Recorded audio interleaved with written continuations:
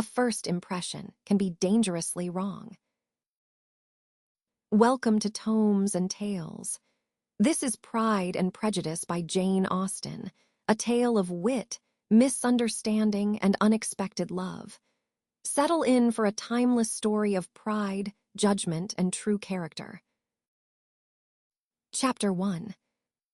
It is a truth universally acknowledged that a single man in possession of a good fortune must be in want of a wife. However little known the feelings or views of such a man may be on his first entering a neighborhood, this truth is so well fixed in the minds of the surrounding families that he is considered the rightful property of some one or other of their daughters. "My dear Mr. Bennet," said his lady to him one day, "have you heard that Netherfield Park is let at last?" Mr. Bennet replied that he had not. "But it is," returned she, "for Mrs. Long has just been here, and she told me all about it." Mr. Bennet made no answer. "Do you not want to know who has taken it?" cried his wife impatiently. "You want to tell me, and I have no objection to hearing it." This was invitation enough. "Why, my dear, you must know. Mrs. Long says that Netherfield is taken by a young man of large fortune from the north of England, that he came down on Monday in a chaise and four to see the place, and was so much delighted with it that he agreed with Mr. Morris immediately, that he is to take possession before Michaelmas, and some of his servants are to be in the house by the end of next week." "What is his name?" "Bingley." "Is he married or single?" "Oh, single, my dear, to be sure. A single man of large fortune, 4,000 or 5,000 a year. What a fine thing for our girls." "How so? How can it affect them?" "My dear Mr. Bennet," replied his wife, "how can you be so tiresome? You must know that I am thinking of his marrying one of them." "Is that his design in settling here?" "Design? Nonsense! How can you talk so? But it is very likely that he may fall in love with one of them, and therefore you must visit him as soon as he comes." "I see no occasion for that. You and the girls may go, or you may send them by themselves, which perhaps will be still better, for as you are as handsome as any of them, Mr. Bingley may like you the best of the party." "My dear, you flatter me. I certainly have had my share of beauty, but I do not pretend to be anything extraordinary now. When a woman has 5 grown-up daughters, she ought to give over thinking of her own beauty. In such cases, a woman has not often much beauty to think of. But, my dear, you must indeed go and see Mr. Bingley when he comes into the neighborhood. It is more than I engage for, I assure you. But consider your daughters. Only think what an establishment it would be for one of them. Sir William and Lady Lucas are determined to go, merely on that account, for in general, you know, they visit no newcomers. Indeed you must go, for it will be impossible for us to visit him if you do not. You are over-scrupulous, surely. I dare say Mr. Bingley will be very glad to see you, and I will send a few lines by you to assure him of my hearty consent to his marrying whichever he chooses of the girls, though I must throw in a good word for my little Lizzie. I desire you will do no such thing. Lizzie is not a bit better than the others, and I am sure she is not half so handsome as Jane, nor half so good-humored as Lydia. But you are always giving her the preference." "They have none of them much to recommend them," replied he. "They are all silly and ignorant like other girls, but Lizzie has something more of quickness than her sisters." "Mr. Bennet, how can you abuse your own children in such a way? You take delight in vexing me. You have no compassion for my poor nerves." "You mistake me, my dear. I have a high respect for your nerves. They are my old friends. I have heard you mention them with consideration these last 20 years at least. Ah, you do not know what I suffer. But I hope you will get over it, and live to see many young men of 4,000 a year come into the neighborhood. It will be no use to us, if 20 such should come, since you will not visit them. Depend upon it, my dear, that when there are 20, I will visit them all. Mr. Bennet was so odd a mixture of quick parts, sarcastic humor, reserve, and caprice, that the experience of 23 years had been insufficient to make his wife understand his character. Her mind was less difficult to develop.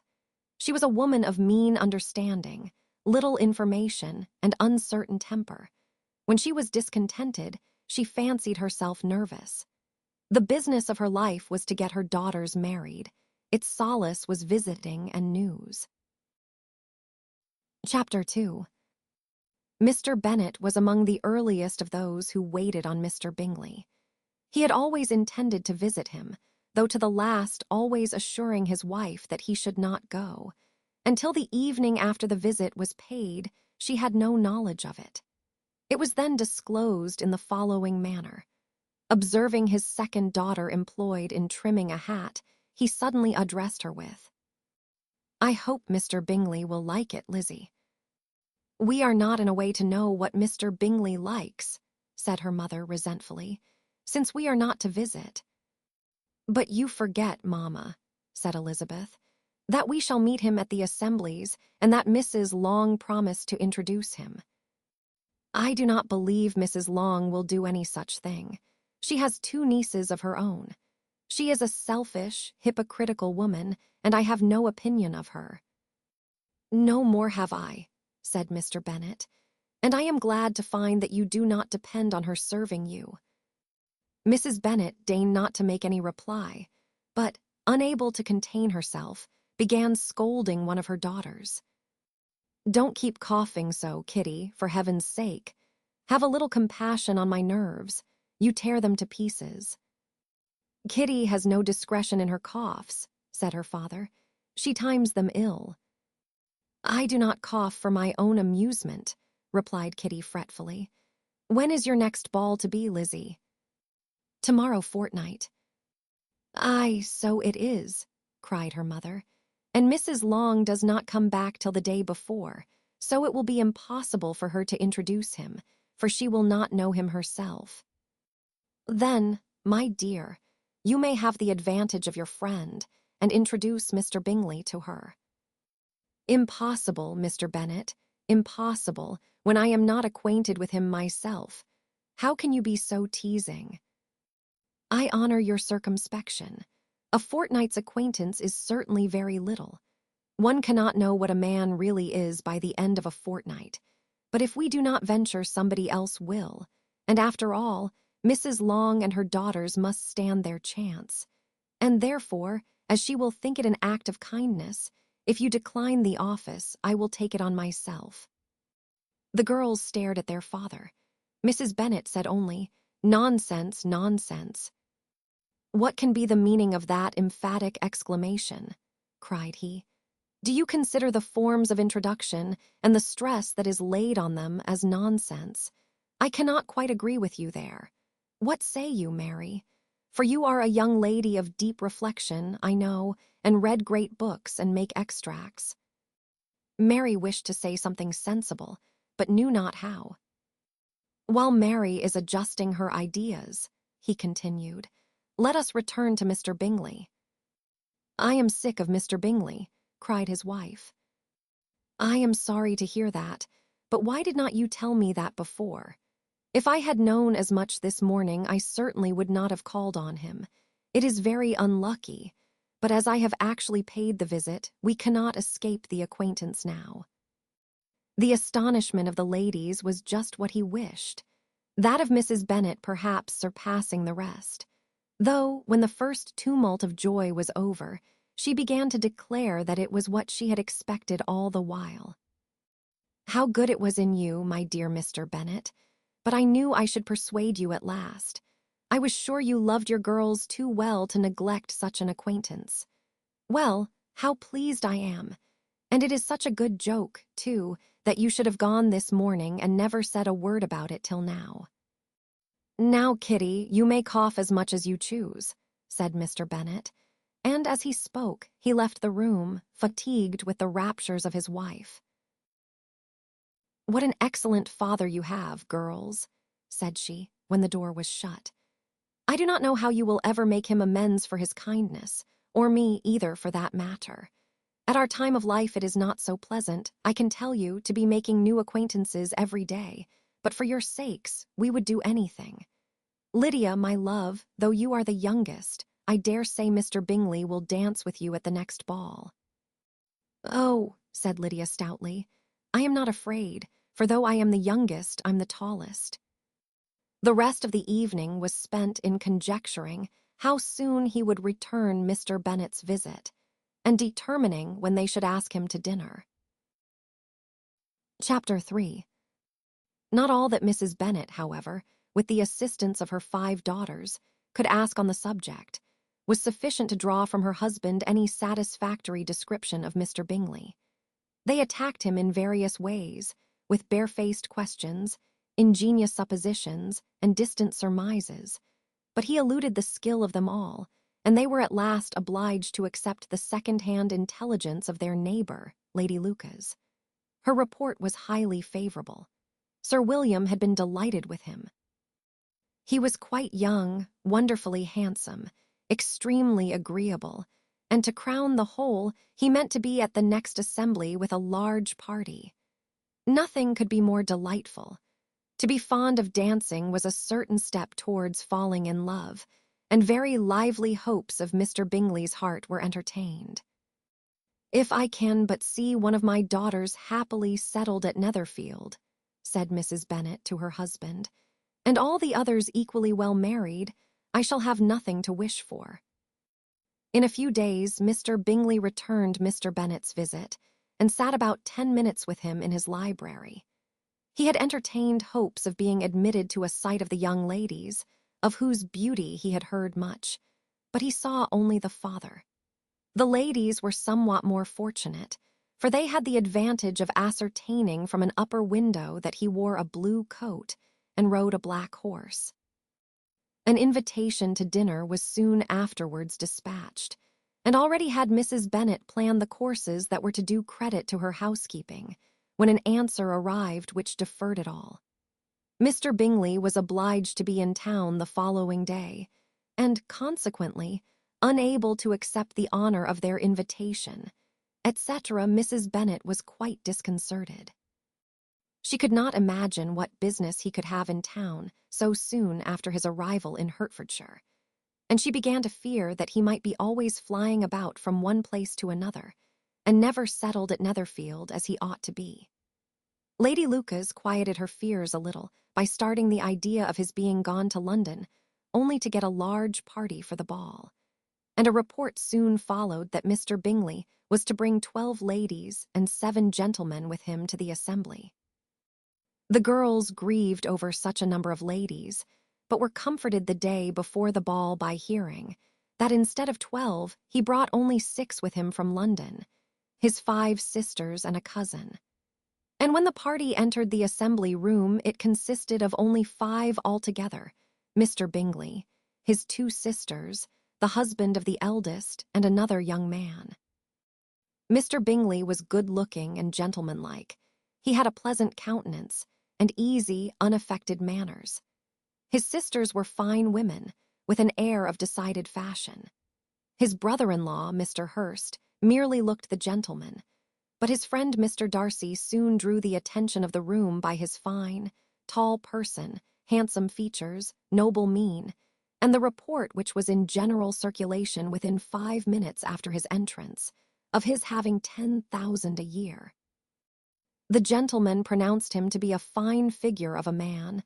The ladies declared he was much handsomer than Mr. Bingley, and he was looked at with great admiration for about half the evening, till his manners gave a disgust which turned the tide of his popularity. For he was discovered to be proud, to be above his company, and above being pleased.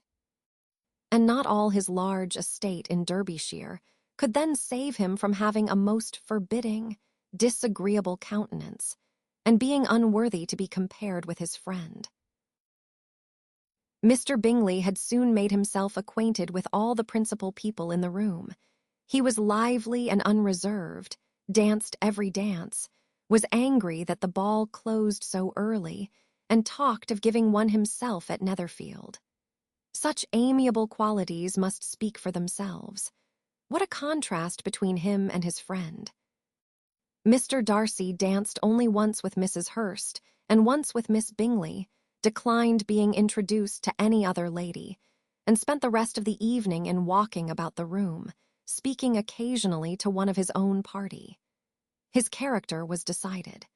He was the proudest, most disagreeable man in the world, and everybody hoped that he would never come there again. Amongst the most violent against him was Mrs. Bennet, whose dislike of his general behavior was sharpened into particular resentment by his having slighted one of her daughters. Elizabeth Bennet had been obliged, by the scarcity of gentlemen, to sit down for 2 dances, and during part of that time, Mr. Darcy had been standing near enough for her to hear a conversation between him and Mr. Bingley, who came from the dance for a few minutes, to press his friend to join it. "Come, Darcy," said he, "I must have you dance. I hate to see you standing about by yourself in this stupid manner. You had much better dance." "I certainly shall not. You know how I detest it, unless I am particularly acquainted with my partner. At such an assembly as this it would be insupportable. Your sisters are engaged, and there is not another woman in the room whom it would not be a punishment to me to stand up with." "I would not be so fastidious as you are," cried Mr. Bingley, "for a kingdom. Upon my honor, I never met with so many pleasant girls in my life as I have this evening, and there are several of them you see uncommonly pretty." "You are dancing with the only handsome girl in the room," said Mr. Darcy, looking at the eldest Miss Bennet. "Oh, she is the most beautiful creature I ever beheld. But there is one of her sisters sitting down just behind you, who is very pretty, and I dare say very agreeable. Do let me ask my partner to introduce you." "Which do you mean?" And turning round, he looked for a moment at Elizabeth, till catching her eye, he withdrew his own and coldly said, "She is tolerable, but not handsome enough to tempt me. I am in no humor at present to give consequence to young ladies who are slighted by other men. You had better return to your partner and enjoy her smiles, for you are wasting your time with me." Mr. Bingley followed his advice. Mr. Darcy walked off, and Elizabeth remained with no very cordial feelings toward him. She told the story, however, with great spirit among her friends, for she had a lively, playful disposition which delighted in anything ridiculous. The evening altogether passed off pleasantly to the whole family. Mrs. Bennet had seen her eldest daughter much admired by the Netherfield party. Mr. Bingley had danced with her twice, and she had been distinguished by his sisters. Jane was as much gratified by this as her mother could be, though in a quieter way. Elizabeth felt Jane's pleasure. Mary had heard herself mentioned to Miss Bingley as the most accomplished girl in the neighborhood, and Catherine and Lydia had been fortunate enough never to be without partners, which was all that they had yet learnt to care for at a ball. They returned, therefore, in good spirits to Longbourn, the village where they lived, and of which they were the principal inhabitants. They found Mr. Bennet still up. With a book he was regardless of time, and on the present occasion he had a good deal of curiosity as to the events of an evening which had raised such splendid expectations. He had rather hoped that his wife's views on the stranger would be disappointed, but he soon found out that he had a different story to hear. "Oh, my dear Mr. Bennet," as she entered the room, "we have had a most delightful evening, a most excellent ball. I wish you had been there. Jane was so admired, nothing could be like it. Everybody said how well she looked, and Mr. Bingley thought her quite beautiful and danced with her twice. Only think of that, my dear, he actually danced with her twice. And she was the only creature in the room that he asked a second time. First of all, he asked Miss Lucas. I was so vexed to see him stand up with her. But however, he did not admire her at all. Indeed, nobody can, you know. and he seemed quite struck with Jane as she was going down the dance. So he inquired who she was and got introduced and asked her for the two next. Then the 2/3 he danced with Miss King, and the 2/4 with Maria Lucas, and the 2/5 with Jane again, and the 2/6 with Lizzie and the Boulanger. If he had had any compassion for me, cried her husband impatiently, he would not have danced half so much. For God's sake, say no more of his partners. Oh, that he had sprained his ankle in the first place. Oh, my dear, I am quite delighted with him. He is so excessively handsome. And his sisters are charming women. I never in my life saw anything more elegant than their dresses. I dare say the lace upon Mrs. Hurst's gown. Here she was interrupted again. Mr. Bennet protested against any description of finery. She was therefore obliged to seek another branch of the subject, and related, with much bitterness of spirit and some exaggeration, the shocking rudeness of Mr. Darcy. But I can assure you, she added, that Lizzie does not lose much by not suiting his fancy, for he is a most disagreeable, horrid man, not at all worth pleasing. So high and so conceited that there was no enduring him. He walked here and he walked there, fancying himself so very great, not handsome enough to dance with. I wish you had been there, my dear, to have given him one of your set-downs.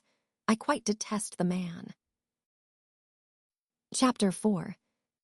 When Jane and Elizabeth were alone, the former, who had been cautious in her praise of Mr. Bingley before, expressed to her sister just how very much she admired him. "He is just what a young man ought to be," said she, "sensible, good-humored, lively, and I never saw such happy manners. So much ease with such perfect good breeding." "He is also handsome," replied Elizabeth, "which a young man ought likewise to be if he possibly can. His character is thereby complete. I was very much flattered by his asking me to dance a second time. I did not expect such a compliment." "Did not you? I did for you. But that is one great difference between us. Compliments always take you by surprise, and me never. What could be more natural than his asking you again? He could not help seeing that you were about 5 times as pretty as every other woman in the room. No thanks to his gallantry for that. Well, he certainly is very agreeable, and I give you leave to like him. You have liked many a stupider person." "Dear Lizzie." "Oh, you are a great deal too apt, you know, to like people in general. You never see a fault in anybody. All the world are good and agreeable in your eyes. I never heard you speak ill of a human being in your life. I would not wish to be hasty in censuring anyone, but I always speak what I think." "I know you do, and it is that which makes the wonder, with your good sense, to be so honestly blind to the follies and nonsense of others. Affectation of candor is common enough, one meets with it everywhere. But to be candid without ostentation or design, to take the good of everybody's character and make it still better, and say nothing of the bad, belongs to you alone. And so you like this man's sisters, too, do you? Their manners are not equal to his." "Certainly not at first, but they are very pleasing women when you converse with them. Miss Bingley is to live with her brother and keep his house, and I am much mistaken if we shall not find a very charming neighbor in her." Elizabeth listened in silence, but was not convinced. Their behavior at the assembly had not been calculated to please in general, and with more quickness of observation and less pliancy of temper than her sister, and with a judgment too unassailed by any attention to herself, she was very little disposed to approve them. They were in fact very fine ladies, not deficient in good humor when they were pleased, nor in the power of making themselves agreeable when they chose it, but proud and conceited. They were rather handsome, had been educated in one of the first private seminaries in town, had a fortune of £20,000, were in the habit of spending more than they ought, and of associating with people of rank, and were therefore in every respect entitled to think well of themselves, and meanly of others. They were of a respectable family in the north of England, a circumstance more deeply impressed on their memories than that their brother's fortune and their own had been acquired by trade.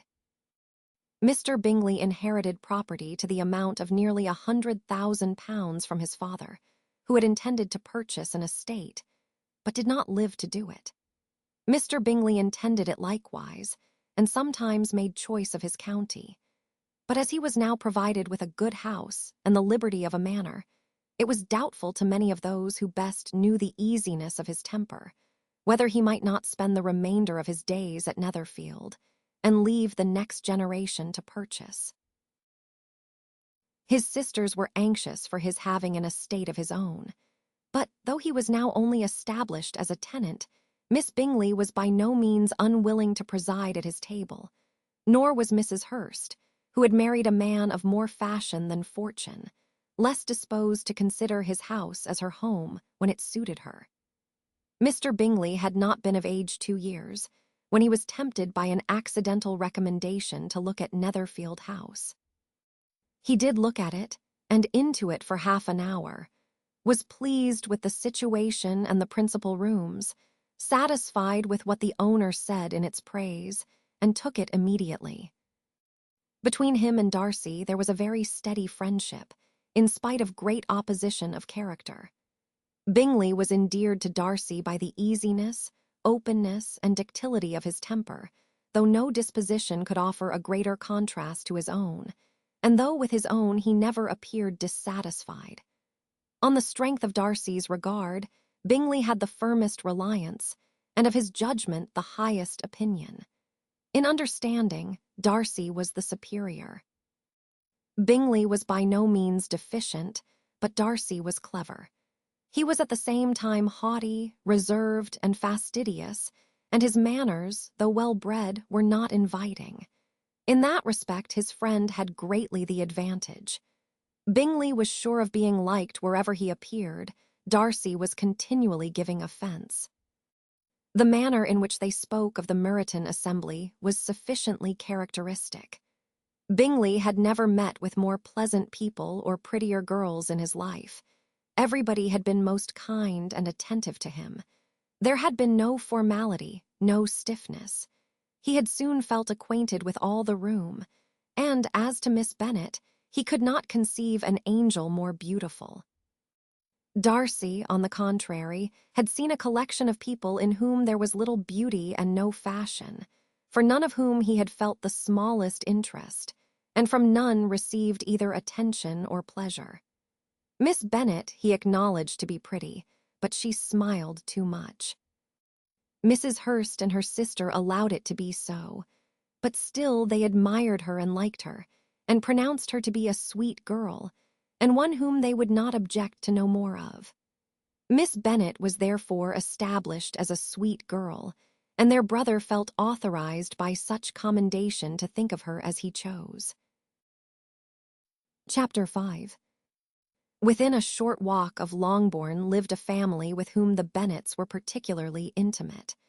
Sir William Lucas had been formerly in trade in Meryton, where he had made a tolerable fortune, and risen to the honor of knighthood by an address to the king during his mayoralty. The distinction had perhaps been felt too strongly. It had given him a disgust to his business, and to his residence in a small market town, and in quitting them both, he had removed with his family to a house about a mile from Meryton, denominated from that period Lucas Lodge, where he could think with pleasure of his own importance, and, unshackled by business, occupy himself solely in being civil to all the world. For though elated by his rank, it did not render him supercilious. On the contrary, he was all attention to everybody. By nature inoffensive, friendly, and obliging, his presentation at St. James's had made him courteous. Lady Lucas was a very good kind of woman, not too clever to be a valuable neighbor to Mrs. Bennet. They had several children. The eldest of them, a sensible, intelligent young woman, about 27, was Elizabeth's intimate friend. That the Miss Lucases and the Miss Bennets should meet to talk over a ball was absolutely necessary, and the morning after the assembly brought the former to Longbourn to hear and to communicate. "You began the evening well, Charlotte," said Mrs. Bennet with civil self-command to Miss Lucas. "You were Mr. Bingley's first choice." "Yes, but he seemed to like his second better." "Oh, you mean Jane, I suppose, because he danced with her twice. To be sure, that did seem as if he admired her. Indeed, I rather believe he did. I heard something about it, but I hardly know what. Something about Mr. Robinson." "Perhaps you mean what I overheard between him and Mr. Robinson. Did not I mention it to you? Mr. Robinson's asking him how he liked our Meryton assemblies, and whether he did not think there were a great many pretty women in the room, and which he thought the prettiest. And his answering immediately to the last question, 'Oh, the eldest Miss Bennet, beyond a doubt. There cannot be two opinions on that point.'" "Upon my word. Well, that is very decided indeed. That does seem as if. But however, it may all come to nothing, you know." "My overhearings were more to the purpose than yours, Eliza," said Charlotte.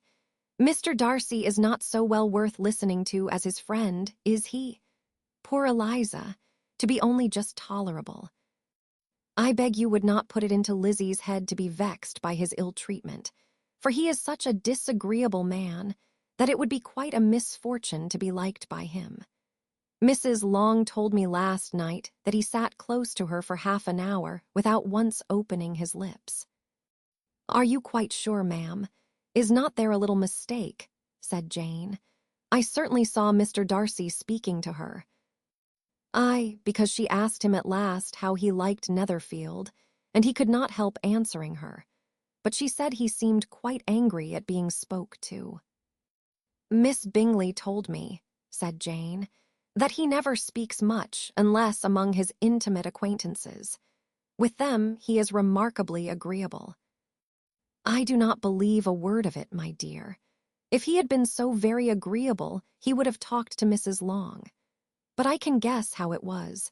Everybody says that he is eat up with pride, and I dare say he had heard somehow that Mrs. Long does not keep a carriage, and had come to the ball in a hack chaise." "I do not mind his not talking to Mrs. Long," said Miss Lucas, "but I wish he had danced with Eliza." "Another time, Lizzie," said her mother. "I would not dance with him if I were you." "I believe, ma'am, I may safely promise you never to dance with him."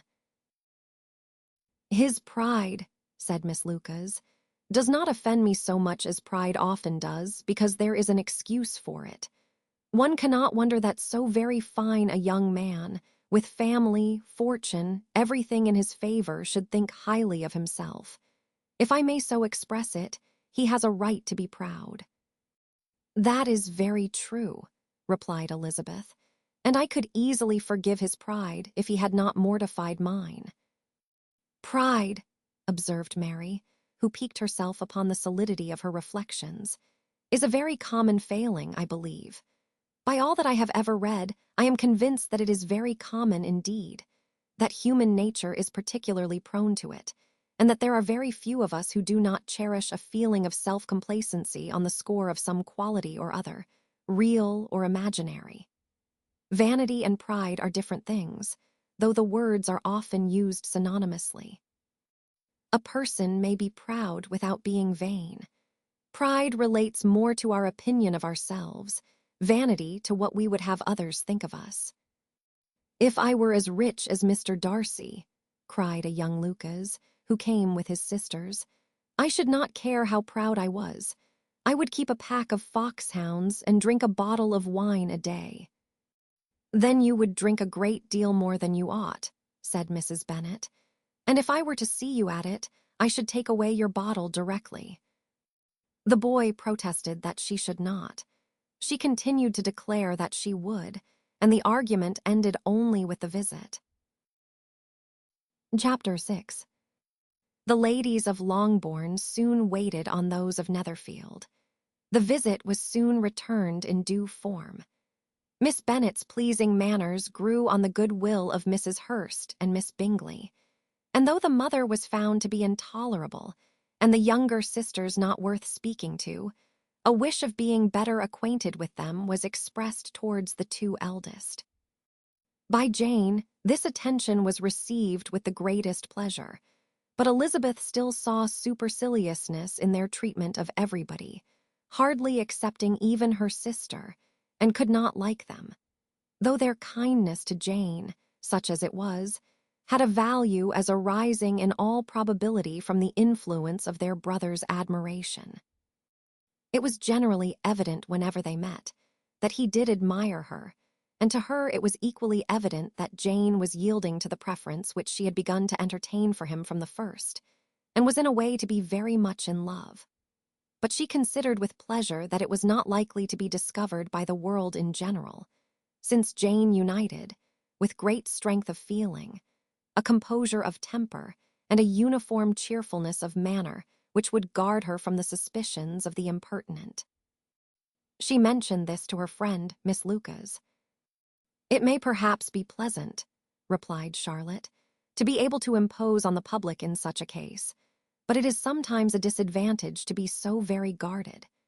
If a woman conceals her affection with the same skill from the object of it, she may lose the opportunity of fixing him, and it will then be but poor consolation to believe the world equally in the dark. There is so much of gratitude or vanity in almost every attachment that it is not safe to leave any to itself. We can all begin freely. A slight preference is natural enough, but there are very few of us who have heart enough to be really in love without encouragement. In 9 cases out of 10, a woman had better show more affection than she feels. Bingley likes your sister undoubtedly, but he may never do more than like her if she does not help him on. But she does help him on, as much as her nature will allow. If I can perceive her regard for him, he must be a simpleton, indeed, not to discover it too. Remember, Eliza, that he does not know Jane's disposition as you do. But if a woman is partial to a man, and does not endeavor to conceal it, he must find it out. Perhaps he must, if he sees enough of her. But though Bingley and Jane meet tolerably often, it is never for many hours together, and, as they always see each other in large mixed parties, it is impossible that every moment should be employed in conversing together. Jane should therefore make the most of every half-hour in which she can command his attention. When she is secure of him, there will be more leisure for falling in love as much as she chooses. "Your plan is a good one," replied Elizabeth, "where nothing is in question but the desire of being well married, and if I were determined to get a rich husband, or any husband, I dare say I should adopt it. But these are not Jane's feelings. She is not acting by design. As yet, she cannot even be certain of the degree of her own regard nor of its reasonableness. She has known him only a fortnight. She danced 4 dances with him at Meryton. She saw him one morning at his own house, and has since dined with him in company 4 times. This is not quite enough to make her understand his character. Not as you represent it. Had she merely dined with him, she might only have discovered whether he had a good appetite, but you must remember that 4 evenings have also been spent together, and 4 evenings may do a great deal. Yes, these 4 evenings have enabled them to ascertain that they both like Ving Tun better than commerce, but with respect to any other leading characteristic, I do not imagine that much has been unfolded. "Well," said Charlotte, "I wish Jane success with all my heart, and if she were married to him tomorrow, I should think she had as good a chance of happiness as if she were to be studying his character for a 12-month. Happiness in marriage is entirely a matter of chance. If the dispositions of the parties are ever so well known to each other or ever so similar beforehand, it does not advance their felicity in the least. They always continue to grow sufficiently unlike afterwards to have their share of vexation, and it is better to know as little as possible of the defects of the person with whom you are to pass your life. You make me laugh, Charlotte, but it is not sound. You know it is not sound, and that you would never act in this way yourself." Occupied in observing Mr. Bingley's attentions to her sister, Elizabeth was far from suspecting that she was herself becoming an object of some interest in the eyes of his friend. Mr. Darcy had at first scarcely allowed her to be pretty. He had looked at her without admiration at the ball, and when they next met, he looked at her only to criticize. But no sooner had he made it clear to himself and his friends that she hardly had a good feature in her face than he began to find it was rendered uncommonly intelligent by the beautiful expression of her dark eyes. To this discovery succeeded some others equally mortifying.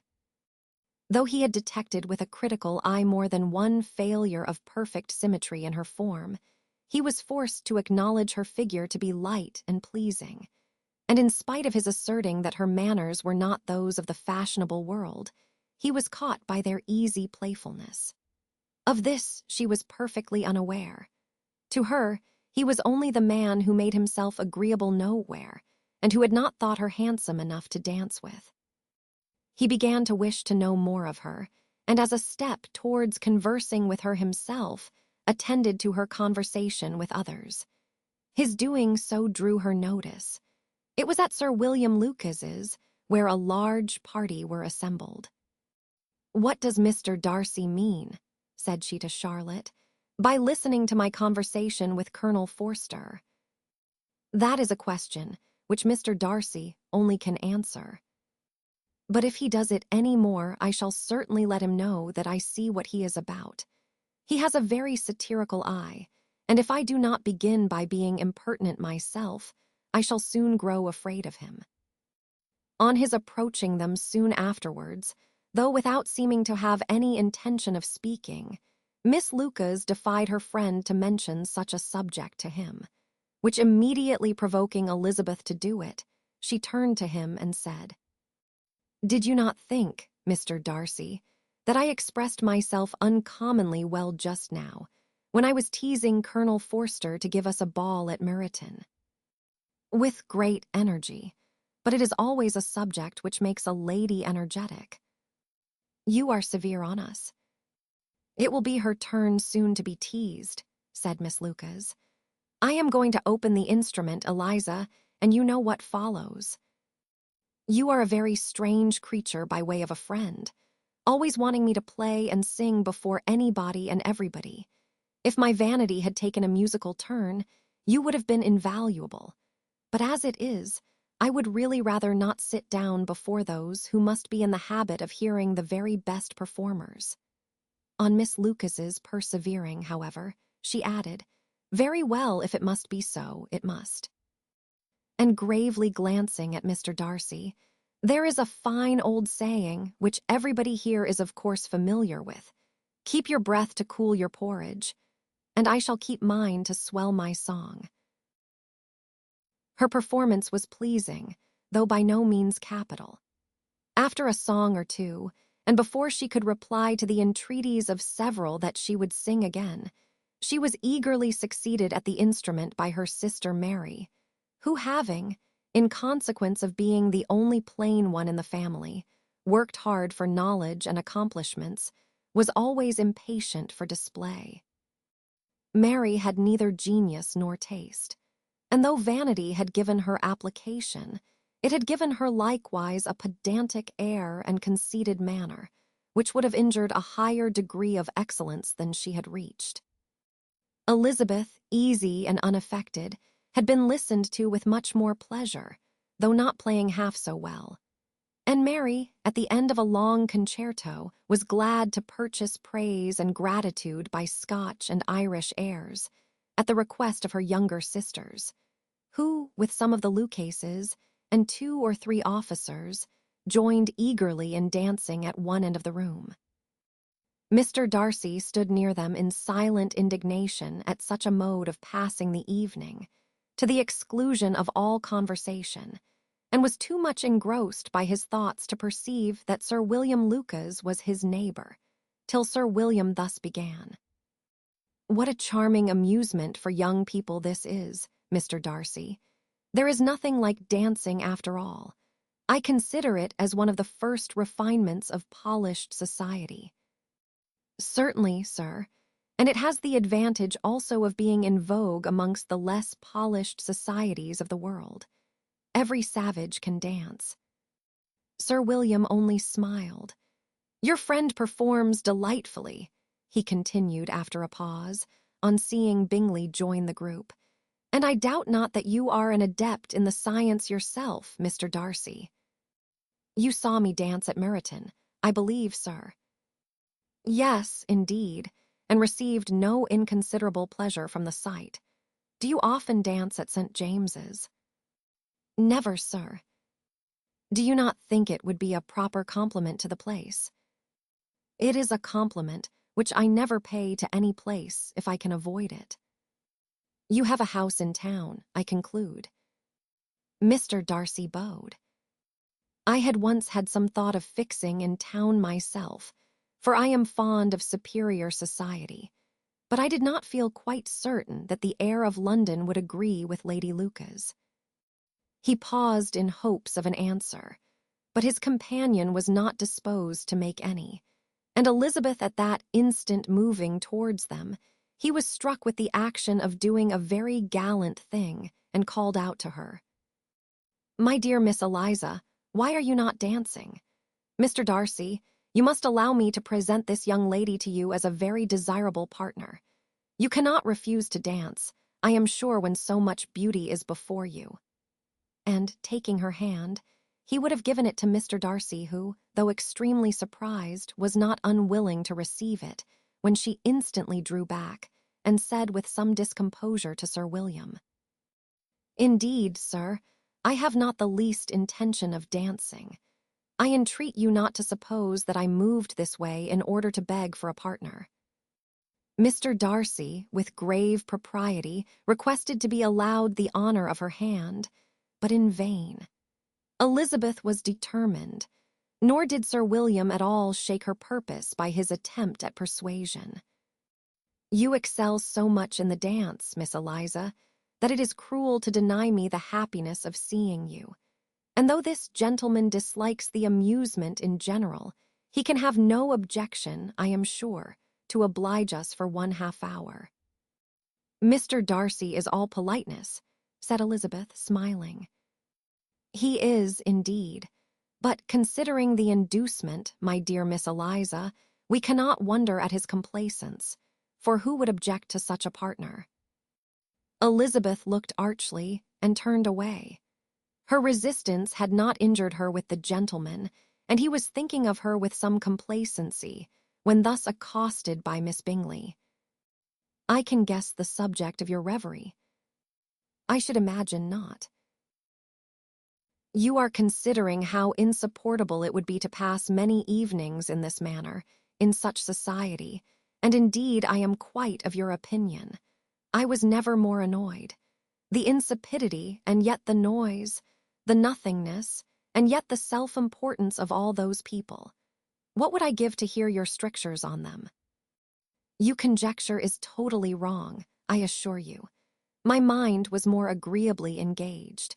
I have been meditating on the very great pleasure which a pair of fine eyes in the face of a pretty woman can bestow."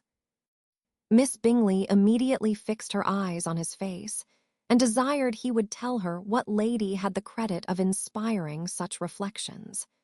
Mr. Darcy replied with great intrepidity, "Miss Elizabeth Bennet." "Miss Elizabeth Bennet," repeated Miss Bingley. "I am all astonishment. How long has she been such a favourite? And pray, when am I to wish you joy?" "That is exactly the question which I expected you to ask. A lady's imagination is very rapid. It jumps from admiration to love, from love to matrimony, in a moment. I knew you would be wishing me joy." "Nay, if you are serious about it, I shall consider the matter is absolutely settled. You will be having a charming mother-in-law, indeed, and, of course, she will always be at Pemberley with you." He listened to her with perfect indifference while she chose to entertain herself in this manner, and as his composure convinced her that all was safe, her wit flowed long. Chapter 7. Mr. Bennet's property consisted almost entirely in an estate of 2,000 a year, which, unfortunately for his daughters, was entailed, in default of heirs male, on a distant relation, and their mother's fortune, though ample for her situation in life, could but ill supply the deficiency of his. Her father had been an attorney in Meryton, and had left her £4,000. She had a sister married to a Mr. Phillips, who had been a clerk to their father and succeeded him in the business, and a brother settled in London in a respectable line of trade. The village of Longbourn was only 1 mile from Meryton, a most convenient distance for the young ladies, who were usually tempted thither 3 or 4 times a week, to pay their duty to their aunt and to a milliner's shop just over the way. The 2 youngest of the family, Catherine and Lydia, were particularly frequent in these attentions. Their minds were more vacant than their sisters', and when nothing better offered, a walk to Meryton was necessary to amuse their morning hours and furnish conversation for the evening. And however bare of news the country in general might be, they always contrived to learn some from their aunt. At present, indeed, they were well supplied both with news and happiness by the recent arrival of a militia regiment in the neighborhood. It was to remain the whole winter, and Meryton was the headquarters. Their visits to Mrs. Phillips were now productive of the most interesting intelligence. Every day added something to their knowledge of the officers' names and connections. Their lodgings were not long a secret, and at length they began to know the officers themselves. Mr. Phillips visited them all, and this opened to his nieces a store of felicity unknown before. They could talk of nothing but officers, and Mr. Bingley's large fortune, the mention of which gave animation to their mother, was worthless in their eyes when opposed to the regimentals of an ensign. After listening one morning to their effusions on this subject, Mr. Bennet coolly observed, "From all that I can collect by your manner of talking, you must be 2 of the silliest girls in the country. I have suspected it some time, but I am now convinced." Catherine was disconcerted and made no answer, but Lydia, with perfect indifference, continued to express her admiration of Captain Carter and her hope of seeing him in the course of the day, as he was going the next morning to London. "I am astonished, my dear," said Mrs. Bennet, "that you should be so ready to think your own children silly. If I wish to think slightingly of anybody's children, it should not be of my own, however.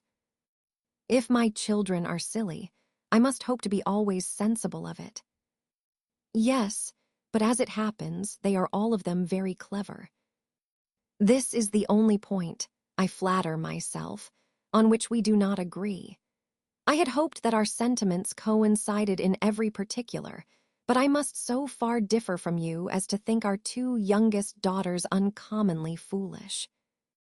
My dear Mr. Bennet, you must not expect such girls to have the sense of their father and mother. When they get to our age, I dare say they will not think about officers any more than we do.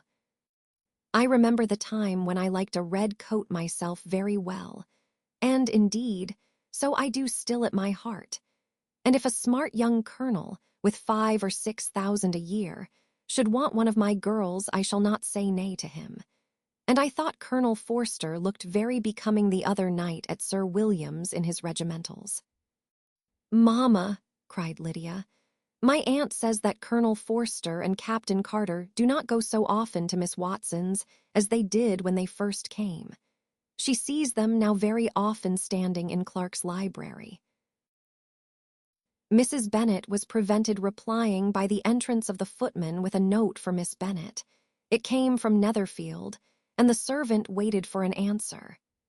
Mrs. Bennet's eyes sparkled with pleasure, and she was eagerly calling out, while her daughter read. "Well, Jane, who is it from? What is it about? What does he say? Well, Jane, make haste and tell us, make haste, my love." "It is from Miss Bingley," said Jane, and then read it aloud. "And my dear friend."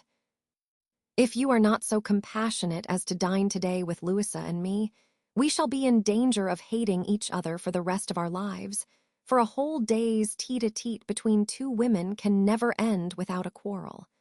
Come as soon as you can on receipt of this. My brother and the gentlemen are to dine with the officers.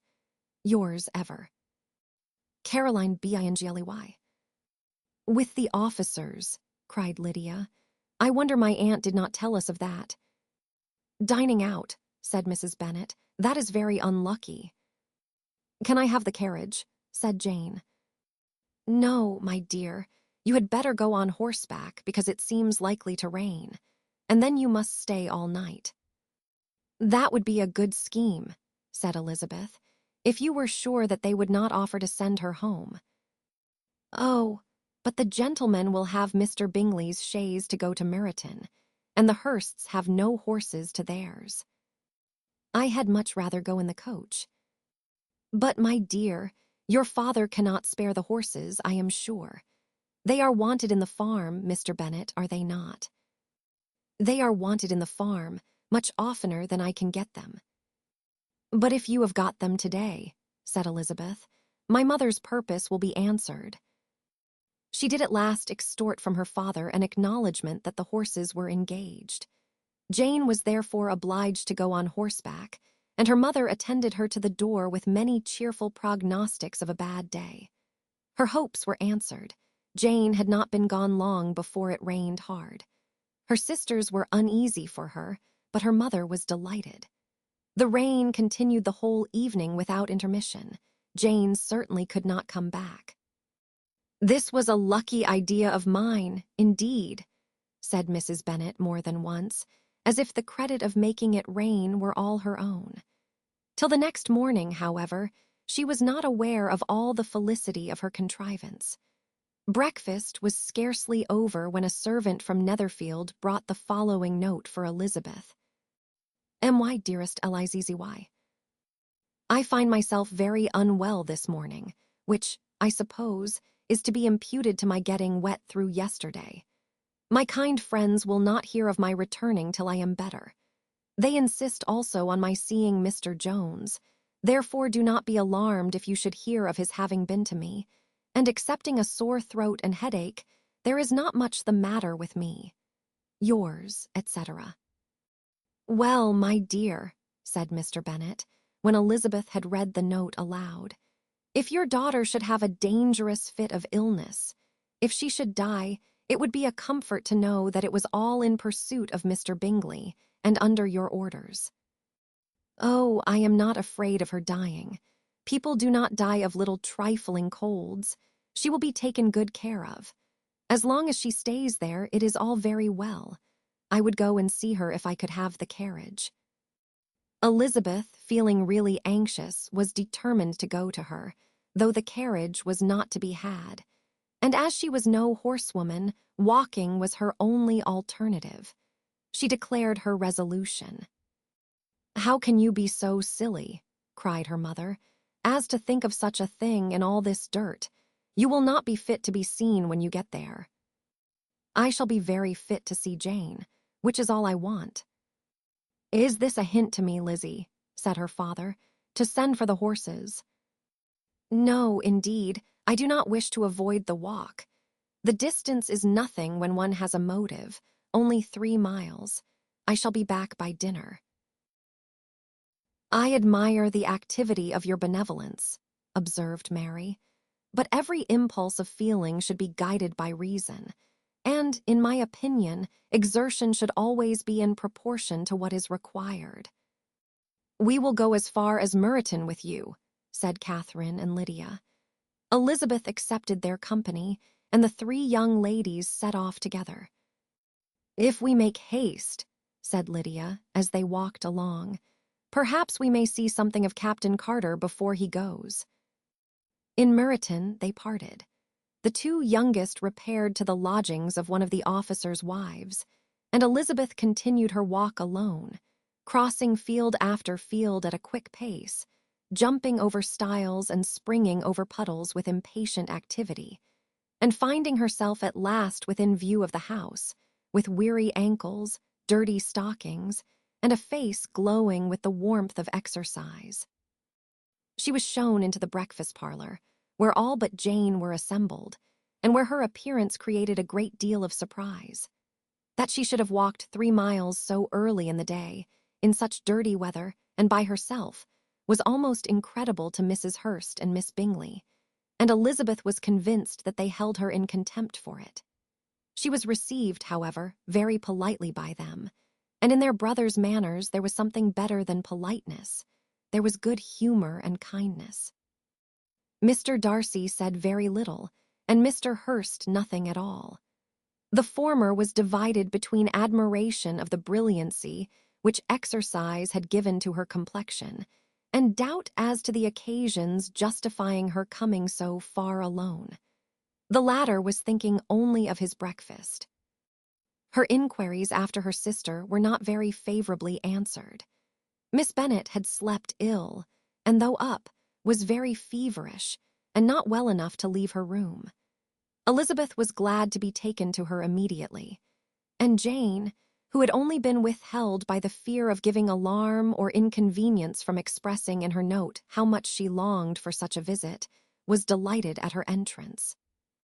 She was not equal, however, to much conversation, and when Miss Bingley left them together, could attempt little besides expressions of gratitude for the extraordinary kindness she was treated with. Elizabeth silently attended her. When breakfast was over, they were joined by the sisters, and Elizabeth began to like them herself when she saw how much affection and solicitude they showed for Jane.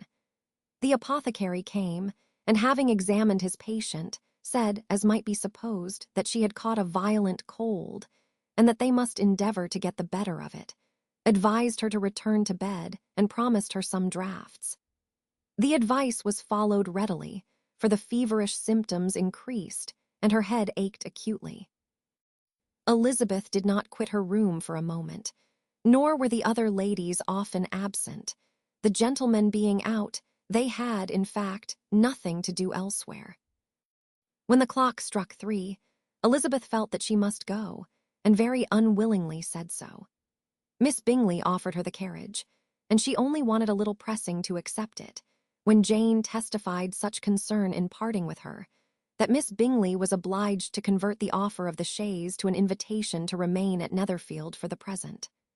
Elizabeth most thankfully consented, and a servant was dispatched to Longbourn to acquaint the family with her stay and bring back a supply of clothes. Chapter 8. At 5 o'clock the two ladies retired to dress, and at 6:30 Elizabeth was summoned to dinner. To the civil inquiries which then poured in, and amongst which she had the pleasure of distinguishing the much superior solicitude of Mr. Bingley's, she could not make a very favorable answer. Jane was by no means better. The sisters, on hearing this, repeated 3 or 4 times how much they were grieved, how shocking it was to have a bad cold, and how excessively they disliked being ill themselves, and then thought no more of the matter, and their indifference towards Jane, when not immediately before them, restored Elizabeth to the enjoyment of all her former dislike. Their brother, indeed, was the only one of the party whom she could regard with any complacency. His anxiety for Jane was evident, and his attentions to herself most pleasing, and they prevented her feeling herself so much an intruder as she believed she was considered by the others. She had very little notice from any but him. Miss Bingley was engrossed by Mr. Darcy, her sister scarcely less so.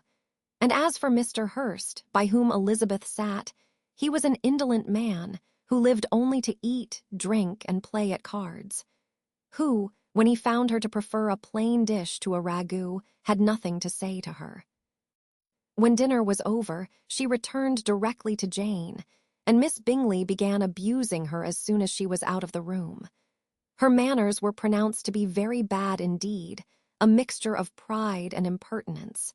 She had no conversation, no style, no beauty.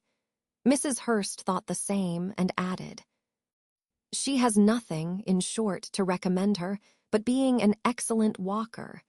I shall never forget her appearance this morning. She really looked almost wild. She did indeed, Louisa. I could hardly keep my countenance. Very nonsensical to come at all.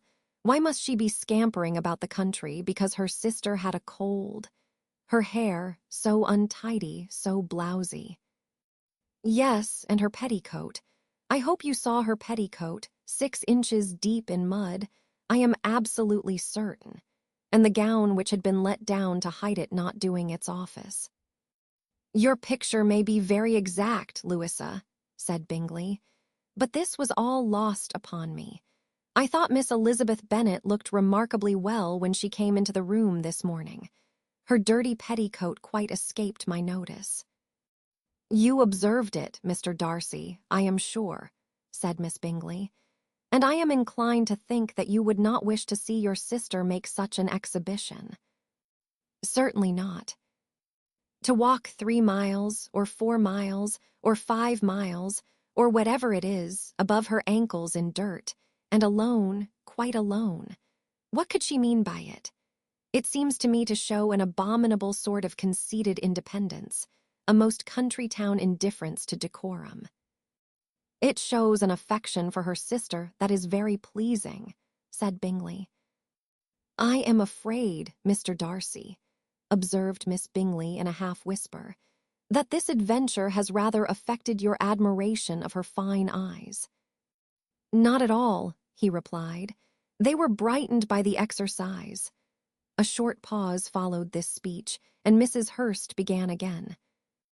I have an excessive regard for Miss Jane Bennet.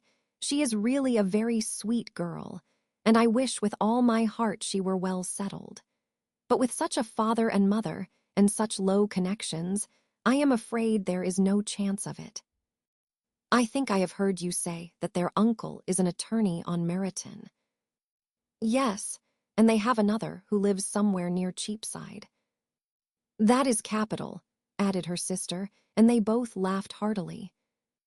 If they had uncles enough to fill all Cheapside, cried Bingley, it would not make them one jot less agreeable.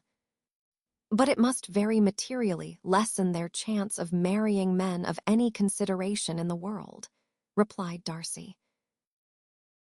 To this speech Bingley made no answer, but his sisters gave it their hearty assent, and indulged their mirth for some time at the expense of their dear friend's vulgar relations. With a renewal of tenderness, however, they returned to her room on leaving the dining parlour, and sat with her till summoned to coffee. She was still very poorly, and Elizabeth would not quit her at all till late in the evening, when she had the comfort of seeing her sleep, and when it seemed to her rather right than pleasant that she should go downstairs herself. On entering the drawing-room, she found the whole party at loo, and was immediately invited to join them. But suspecting them to be playing high, she declined it, and making her sister the excuse, said she would amuse herself for the short time she could stay below, with a book. Mr. Hurst looked at her with astonishment. Do you prefer reading to cards? Said he. That is rather singular. Miss Eliza Bennet, said Miss Bingley, despises cards. She is a great reader and has no pleasure in anything else. I deserve neither such praise nor such censure, cried Elizabeth. I am not a great reader, and I have pleasure in many things. In nursing your sister I am sure you have pleasure, said Bingley, and I hope it will be soon increased by seeing her quite well. Elizabeth thanked him from her heart, and then walked towards the table where a few books were lying. He immediately offered to fetch her others, all that his library afforded. And I wish my collection were larger for your benefit and my own credit. But I am an idle fellow, and though I have not many, I have more than I ever looked into. Elizabeth assured him that she could suit herself perfectly with those in the room. I am astonished, said Miss Bingley, that my father should have left so small a collection of books. What a delightful library you have at Pemberley, Mr. Darcy. It ought to be good, he replied. It has been the work of many generations. And then you have added so much to it yourself. You are always buying books. I cannot comprehend the neglect of a family library in such days as these. Neglect? I am sure you neglect nothing that can add to the beauties of that noble place. Charles, when you build your house, I wish it may be half as delightful as Pemberley. I wish it may. But I would really advise you to make your purchase in that neighborhood and take Pemberley for a kind of model. There is not a finer county in England than Derbyshire. With all my heart, I will buy Pemberley itself if Darcy will sell it. I am talking of possibilities, Charles. Upon my word, Caroline, I should think it more possible to get Pemberley by purchase than by imitation. Elizabeth was so much caught with what passed as to leave her very little attention for her book, and soon laying it wholly aside, she drew near the card table and stationed herself between Mr. Bingley and his eldest sister to observe the game. "Is Miss Darcy much grown since the spring?" said Miss Bingley. "Will she be as tall as I am?" "I think she will. She is now about Miss Elizabeth Bennet's height, or rather taller. How I long to see her again. I never met with anybody who delighted me so much. Such a countenance, such manners, and so extremely accomplished for her age. Her performance on the pianoforte is exquisite." "It is amazing to me," said Bingley, "how young ladies can have patience to be so very accomplished as they all are." "All young ladies accomplished? My dear Charles, what do you mean?" "Yes, all of them, I think. They all paint tables, cover screens, and net purses. I scarcely know anyone who cannot do all this, and I am sure I never heard a young lady spoken of for the first time without being informed that she was very accomplished." "Your list of the common extent of accomplishments," said Darcy, "has too much truth. The word is applied to many a woman who deserves it no otherwise than by netting a purse or covering a screen. But I am very far from agreeing with you in your estimation of ladies in general. I cannot boast of knowing more than half a dozen, in the whole range of my acquaintance, that are really accomplished." "Nor I am sure," said Miss Bingley. "Then," observed Elizabeth, "you must comprehend a great deal in your idea of an accomplished woman." "Yes, I do comprehend a great deal in it." "Oh, certainly," cried his faithful assistant. "No one can be really esteemed accomplished who does not greatly surpass what is usually met with. A woman must have a thorough knowledge of music, singing, drawing, dancing, and the modern languages to deserve the word. And besides all this, she must possess a certain something in her air and manner of walking, the tone of her voice, her address and expressions, or the word will be but half deserved." "All this she must possess," added Darcy, "and to all this she must yet add something more substantial, in the improvement of her mind by extensive reading. I am no longer surprised at your knowing only 6 accomplished women. I rather wonder now at your knowing any. Are you so severe upon your own sex as to doubt the possibility of all this? I never saw such a woman. I never saw such capacity and taste and application and elegance as you describe united." Mrs. Hurst and Miss Bingley both cried out against the injustice of her implied doubt, and were both protesting that they knew many women who answered this description, when Mr. Hurst called them to order, with bitter complaints of their inattention to what was going forward. As all conversation was thereby at an end, Elizabeth soon afterwards left the room. "Elizabeth Bennet," said Miss Bingley, when the door was closed on her, "is one of those young ladies who seek to recommend themselves to the other sex by undervaluing their own, and with many men, I dare say, it succeeds. But in my opinion, it is a paltry device, a very mean art."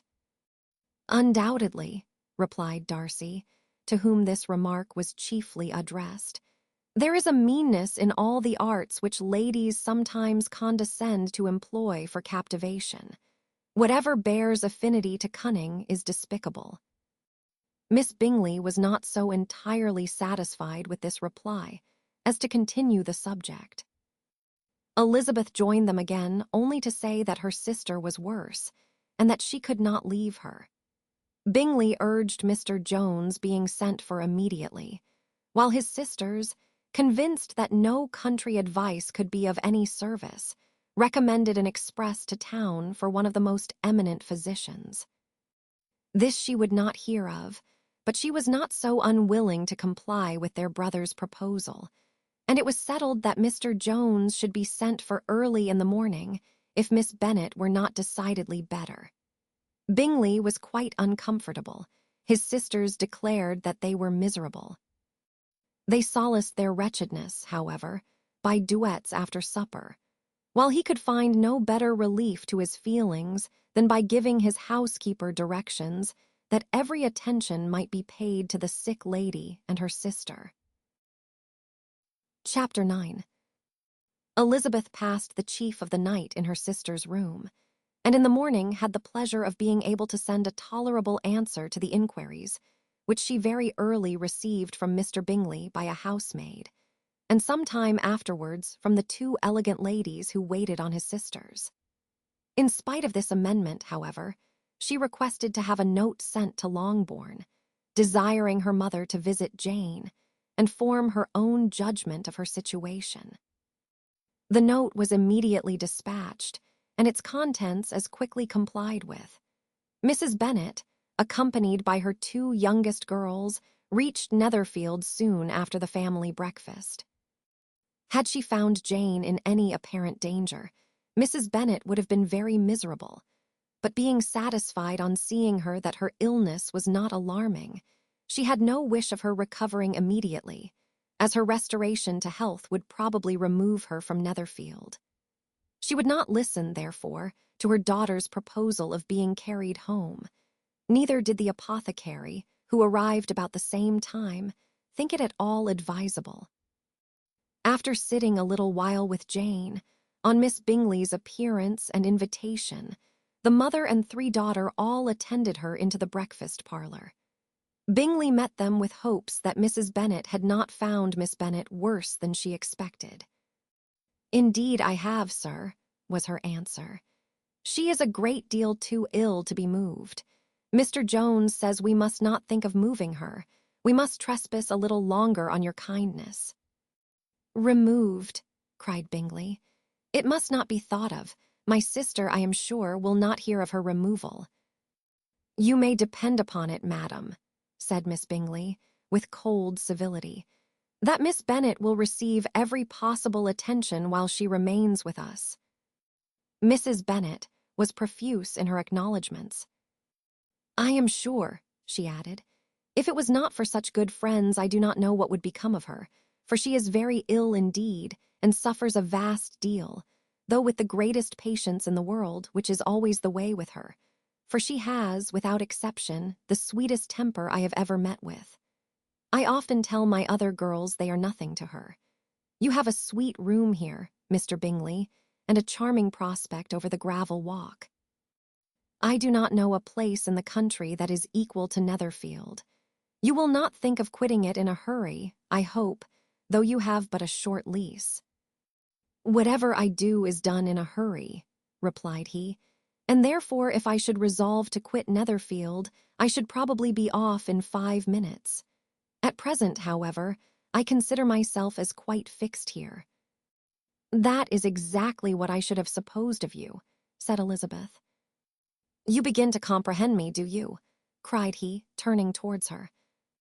"Oh, yes, I understand you perfectly. I wish I might take this for a compliment, but to be so easily seen through, I am afraid, is pitiful. That is as it happens.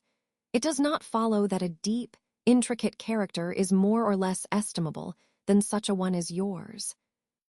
"Lizzie," cried her mother, "remember where you are, and do not run on in the wild manner that you are suffered to do at home." "I did not know before," continued Bingley immediately, "that you were a studier of character. It must be an amusing study." "Yes, but intricate characters are the most amusing. They have at least that advantage." "The country," said Darcy, can in general supply but a few subjects for such a study. In a country neighborhood, you move in a very confined and unvarying society. But people themselves alter so much that there is something new to be observed in them forever. Yes, indeed, cried Mrs. Bennet, offended by his manner of mentioning a country neighborhood. I assure you there is quite as much of that going on in the country as in town. Everybody was surprised, and Darcy, after looking at her for a moment, turned silently away. Mrs. Bennet, who fancied she had gained a complete victory over him, continued her triumph. I cannot see that London has any great advantage over the country, for my part, except the shops and public places. The country is a vast deal pleasanter, is it not, Mr. Bingley? When I am in the country, he replied, I never wish to leave it, and when I am in town it is pretty much the same. They have each their advantages, and I can be equally happy in either. Aye, that is because you have the right disposition. But that gentleman, looking at Darcy, seemed to think the country was nothing at all. Indeed, mamma, you are mistaken, said Elizabeth, blushing for her mother. You quite mistook Mr. Darcy. He only meant that there was not such a variety of people to be met with in the country as in the town, which you must acknowledge to be true. Certainly, my dear, nobody said there were. But as to not meeting with many people in this neighborhood, I believe there are few neighborhoods larger. I know we dine with 24 families. Nothing but concern for Elizabeth could enable Bingley to keep his countenance. His sister was less delicate, and directed her eyes towards Mr. Darcy with a very expressive smile. Elizabeth, for the sake of saying something that might turn her mother's thoughts, now asked her if Charlotte Lucas had been at Longbourn since her coming away. Yes, she called yesterday with her father. What an agreeable man Sir William is, Mr. Bingley, is not he? So much the man of fashion, so genteel and easy. He had always something to say to everybody. That is my idea of good breeding, and those persons who fancy themselves very important and never open their mouths quite mistake the matter. Did Charlotte dine with you? No, she would go home. I fancy she was wanted about the mince pies. For my part, Mr. Bingley, I always keep servants that can do their own work. My daughters are brought up very differently. But everybody is to judge for themselves, and the Lucases are a very good sort of girls, I assure you. It is a pity they are not handsome. Not that I think Charlotte so very plain, but then she is our particular friend. She seems a very pleasant young woman. Oh, dear, yes, but you must own she is very plain. Lady Lucas herself has often said so, and envied me Jane's beauty. I do not like to boast of my own child, but to be sure, Jane, one does not often see anybody better looking. It is what everybody says. I do not trust my own partiality. When she was only 15, there was a man at my brother Gardiner's in town so much in love with her that my sister-in-law was sure he would make her an offer before we came away. But, however, he did not. Perhaps he thought her too young. However, he wrote some verses on her, and very pretty they were. And so ended his affection, said Elizabeth impatiently. There has been many a one, I fancy, overcome in the same way. I wonder who first discovered the efficacy of poetry in driving away love. I have been used to consider poetry as the food of love, said Darcy. Of a fine, stout, healthy love it may. Everything nourishes what is strong already. But if it be only a slight, thin sort of inclination, I am convinced that one good sonnet will starve it entirely away. Darcy only smiled, and the general pause which ensued made Elizabeth tremble lest her mother should be exposing herself again. She longed to speak, but could think of nothing to say, and after a short silence, Mrs. Bennet began repeating her thanks to Mr. Bingley for his kindness to Jane, with an apology for troubling him also with Lizzie. Mr. Bingley was unaffectedly civil in his answer, and forced his younger sister to be civil also, and say what the occasion required. She performed her part indeed without much graciousness, but Mrs. Bennet was satisfied, and soon afterwards ordered her carriage. Upon this signal, the youngest of her daughters put herself forward. The two girls had been whispering to each other during the whole visit, and the result of it was that the youngest should tax Mr. Bingley with having promised on his first coming into the country to give a ball at Netherfield. Lydia was a stout, well-grown girl of 15, with a fine complexion and good-humored countenance, a favorite with her mother, whose affection had brought her into public at an early age. She had high animal spirits and a sort of natural self-consequence, which the attention of the officers, to whom her uncle's good dinners and her own easy manners recommended her, had increased into assurance. She was very equal, therefore, to address Mr. Bingley on the subject of the ball, and abruptly reminded him of his promise, adding that it would be the most shameful thing in the world if he did not keep it. His answer to this sudden attack was delightful to their mother's ear.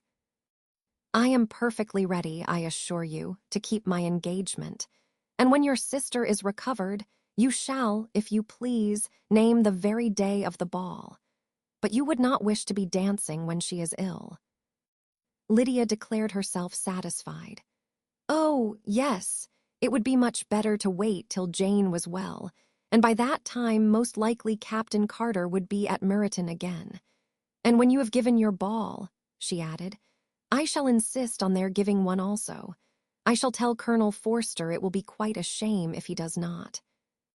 Mrs. Bennet and her daughters then departed, and Elizabeth returned instantly to Jane, leaving her own and her relations' behavior to the remarks of the two ladies and Mr. Darcy, the latter of whom, however, could not be prevailed on to join in their censure of her, in spite of all Miss Bingley's witticisms on fine eyes.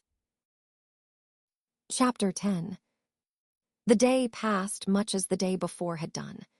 Mrs. Hurst and Miss Bingley had spent some hours of the morning with the invalid, who continued, though slowly, to mend, and in the evening Elizabeth joined their party in the drawing-room. The loo table, however, did not appear. Mr. Darcy was writing, and Miss Bingley, seated near him, was watching the progress of his letter and repeatedly calling off his attention by messages to his sister. Mr. Hurst and Mr. Bingley were at piquet, and Mrs. Hurst was observing their game.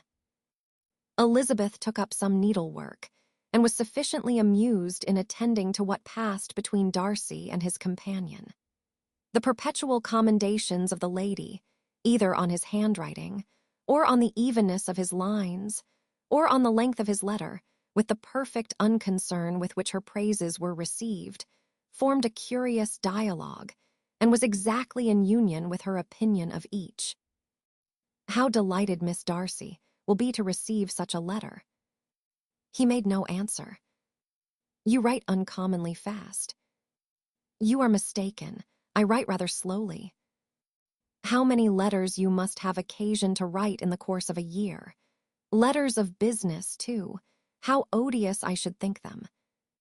"It is fortunate, then, that they fall to my lot instead of yours." "Pray tell your sister that I long to see her." "I have already told her so once, by your desire." "I am afraid you do not like your pen. Let me mend it for you. I mend pens remarkably well." "Thank you, but I always mend my own." "How can you contrive to write so even?" He was silent.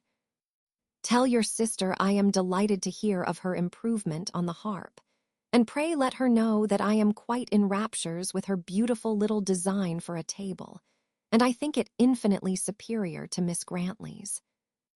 Will you give me leave to defer your raptures till I write again? At present I have not room to do them justice." "Oh, it is of no consequence. I shall see her in January. But do you always write such charming long letters to her, Mr. Darcy?" "They are generally long, but whether always charming it is not for me to determine. It is a rule with me that a person who can write a long letter with ease cannot write ill." "That will not do for a compliment to Darcy, Caroline," cried her brother, "because he does not write with ease. He studies too much for words of 4 syllables. Do not you, Darcy? My style of writing is very different from yours." "Oh," cried Miss Bingley, "Charles writes in the most careless way imaginable. He leaves out half his words and blots the rest. My ideas flow so rapidly that I have not time to express them, by which means my letters sometimes convey no ideas at all to my correspondents." "Your humility, Mr. Bingley," said Elizabeth, "must disarm reproof." "Nothing is more deceitful," said Darcy, "than the appearance of humility. It is often only carelessness of opinion and sometimes an indirect boast." "And which of the two do you call my little recent piece of modesty?" "The indirect boast, for you are really proud of your defects in writing, because you consider them as proceeding from a rapidity of thought and carelessness of execution, which, if not estimable, you think at least highly interesting. The power of doing anything with quickness is always prized much by the possessor, and often without any attention to the imperfection of the performance. When you told Mrs. Bennet this morning that if you ever resolved upon quitting Netherfield you should be gone in 5 minutes, you meant it to be a sort of panegyric, of compliment to yourself. And yet, what is there so very laudable in a precipitance which must leave very necessary business undone, and can be of no real advantage to yourself or anyone else?" "Nay," cried Bingley, "this is too much, to remember at night all the foolish things that were said in the morning. And yet, upon my honor, I believe what I said of myself to be true, and I believe it at this moment. At least, therefore, I did not assume the character of needless precipitance merely to show off before the ladies." "I dare say you believed it, but I am by no means convinced that you would be gone with such celerity. Your conduct would be quite as dependent on chance as that of any man I know. And if, as you were mounting your horse, a friend were to say, 'Bingley, you had better stay till next week,' you would probably do it, you would probably not go, and at another word might stay a month." "You have only proved by this," cried Elizabeth, "that Mr. Bingley did not do justice to his own disposition. You have shown him off now much more than he did himself." "I am exceedingly gratified," said Bingley, "by your converting what my friend says into a compliment on the sweetness of my temper. But I am afraid you are giving it a turn which that gentleman did by no means intend. For he would certainly think better of me, if under such a circumstance I were to give a flat denial, and ride off as fast as I could. Would Mr. Darcy then consider the rashness of your original intentions as atoned for by your obstinacy in adhering to it?" "Upon my word, I cannot exactly explain the matter. Darcy must speak for himself." "You expect me to account for opinions which you choose to call mine, but which I have never acknowledged.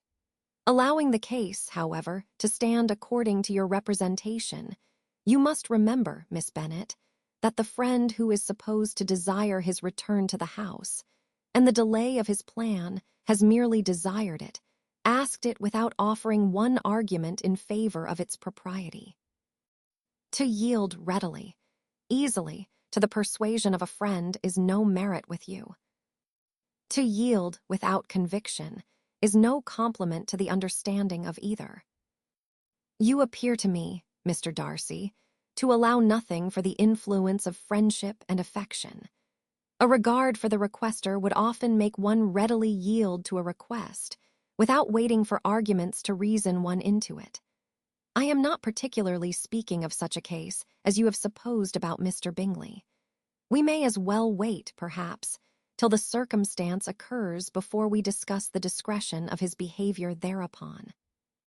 But in general and ordinary cases between friend and friend, where one of them is desired by the other to change a resolution of no very great moment, should you think ill of that person for complying with the desire, without waiting to be argued into it? Will it not be advisable, before we proceed on this subject, to arrange with rather more precision the degree of importance which is to appertain to this request, as well as the degree of intimacy subsisting between the parties?" "By all means," cried Bingley. "Let us hear all the particulars, not forgetting their comparative height and size, for that will have more weight in the argument, Miss Bennet, than you may be aware of. I assure you that if Darcy were not such a great tall fellow in comparison with myself, I should not pay him half so much deference. I declare I do not know a more awful object than Darcy, on particular occasions, and in particular places, at his own house especially, and of a Sunday evening when he has nothing to do." Mr. Darcy smiled, but Elizabeth thought she could perceive that he was rather offended, and therefore checked her laugh. Miss Bingley warmly resented the indignity he had received, in an expostulation with her brother for talking such nonsense. "I see your design, Bingley," said his friend. "You dislike an argument and want to silence this." "Perhaps I do. Arguments are too much like disputes. If you and Miss Bennet will defer yours till I am out of the room, I shall be very thankful, and then you may say whatever you like of me." "What you ask," said Elizabeth, "is no sacrifice on my side, and Mr. Darcy had much better finish his letter." Mr. Darcy took her advice, and did finish his letter. When that business was over, he applied to Miss Bingley and Elizabeth for an indulgence of some music. Miss Bingley moved with some alacrity to the pianoforte, and after a polite request that Elizabeth would lead the way which the other as politely and more earnestly negatived, she seated herself. Mrs. Hurst sang with her sister, and while they were thus employed, Elizabeth could not help observing, as she turned over some music books that lay on the instrument, how frequently Mr. Darcy's eyes were fixed on her. She hardly knew how to suppose that she could be an object of admiration to so great a man, and yet that he should look at her because he disliked her was still more strange. She could only imagine, however, at last that she drew his notice because there was something more wrong and reprehensible, according to his ideas of right, than in any other person present. The supposition did not pain her. She liked him too little to care for his approbation. After playing some Italian songs, Miss Bingley varied the charm by a lively Scotch air, and soon afterwards Mr. Darcy, drawing near Elizabeth, said to her, "Do not you feel a great inclination, Miss Bennet, to seize such an opportunity of dancing a reel?" She smiled, but made no answer. He repeated the question, with some surprise at her silence. "Oh," said she, "I heard you before, but I could not immediately determine what to say in reply. You wanted me, I know, to say yes, that you might have the pleasure of despising my taste. But I always delight in overthrowing those kind of schemes and cheating a person of their premeditated contempt. I have, therefore, made up my mind to tell you that I do not want to dance a reel at all, and now despise me if you dare." "Indeed, I do not dare." Elizabeth, having rather expected to affront him, was amazed at his gallantry. But there was a mixture of sweetness and archness in her manner which made it difficult for her to affront anybody, and Darcy had never been so bewitched by any woman as he was by her. He really believed that were it not for the inferiority of her connections, he should be in some danger. Miss Bingley saw or suspected enough to be jealous, and her great anxiety for the recovery of her dear friend Jane received some assistance from her desire of getting rid of Elizabeth. She often tried to provoke Darcy into disliking her guest by talking of their supposed marriage and planning his happiness in such an alliance. "I hope," said she, as they were walking together in the shrubbery the next day, "you will give your mother-in-law a few hints when this desirable event takes place as to the advantage of holding her tongue, and if you can compass it, do cure the younger girls of running after officers. And if I may mention so delicate a subject, Endeavor to check that little something, bordering on conceit and impertinence, which your lady possesses. Have you anything else to propose for my domestic felicity? Oh, yes. Do let the portraits of your uncle and Aunt Phillips be placed in the gallery at Pemberley. Put them next to your great-uncle, the judge. They are in the same profession, you know, only in different lines.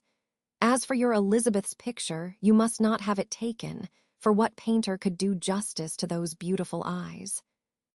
It would not be easy, indeed, to catch their expression, but their color and shape, and the eyelashes, so remarkably fine, might be copied. At that moment, they were met from another walk by Mrs. Hurst and Elizabeth herself. "I did not know that you intended to walk," said Miss Bingley, in some confusion, lest they had been overheard. "You used us abominably ill," answered Mrs. Hurst, "running away without telling us that you were coming out." Then taking the disengaged arm of Mr. Darcy, she left Elizabeth to walk by herself. The path just admitted 3. Mr. Darcy felt their rudeness and immediately said, "This walk is not wide enough for our party. We had better go into the avenue." But Elizabeth, who had not the least inclination to remain with them, laughingly answered, "No, no, stay where you are. You are charmingly grouped and appear to uncommon advantage. The picturesque would be spoilt by admitting a 4th. Goodbye." She then ran gaily off, rejoicing as she rambled about, in the hope of being at home again in a day or 2. Jane was already so much recovered as to intend leaving her room for a couple of hours that evening. Chapter 11. When the ladies removed after dinner, Elizabeth ran up to her sister, and seeing her well guarded from cold, attended her into the drawing-room, where she was welcomed by her 2 friends with many professions of pleasure, and Elizabeth had never seen them so agreeable as they were during the hour which passed before the gentlemen appeared.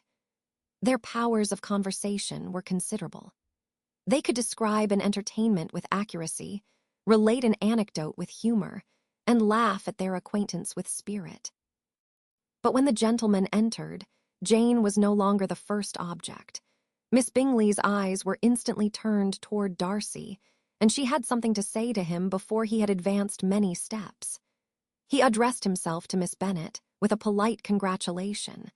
Mr. Hurst also made her a slight bow and said he was very glad, but diffuseness and warmth remained for Bingley's salutation. He was full of joy and attention. The first half-hour was spent in piling up the fire, lest she should suffer from the change of room, and she removed at his desire to the other side of the fireplace, that she might be further from the door. He then sat down by her and talked scarcely to anyone else. Elizabeth, at work in the opposite corner, saw it all with great delight. When tea was over, Mr. Hurst reminded his sister-in-law of the card table, but in vain. She had obtained private intelligence that Mr. Darcy did not wish for cards, and Mr. Hurst soon found even his open petition rejected. She assured him that no one intended to play, and the silence of the whole party on the subject seemed to justify her. Mr. Hurst had therefore nothing to do but to stretch himself on one of the sofas and go to sleep. Darcy took up a book. Miss Bingley did the same, and Mrs. Hurst, principally occupied in playing with her bracelets and rings, joined now and then in her brother's conversation with Miss Bennet. Miss Bingley's attention was quite as much engaged in watching Mr. Darcy's progress through his book as in reading her own, and she was perpetually either making some inquiry or looking at his page. She could not win him, however, to any conversation. He merely answered her question and read on. At length, quite exhausted by the attempt to be amused with her own book, which she had only chosen because it was the 2nd volume of his, she gave a great yawn and said, "How pleasant it is to spend an evening in this way. I declare, after all, there is no enjoyment like reading. How much sooner one tires of anything than of a book. When I have a house of my own, I shall be miserable if I have not an excellent library." No one made any reply. She then yawned again, threw aside her book, and cast her eyes round the room in quest for some amusement. When hearing her brother mentioning a ball to Miss Bennet, she turned suddenly towards him and said, "By the by, Charles, are you really serious in meditating a dance at Netherfield? I would advise you, before you determine on it, to consult the wishes of the present party. I am much mistaken if there are not some among us to whom a ball would be rather a punishment than a pleasure." "If you mean Darcy," cried her brother, "he may go to bed if he chooses before it begins, but as for the ball, it is quite a settled thing, and as soon as Nishalls has made white soup enough, I shall send round my cards." "I should like balls infinitely better," she replied, "if they were carried on in a different manner, but there is something insufferably tedious in the usual process of such a meeting. It would surely be much more rational if conversation instead of dancing were made the order of the day." "Much more rational, my dear Caroline, I dare say, but it would not be near so much like a ball." Miss Bingley made no answer, and soon afterwards she got up and walked about the room. Her figure was elegant, and she walked well, but Darcy, at whom it was all aimed, was still inflexibly studious. In the desperation of her feelings, she resolved on one effort more, and turning to Elizabeth, said, "Miss Eliza Bennet, let me persuade you to follow my example, and take a turn about the room. I assure you it is very refreshing after sitting so long in one attitude." Elizabeth was surprised, but agreed to it immediately. Miss Bingley succeeded no less in the real object of her civility. Mr. Darcy looked up. He was as much awake to the novelty of attention in that quarter as Elizabeth herself could be, and unconsciously closed his book. He was directly invited to join their party, but he declined it, observing that he could imagine but two motives for their choosing to walk up and down the room together, with either of which motives his joining them would interfere. What could he mean? She was dying to know what could be his meaning, and asked Elizabeth whether she could at all understand him. "Not at all," was her answer. "But depend upon it, he means to be severe on us, and our surest way of disappointing him will be to ask nothing about it." Miss Bingley, however, was incapable of disappointing Mr. Darcy in anything, and persevered therefore in requiring an explanation of his two motives. "I have not the smallest objection to explaining them," said he, as soon as she allowed him to speak. "You either choose this method of passing the evening because you are in each other's confidence and have secret affairs to discuss, or because you are conscious that your figures appear to the greatest advantage in walking. If the first, I would be completely in your way, and if the second, I can admire you much better as I sit by the fire." "Oh, shocking!" cried Miss Bingley. "I never heard anything so abominable. How shall we punish him for such a speech?" "Nothing so easy if you have but the inclination," said Elizabeth. "We can all plague and punish one another, tease him, laugh at him. Intimate as you are, you must know how it is to be done." "But upon my honor, I do not. I do assure you that my intimacy has not yet taught me that. Tease calmness of manner and presence of mind. No, no, feel he may defy us there. And as to laughter, we will not expose ourselves, if you please, by attempting to laugh without a subject. Mr. Darcy may hug himself." "Mr. Darcy is not to be laughed at," cried Elizabeth. "That is an uncommon advantage, and uncommon I hope it will continue, for it would be a great loss to me to have many such acquaintances. I dearly love a laugh." "Miss Bingley," said he, "has given me more credit than can be.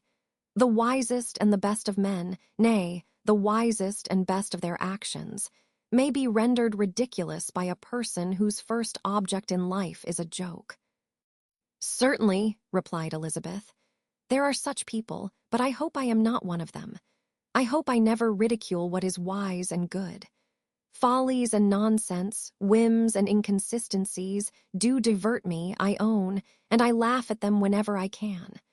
But these, I suppose, are precisely what you are without.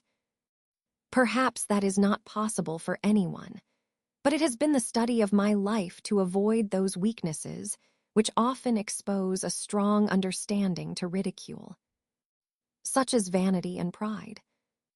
Yes, vanity is a weakness indeed, but pride, where there is a real superiority of mind, pride will be always under good regulation.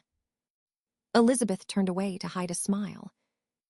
Your examination of Mr. Darcy is over, I presume, said Miss Bingley. And pray, what is the result? I am perfectly convinced by it that Mr. Darcy has no defect. He owns it himself without disguise. Oh, said Darcy, I have made no such pretension. I have faults enough, but they are not, I hope, of understanding. My temper I dare not vouch for. It is, I believe, too little yielding, certainly too little for the convenience of the world. I cannot forget the follies and vices of others so soon as I ought, nor their offences against myself. My feelings are not puffed about with every attempt to move them. My temper would perhaps be called resentful. My good opinion once lost is lost forever. That is a failing indeed, cried Elizabeth. Implacable resentment is a shade in a character, but you have chosen your fault well. I really cannot laugh at it. You are safe from me. There is, I believe, in every disposition a tendency to some particular evil, a natural defect, which not even the best education can overcome. And your defect is to hate everybody. And yours, he replied with a smile, is willfully to misunderstand them. Do let us have a little music, cried Miss Bingley, tired of a conversation in which she had no share. Louisa, you will not mind my waking Mr. Hurst. Her sister had not the smallest objection, and the pianoforte was opened, and Darcy, after a few moments' recollection, was not sorry for it. He began to feel the danger of paying Elizabeth too much attention.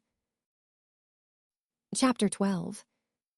In consequence of an agreement between the sisters, Elizabeth wrote the next morning to their mother, to beg that the carriage might be sent for them in the course of the day. But Mrs. Bennet, who had calculated on her daughters remaining at Netherfield till the following Tuesday, which would exactly finish Jane's week, could not bring herself to receive them with pleasure before. Her answer, therefore, was not propitious, at least not to Elizabeth's wishes, for she was impatient to get home. Mrs. Bennet sent them word that they could not possibly have the carriage before Tuesday, and in her postscript it was added that if Mr. Bingley and his sister pressed them to stay longer, she could spare them very well. Against staying longer, however, Elizabeth was positively resolved, nor did she much expect it would be asked, and fearful, on the contrary, as being considered as intruding themselves needlessly long, she urged Jane to borrow Mr. Bingley's carriage immediately, and at length it was settled that their original design of leaving Netherfield that morning should be mentioned, and the request made. The communication excited many professions of concern, and enough was said of wishing them to stay at least till the following day to work on Jane, and till the morrow their going was deferred. Miss Bingley was then sorry that she had proposed the delay, for her jealousy and dislike of one sister much exceeded her affection for the other. The master of the house heard with real sorrow that they were to go so soon, and repeatedly tried to persuade Miss Bennet that it would not be safe for her, that she was not enough recovered, but Jane was firm where she felt herself to be right. To Mr. Darcy it was welcome intelligence. Elizabeth had been at Netherfield long enough. She attracted him more than he liked, and Miss Bingley was uncivil to her and more teasing than usual to himself. He wisely resolved to be particularly careful that no sign of admiration should now escape him, nothing that could elevate her with the hope of influencing his felicity. Sensible that if such an idea had been suggested, his behavior during the last day must have material weight in confirming or crushing it. Steady to his purpose, he scarcely spoke 10 words to her through the whole of Saturday, and though they were at one time left by themselves for half an hour, he adhered most conscientiously to his book and would not even look at her. On Sunday, after morning service, the separation, so agreeable to almost all, took place. Miss Bingley's civility to Elizabeth increased at last very rapidly, as well as her affection for Jane, and when they parted, after assuring the latter of the pleasure it would always give her to see her either at Longbourn or Netherfield, and embracing her most tenderly, she even shook hands with the former. Elizabeth took leave of the whole party in the liveliest of spirits. They were not welcomed home very cordially by their mother. Mrs. Bennet wondered at their coming, and thought them very wrong to give so much trouble, and was sure Jane would have caught cold again. But their father, though very laconic in his expressions of pleasure, was really glad to see them. He had felt their importance in the family circle. The evening conversation, when they were all assembled, had lost much of its animation, and almost all its sense by the absence of Jane and Elizabeth. They found Mary, as usual, deep in the study of Thoroughbass and human nature, and had some extracts to admire, and some new observations of threadbare morality to listen to. Catherine and Lydia had information for them of a different sort. Much had been done, and much had been said in the regiment since the preceding Wednesday. Several of the officers had dined lately with their uncle, a private had been flogged, and it had actually been hinted that Colonel Forster was going to be married. Chapter 13. "I hope, my dear," said Mr. Bennet to his wife, as they were at breakfast the next morning, "that you have ordered a good dinner today, because I have reason to expect an addition to our family party." "Who do you mean, my dear? I know of nobody that is coming, I am sure, unless Charlotte Lucas should happen to call in, and I hope my dinners are good enough for her. I do not believe she often sees such at home. The person of whom I speak is a gentleman and a stranger." Mrs. Bennet's eyes sparkled. "A gentleman and a stranger. It is Mr. Bingley, I am sure. Well, I am sure I shall be extremely glad to see Mr. Bingley. But, good Lord, how unlucky. There is not a bit of fish to be got today. Lydia, my love, ring the bell. I must speak to Hill this moment." "It is not Mr. Bingley," said her husband. "It is a person whom I never saw in the whole course of my life." This roused a general astonishment, and he had the pleasure of being eagerly questioned by his wife and his 5 daughters at once. After amusing himself some time with their curiosity, he thus explained. "About a month ago I received this letter, and about a fortnight ago I answered it, for I thought it a case of some delicacy and requiring early attention. It is from my cousin, Mr. Collins, who, when I am dead, may turn you all out of this house as soon as he pleases." "Oh, my dear," cried his wife, "I cannot bear to hear that mentioned. Pray do not talk of that odious man. I do think it is the hardest thing in the world that your estate should be entailed away from your own children, and I am sure, if I had been you, I should have tried long ago to do something or other about it." Jane and Elizabeth tried to explain to her the nature of an entail. They had often attempted to do it before, but it was a subject on which Mrs. Bennet was beyond the reach of reason, and she continued to rail bitterly against the cruelty of settling an estate away from a family of 5 daughters, in favor of a man whom nobody cared anything about. "It certainly is a most iniquitous affair," said Mr. Bennet, "and nothing can clear Mr. Collins from the guilt of inheriting Longbourn. But if you will listen to his letter, you may perhaps be a little softened by his manner of expressing himself." "No, that I am sure I shall not, and I think it is very impertinent of him to write to you at all, and very hypocritical. I hate such false friends. Why could he not keep on quarreling with you, as his father did before him?" "Why, indeed?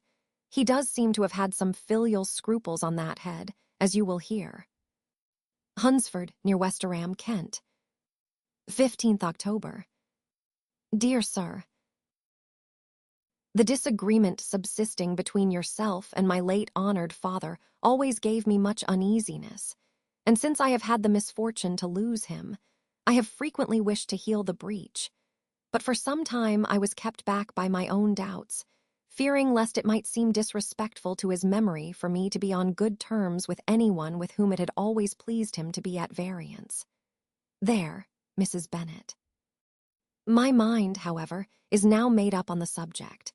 For having received ordination at Easter, I have been so fortunate as to be distinguished by the patronage of the Right Honourable Lady Catherine de Bourgh, widow of Sir Louis de Bourgh, whose bounty and beneficence has preferred me to the valuable rectory of this parish, where it shall be my earnest endeavour to demean myself with grateful respect towards her ladyship, and be ever ready to perform those rites and ceremonies which are instituted by the Church of England.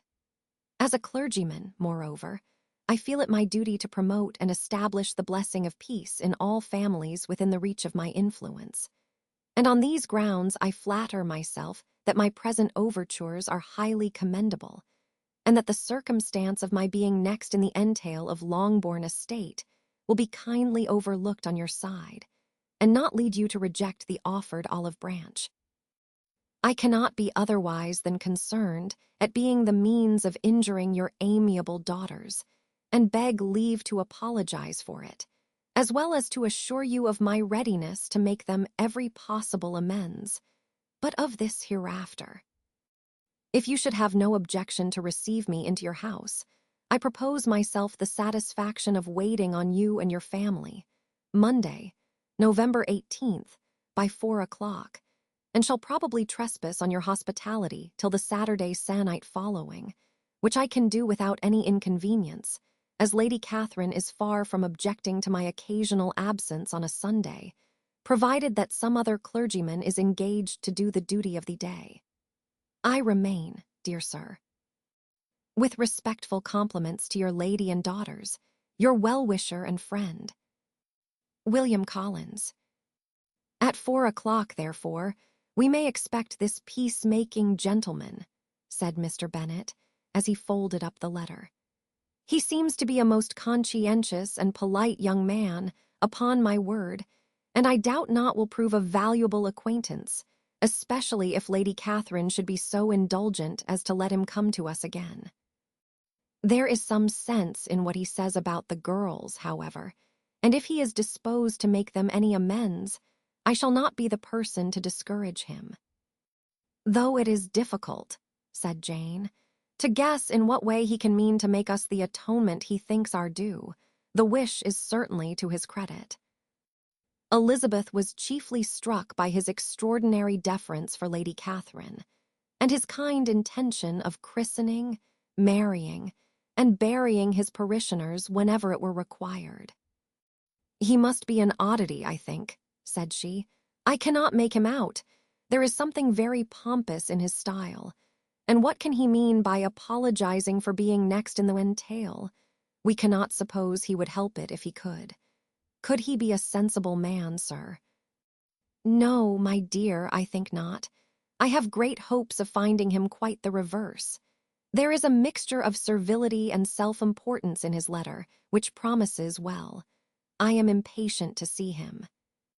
In point of composition, said Mary, the letter does not seem defective.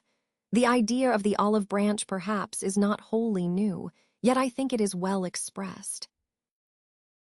To Catherine and Lydia, neither the letter nor its writer were in any degree interesting. It was next to impossible that their cousin should come in a scarlet coat, and it was now some weeks since they had received pleasure from the society of a man in any other color. As for their mother, Mr. Collins's letter had done away much of her ill will, and she was preparing to see him with a degree of composure which astonished her husband and daughters. Mr. Collins was punctual to his time, and was received with great politeness by the whole family. Mr. Bennet indeed said little, but the ladies were ready enough to talk, and Mr. Collins seemed neither in need of encouragement, nor inclined to be silent himself. He was a tall, heavy-looking young man of 25. His air was grave and stately, and his manners were very formal. He had not been long seated before he complimented Mrs. Bennet on having so fine a family of daughters, said he had heard much of their beauty, but that in this instance fame had fallen short of the truth, and added that he did not doubt her seeing them all in due time disposed of in marriage. This gallantry was not much to the taste of some of his hearers, but Mrs. Bennet, who quarreled with no compliments, answered most readily. "You are very kind, I am sure, and I wish with all my heart it may prove so, for else they will be destitute enough. Things are settled so oddly. You allude, perhaps, to the entail of this estate." "Ah, sir, I do indeed. It is a grievous affair to my poor girls, you must confess. Not that I mean to find fault with you, for such things I know are all chance in this world. There is no knowing how estates will go when once they come to be entailed. I am very sensible, madam, of the hardship to my fair cousins, and could say much on the subject, but that I am cautious of appearing forward and precipitate. But I can assure the young ladies that I come prepared to admire them. At present I will not say more, but perhaps when we are better acquainted." He was interrupted by a summons to dinner, and the girls smiled on each other. They were not the only objects of Mr. Collins's admiration. The hall, the dining room, and all its furniture were examined and praised, and his commendation of everything would have touched Mrs. Bennet's heart, but for the mortifying supposition of his viewing it all as his own future property. The dinner, too, in its turn, was highly admired, and he begged to know to which of his fair cousins the excellency of its cooking was owing. But he was set right there by Mrs. Bennet, who assured him with some asperity that they were very well able to keep a good cook, and that her daughters had nothing to do in the kitchen. He begged pardon for having displeased her. In a softened tone, she declared herself not at all offended, but he continued to apologize for about a quarter of an hour. Chapter 14. During dinner, Mr. Bennet scarcely spoke at all, but when the servants were withdrawn, he thought it time to have some conversation with his guest, and therefore started a subject in which he expected him to shine, by observing that he seemed very fortunate in his patroness. Lady Catherine de Bourgh's attention to his wishes, and consideration for his comfort, appeared very remarkable. Mr. Bennet could not have chosen better. Mr. Collins was eloquent in her praise. The subject elevated him to more than usual solemnity of manner, and with a most important aspect, he protested that he had never in his life witnessed such behavior in a person of rank, such affability and condescension, as he had himself experienced from Lady Catherine. She had been graciously pleased to approve of both of the discourses which he had already had the honor of preaching before her. She had also asked him twice to dine at Rosings, and had sent for him only the Saturday before, to make up her pool of quadrille in the evening. Lady Catherine was reckoned proud by many people he knew, but he had never seen anything but affability in her. She had always spoken to him as she would to any other gentleman. She made not the smallest objection to his joining in the society of the neighborhood, nor to his leaving the parish occasionally for a week or two, to visit his relations. She had even condescended to advise him to marry as soon as he could, provided he chose with discretion, and had once paid him a visit in his humble parsonage, where she had perfectly approved all the alterations he had been making, and had even vouchsafed to suggest some herself, some shelves in the closet upstairs. "That is all very proper and civil, I am sure," said Mrs. Bennet, "and I dare say she is a very agreeable woman. It is a pity that great ladies in general are not more like her. Does she live near you, sir?" "The garden in which stands my humble abode is separated only by a lane from Rosings Park, her ladyship's residence." "I think you said she was a widow, sir. Has she any family?" "She has only one daughter, the heiress of Rosings, and a very extensive property." "Ah," said Mrs. Bennet, shaking her head, "then she is better off than many girls. And what sort of young lady is she? Is she handsome?" "She is a most charming young lady indeed. Lady Catherine herself says that, in point of true beauty, Miss de Bourgh is far superior to the handsomest of her sex, because there is that in her features which marks the young lady of distinguished birth. She is unfortunately of a sickly constitution, which has prevented her from making that progress in many accomplishments which she could not have otherwise failed of, as I am informed by the lady who superintended her education, and who still resides with them. But she is perfectly amiable, and often condescends to drive by my humble abode in her little phaeton and ponies. Has she been presented? I do not remember her name among the ladies at court. Her indifferent state of health unhappily prevents her being in town, and by that means, as I told Lady Catherine one day, has deprived the British court of its brightest ornaments. Her ladyship seemed pleased with the idea, and you may imagine that I am happy on every occasion to offer those little delicate compliments which are always acceptable to ladies. I have more than once observed to Lady Catherine that her charming daughter seemed born to be a duchess, and that the most elevated rank, instead of giving her consequence, would be adorned by her. These are the kind of little things which please her ladyship, and it is a sort of attention which I conceive myself peculiarly bound to pay. "You judge very properly," said Mr. Bennet, "and it is happy for you that you possess the talent of flattering with delicacy. May I ask whether these pleasing attentions proceed from the impulse of the moment, or are the result of previous study?" "They arise chiefly from what is passing at the time, and though I sometimes amuse myself with suggesting and arranging such little elegant compliments as may be adapted to ordinary occasions, I always wish to give them as unstudied an air as possible." Mr. Bennet's expectations were fully answered. His cousin was as absurd as he had hoped, and he listened to him with the keenest enjoyment, maintaining at the same time the most resolute composure of countenance, and, except in an occasional glance at Elizabeth, requiring no partner in his pleasure. By tea-time, however, the dose had been enough, and Mr. Bennet was glad to take his guest into the drawing-room again, and when tea was over, glad to invite him to read aloud to the ladies. Mr. Collins readily assented, and a book was produced, but on beholding it, for everything announced it to be from a circulating library, he started back and, begging pardon, protested that he never read novels. Kitty stared at him, and Lydia exclaimed. Other books were produced, and after some deliberation he chose Fordyce's Sermons.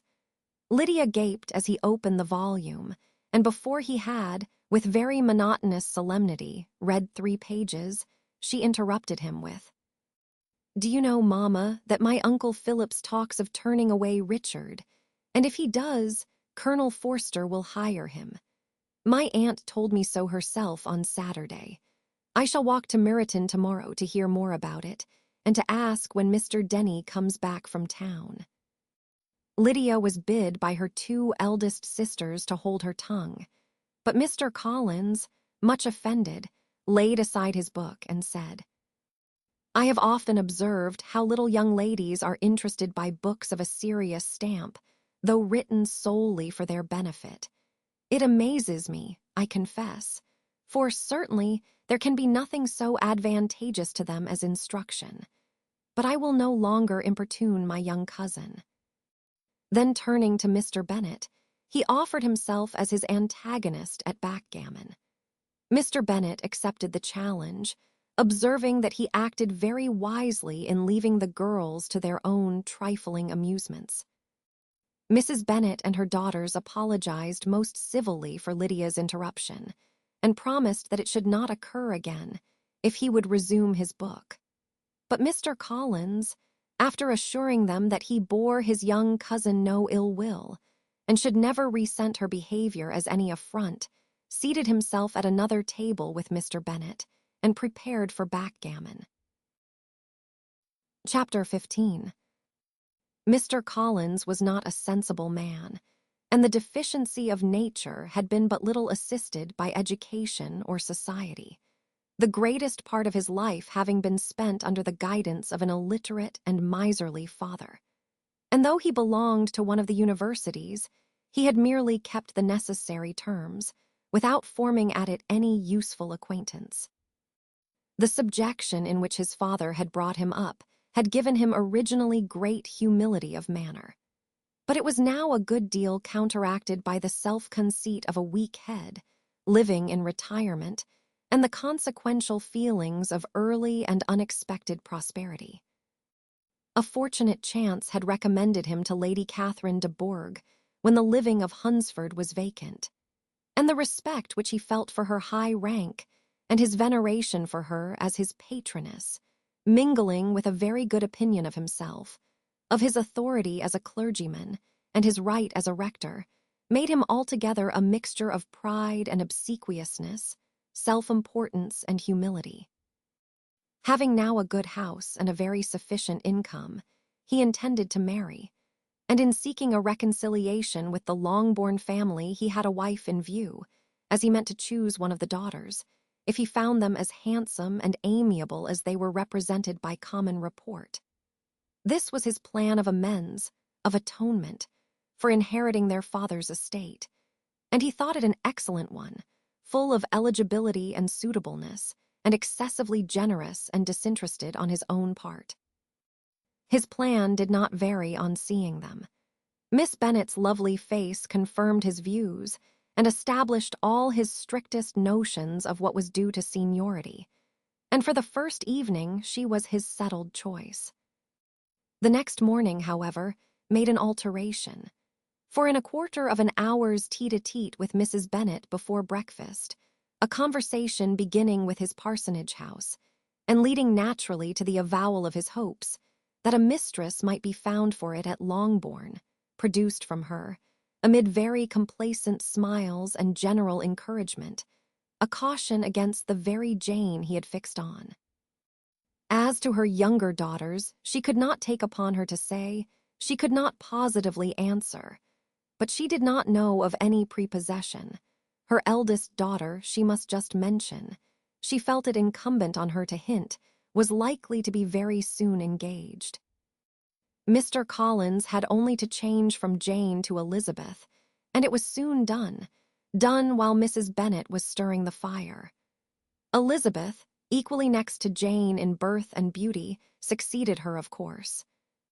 Mrs. Bennet treasured up the hint, and trusted that she might soon have 2 daughters married, and the man whom she could not bear to speak of the day before was now high in her good graces.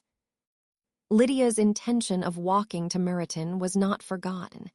Every sister except Mary agreed to go with her, and Mr. Collins was to attend them, at the request of Mr. Bennet, who was most anxious to get rid of him and have his library to himself.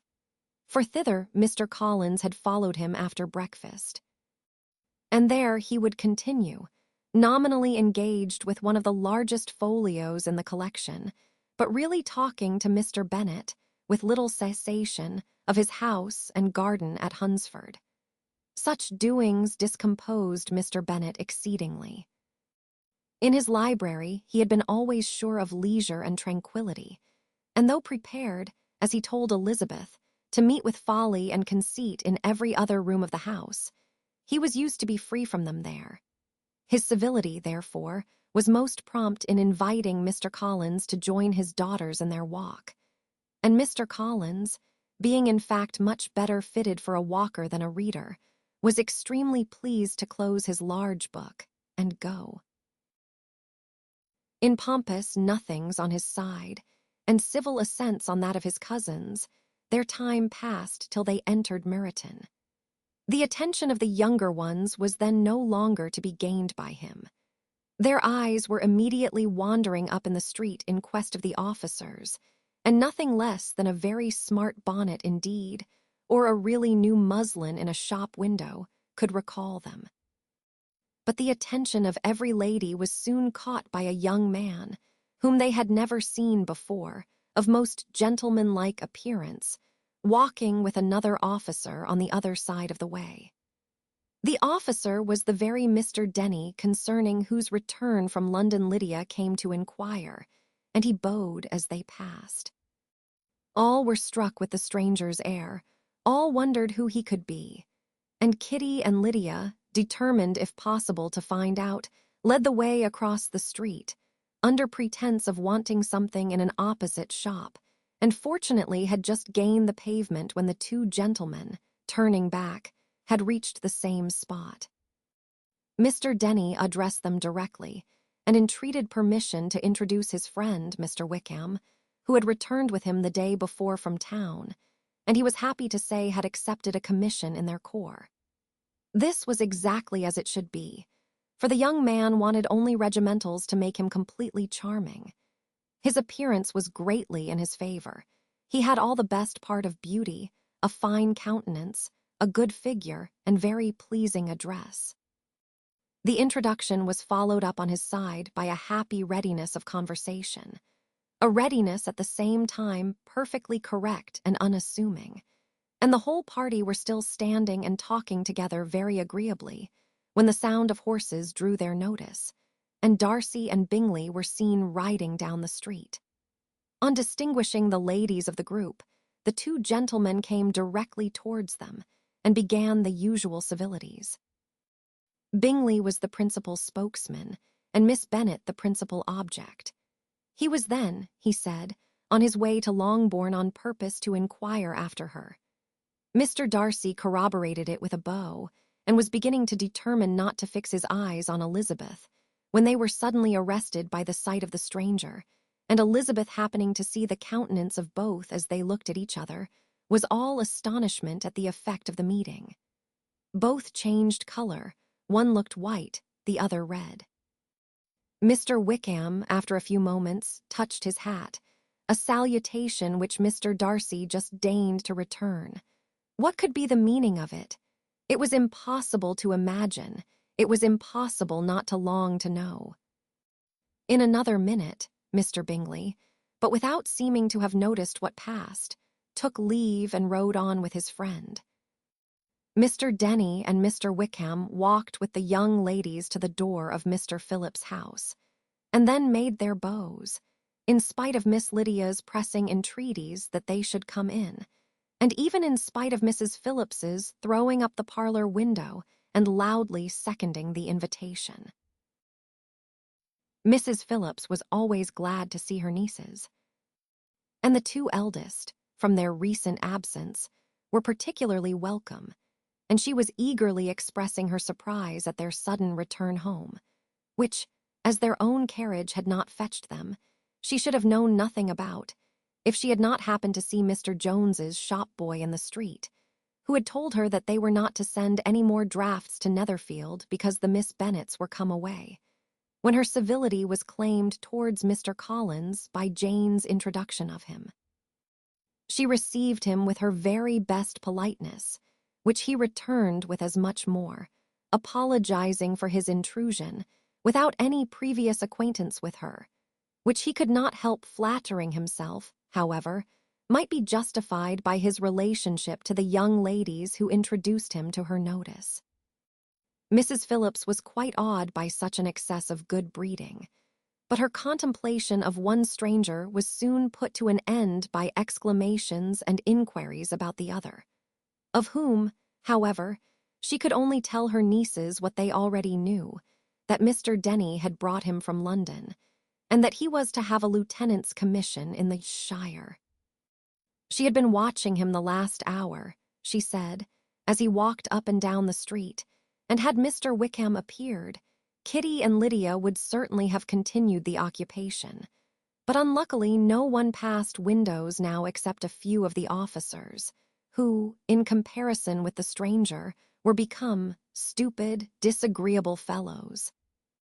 Some of them were to dine with the Phillipses the next day, and their aunt promised to make her husband call on Mr. Wickham, and give him an invitation also, if the family from Longbourn would come in the evening. This was agreed to, and Mrs. Phillips protested that they would have a nice, comfortable, noisy game of lottery tickets, and a little bit of hot supper afterwards. The prospect of such delights was very cheering, and they parted in mutual good spirits. Mr. Collins repeated his apologies in quitting the room, and was assured with unwearying civility that they were perfectly needless. As they walked home, Elizabeth related to Jane what she had seen pass between the two gentlemen.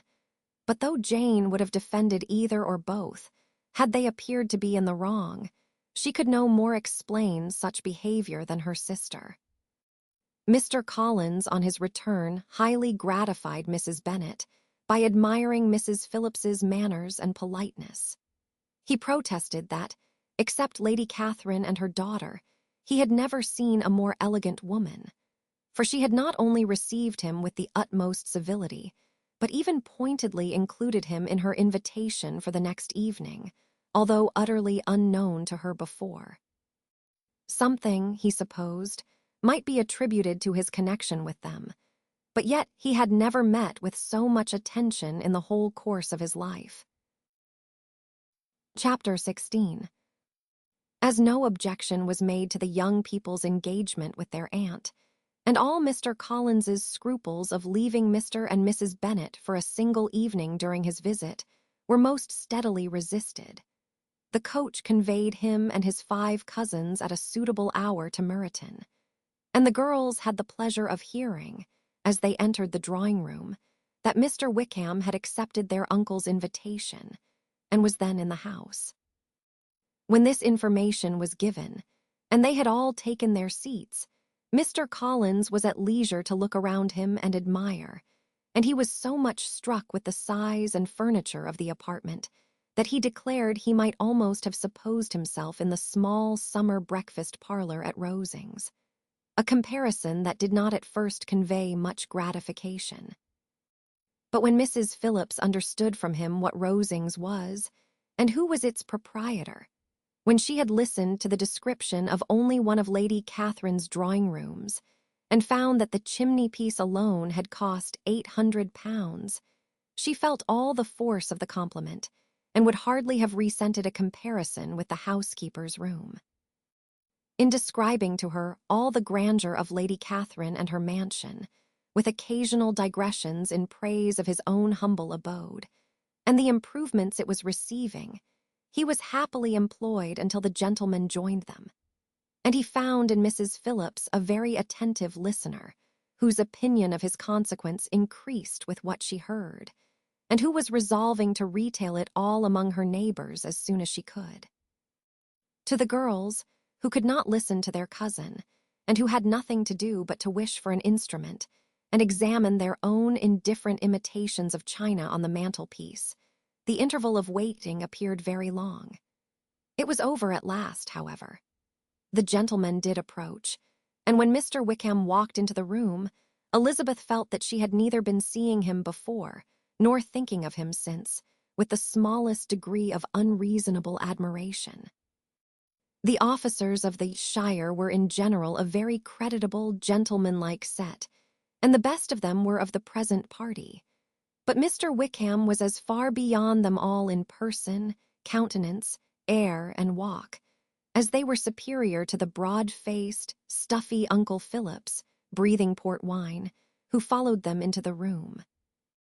Mr. Wickham was the happy man towards whom almost every female eye was turned, and Elizabeth was the happy woman by whom he finally seated himself, and the agreeable manner in which he immediately fell into conversation, though it was only on its being a wet night, made her feel that the commonest, dullest, most threadbare topic might be rendered interesting by the skill of the speaker. With such rivals for the notice of the fair as Mr. Wickham and the officers, Mr. Collins seemed to sink into insignificance.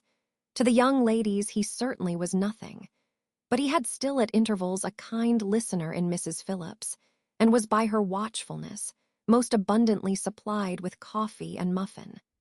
When the card tables were placed, he had the opportunity of obliging her in turn by sitting down to whist. "I know little of the game at present," said he, "but I shall be glad to improve myself, for in my situation in life." Mrs. Phillips was very glad for his compliance, but could not wait for his reason.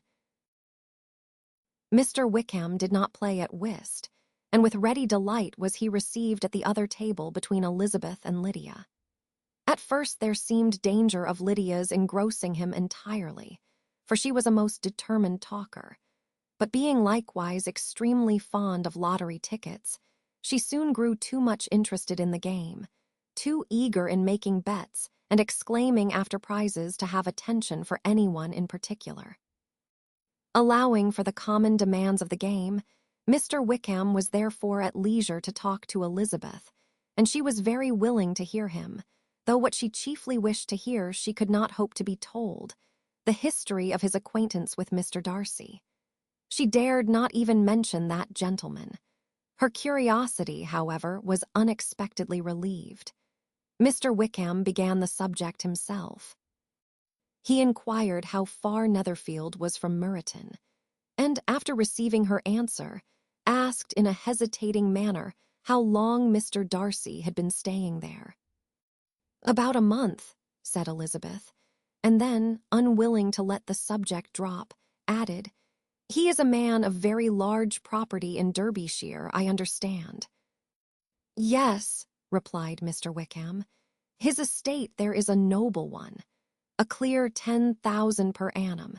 You could not have met with a person more capable of giving you certain information on that head than myself, for I have been connected with his family in a particular manner from my infancy." Elizabeth could not but look surprised. "You may well be surprised, Miss Bennet, at such an assertion, after seeing, as you probably might, the very cold manner of our meeting yesterday. Are you much acquainted with Mr. Darcy?" "As much as I ever wish to be," cried Elizabeth very warmly. "I have spent 4 days in the same house with him, and I think him very disagreeable." "I have no right to give my opinion," said Wickham. "As to his being agreeable or otherwise, I am not qualified to form one. I have known him too long and too well to be a fair judge. It is impossible for me to be impartial. But I believe your opinion of him would in general astonish, and perhaps you would not express it quite so strongly anywhere else. Here you are in your own family." "Upon my word, I say no more here than I might say in any house in the neighborhood, except Netherfield.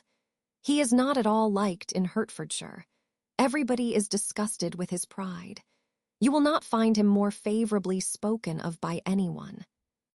"I cannot pretend to be sorry," said Wickham, after a short interruption, "that he or that any man should not be estimated beyond their deserts. But with him, I believe it does not often happen. The world is blinded by his fortune and consequence, or frightened by his high and imposing manners, and sees him only as he chooses to be seen. I should take him, even on my slight acquaintance, to be an ill-tempered man." Wickham only shook his head.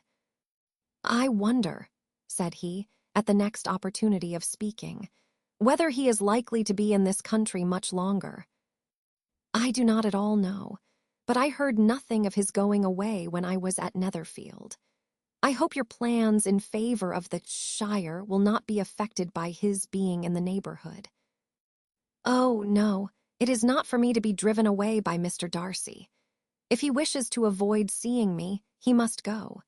We are not on friendly terms, and it always gives me pain to meet him, but I have no reason for avoiding him but what I might proclaim before all the world, a sense of very great ill-usage, and most painful regrets at his being what he is. His father, Miss Bennet, the late Mr. Darcy, was one of the best men that ever breathed, and the truest friend I ever had. And I can never be in company with this Mr. Darcy without being grieved to the soul by 1,000 tender recollections. His behavior to myself has been scandalous, but I verily believe I could forgive him anything and everything, rather than his disappointing the hopes and disgracing the memory of his father." Elizabeth found the interest of the subject increase, and listened with all her heart, but the delicacy of it prevented further inquiry. Mr. Wickham began to speak on more general topics: Meryton, the neighborhood, the society, appearing highly pleased with all that he had yet seen, and speaking of the latter with gentle but very intelligible gallantry. It was the prospect of constant society, and good society, he added, which was my chief inducement to enter the shire. I knew it to be a most respectable, agreeable corps, and my friend Denny tempted me further by his account of their present quarters, and the very great attentions and excellent acquaintances Meryton had procured them. Society, I own, is necessary to me.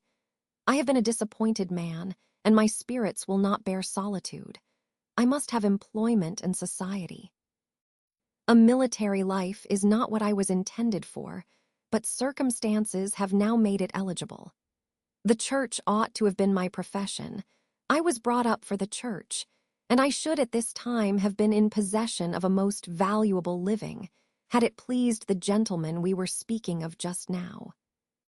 Indeed. Yes, the late Mr. Darcy bequeathed me the next presentation of the best living in his gift. He was my godfather and excessively attached to me. I cannot do justice to his kindness. He meant to provide for me amply and thought he had done it, but when the living fell, it was given elsewhere. Good heavens, cried Elizabeth, but how could that be? How could his will be disregarded? Why did you not seek legal redress? There was just such an informality in the terms of the bequest as to give me no hope from law. A man of honor could not have doubted the intention, but Mr. Darcy chose to doubt it, or to treat it as a merely conditional recommendation, and to assert that I had forfeited all claim to it by extravagance, imprudence, in short, anything or nothing. Certain it is that the living became vacant 2 years ago, exactly as I was of an age to hold it, and that it was given to another man, and no less certain is it that I cannot accuse myself of having really done anything to deserve to lose it. I have a warm, unguarded temper, and I may have spoken my opinion of him, and to him too freely. I can recall nothing worse, but the fact is that we are very different sort of men, and that he hates me. This is quite shocking. He deserves to be publicly disgraced. Some time or other he will be, but it shall not be by me. Till I can forget his father, I can never defy or expose him. Elizabeth honored him for such feelings, and thought him handsomer than ever as he expressed them. But what, said she after a pause, can have been his motive? What can have induced him to behave so cruelly? A thorough, determined dislike of me, a dislike which I cannot but attribute in some measure to jealousy. Had the late Mr. Darcy liked me less, his son might have borne with me better, but his father's uncommon attachment to me irritated him, I believe, very early in life. He had not a temper to bear the sort of competition in which we stood, the sort of preference which was often given me. I had not thought Mr. Darcy so bad as this, though I have never liked him. I had not thought so very ill of him. I had supposed him to be despising his fellow creatures in general, but did not suspect him of descending to such malicious revenge, such injustice, such inhumanity as this. After a few minutes' reflection, however, she continued, I do remember his boasting one day at Netherfield of the implacability of his resentments, of his having an unforgiving temper. His disposition must be dreadful. I will not trust myself on the subject, replied Wickham. I can hardly be just to him. Elizabeth was again deep in thought, and after a time exclaimed, to treat in such a manner the godson, the friend, the favorite of his father. She could have added, a young man, too, like you, whose very countenance may vouch for your being amiable. But she contented herself with, and one, too, who had probably been his companion from childhood, connected together, as I think you said, in the closest manner. We were born in the same parish, within the same park. The greatest part of our youth was passed together, inmates of the same house, sharing the same amusements, objects of the same parental care. My father began life in the profession which your uncle, Mr. Phillips, appears to do so much credit to. but he gave up everything to be of use to the late Mr. Darcy and devoted all his time to the care of the Pemberley property. He was most highly esteemed by Mr. Darcy, a most intimate, confidential friend. Mr. Darcy often acknowledged himself to be under the greatest obligations to my father's active superintendence, and when, immediately before my father's death, Mr. Darcy gave him a voluntary promise of providing for me, I am convinced that he felt it to be as much a debt of gratitude to him as of his affection to myself. "How strange!" cried Elizabeth. "How abominable! I wonder that the very pride of this Mr. Darcy has not made him just to you, if from no better motive that he should not have been too proud to be dishonest, for dishonesty I must call it." "It is wonderful," replied Wickham, "for almost all his actions may be traced to pride, and pride had often been his best friend. It has connected him nearer with virtue than with any other feeling. But we are none of us consistent, and in his behavior to me there were stronger impulses even than pride. Can such abominable pride as his have ever done him good? Yes, it has often led him to be liberal and generous, to give his money freely, to display hospitality, to assist his tenants and relieve the poor. Family pride and filial pride, for he is very proud of what his father was, have done this. Not to appear to disgrace his family, to degenerate from the popular qualities, or lose the influence of the Pemberley house, is a powerful motive. He has also brotherly pride, which, with some brotherly affection, makes him a very kind and careful guardian of his sister, and you will hear him generally cried up as the most attentive and best of brothers. What sort of girl is Miss Darcy? He shook his head. I wish I could call her amiable. It gives me pain to speak ill of a Darcy, but she is too much like her brother, very, very proud. As a child, she was affectionate and pleasing and extremely fond of me, and I have devoted hours and hours to her amusement. But she is nothing to me now. She is a handsome girl, about 15 or 16, and I understand, highly accomplished. Since her father's death, her home has been London, where a lady lives with her and superintends her education. After many pauses and many trials of other subjects, Elizabeth could not help reverting once more to the first, and saying, I am astonished at his intimacy with Mr. Bingley. How can Mr. Bingley, who seems good humor itself, and is, I really believe, truly amiable, be in friendship with such a man? How can they suit each other? Do you know Mr. Bingley? Not at all. He is a sweet-tempered, amiable, charming man. He cannot know what Mr. Darcy is. Probably not, but Mr. Darcy can please where he chooses. He does not want abilities. He can be a conversable companion if he thinks it worth his while. Among those who are at all his equals in consequence, he is a very different man from what he is to the less prosperous.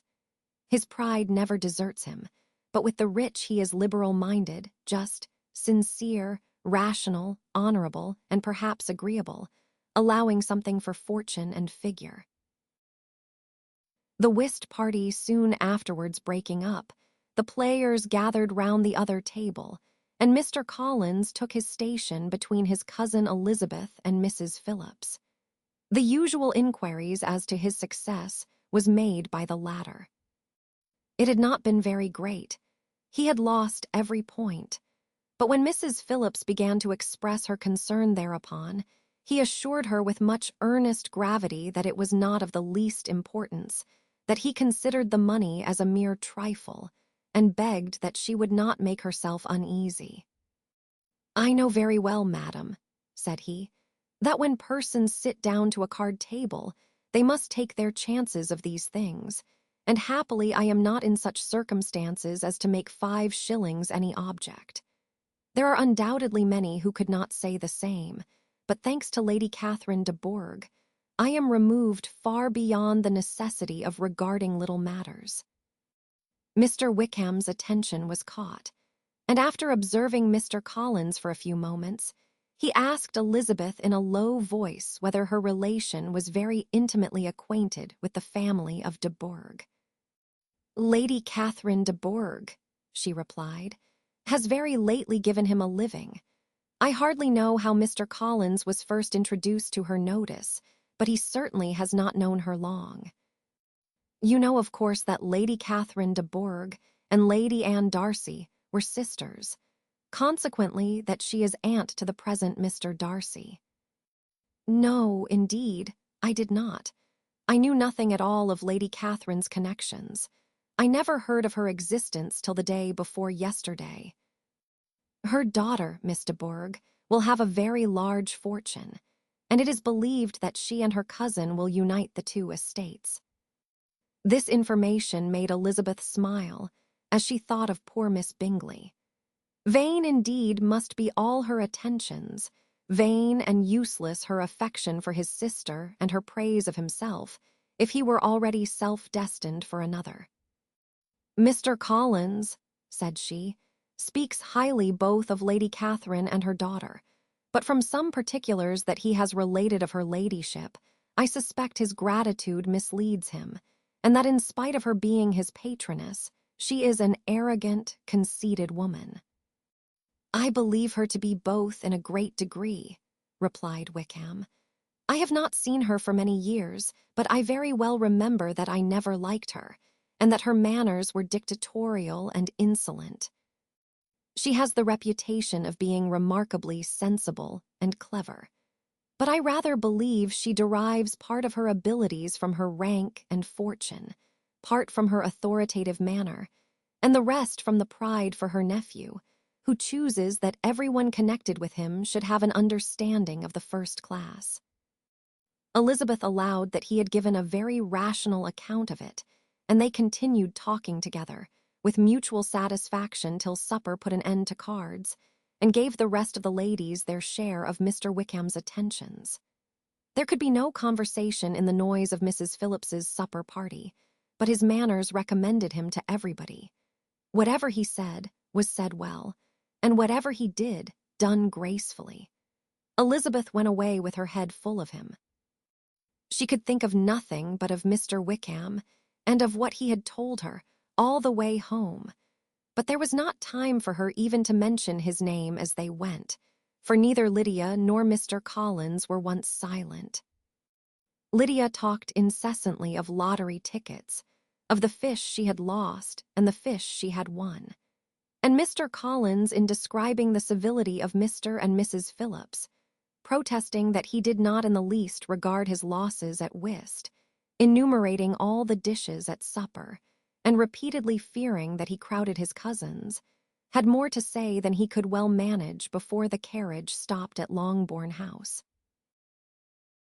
Chapter 17. Elizabeth related to Jane the next day what had passed between Mr. Wickham and herself. Jane listened with astonishment and concern. She knew not how to believe that Mr. Darcy could be so unworthy of Mr. Bingley's regard, and yet it was not in her nature to question the veracity of a young man of such amiable appearance as Wickham. The possibility of his having endured such unkindness was enough to interest all her tender feelings, and nothing remained therefore to be done but to think well of them both, to defend the conduct of each, and throw into the account of accident or mistake whatever could not be otherwise explained. They have both, said she, been deceived, I dare say, in some way or other of which we can form no idea. Interested people have perhaps misrepresented each to the other. It is, in short, impossible for us to conjecture the causes or circumstances which may have alienated them, without actual blame on either side. Very true, indeed. And now, my dear Jane, what have you got to say on behalf of the interested people who have probably been concerned in the business? Do clear them too, or we shall be obliged to think ill of somebody. Laugh as much as you choose, but you will not laugh me out of my opinion. My dearest Lizzie, do but consider in what a disgraceful light it places Mr. Darcy, to be treating his father's favourite in such a manner, one whom his father had promised to provide for. It is impossible. No man of common humanity, no man who had any value for his character, could be capable of it. Can his most intimate friends be so excessively deceived in him? Oh, no. I can much more easily believe Mr. Bingley's being imposed on than that Mr. Wickham should invent such a history of himself as he gave me last night. Names, facts, everything mentioned without ceremony. If it be not so, let Mr. Darcy contradict it. Besides, there was truth in his looks. It is difficult indeed. It is distressing. One does not know what to think. I beg your pardon. One knows exactly what to think. But Jane could think with certainty on only one point. That Mr. Bingley, if he had been imposed on, would have much to suffer when the affair became public. The two young ladies were summoned from the shrubbery, where this conversation passed, by the arrival of the very persons of whom they had been speaking. Mr. Bingley and his sisters came to give their personal invitation for the long-expected ball at Netherfield, which was fixed for the following Tuesday. The two ladies were delighted to see their dear friend again, called it an age since they had met, and repeatedly asked what she had been doing with herself since their separation. To the rest of the family they paid little attention, avoiding Mrs. Bennet as much as possible, saying not much to Elizabeth, and nothing at all to the others.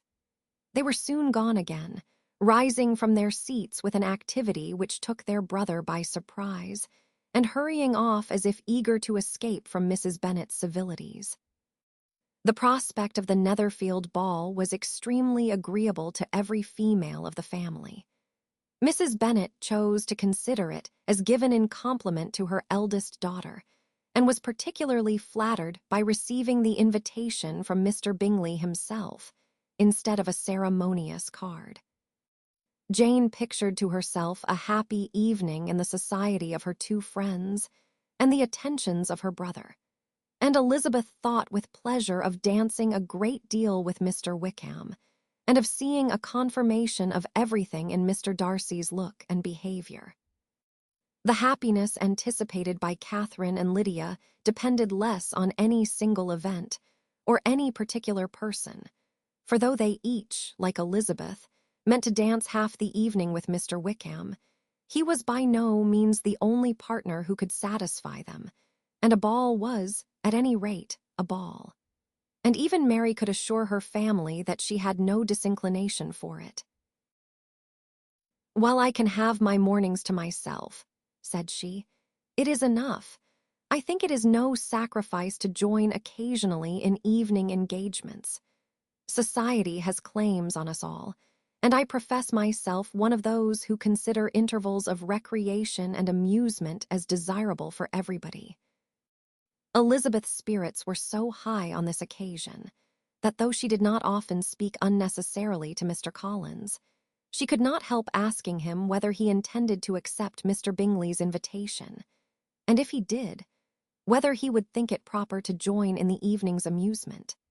And she was rather surprised to find that he entertained no scruple whatever on that head, and was very far from dreading a rebuke either from the Archbishop or Lady Catherine de Bourgh by venturing to dance. "I am by no means of the opinion, I assure you," said he, "that a ball of this kind, given by a young man of character to respectable people, can have any evil tendency, and I am so far from objecting to dancing myself that I shall hope to be honored with the hands of all my fair cousins in the course of the evening. And I take this opportunity of soliciting yours, Miss Elizabeth, for the two first dances especially, a preference which I trust my cousin Jane will attribute to the right cause, and not to any disrespect for her." Elizabeth felt herself completely taken in. She had fully proposed being engaged by Mr. Wickham for those very dances, and to have Mr. Collins instead. Her liveliness had never been worse timed. There was no help for it, however. Mr. Wickham's happiness and her own were perforce delayed a little longer, and Mr. Collins's proposal accepted with as good a grace as she could.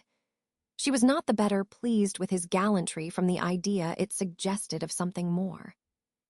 It now first struck her that she was selected from among her sisters as worthy of being mistress of Hunsford Parsonage, and of assisting to form a quadrille table at Rosings, in the absence of more eligible visitors. The idea soon reached to conviction, as she observed his increasing civilities toward herself, and heard his frequent attempt at a compliment on her wit and vivacity. And though more astonished than gratified herself by this effect of her charms, it was not long before her mother gave her to understand that the probability of their marriage was extremely agreeable to her. Elizabeth, however, did not choose to take the hint, being well aware that a serious dispute must be the consequence of any reply. Mr. Collins might never make the offer.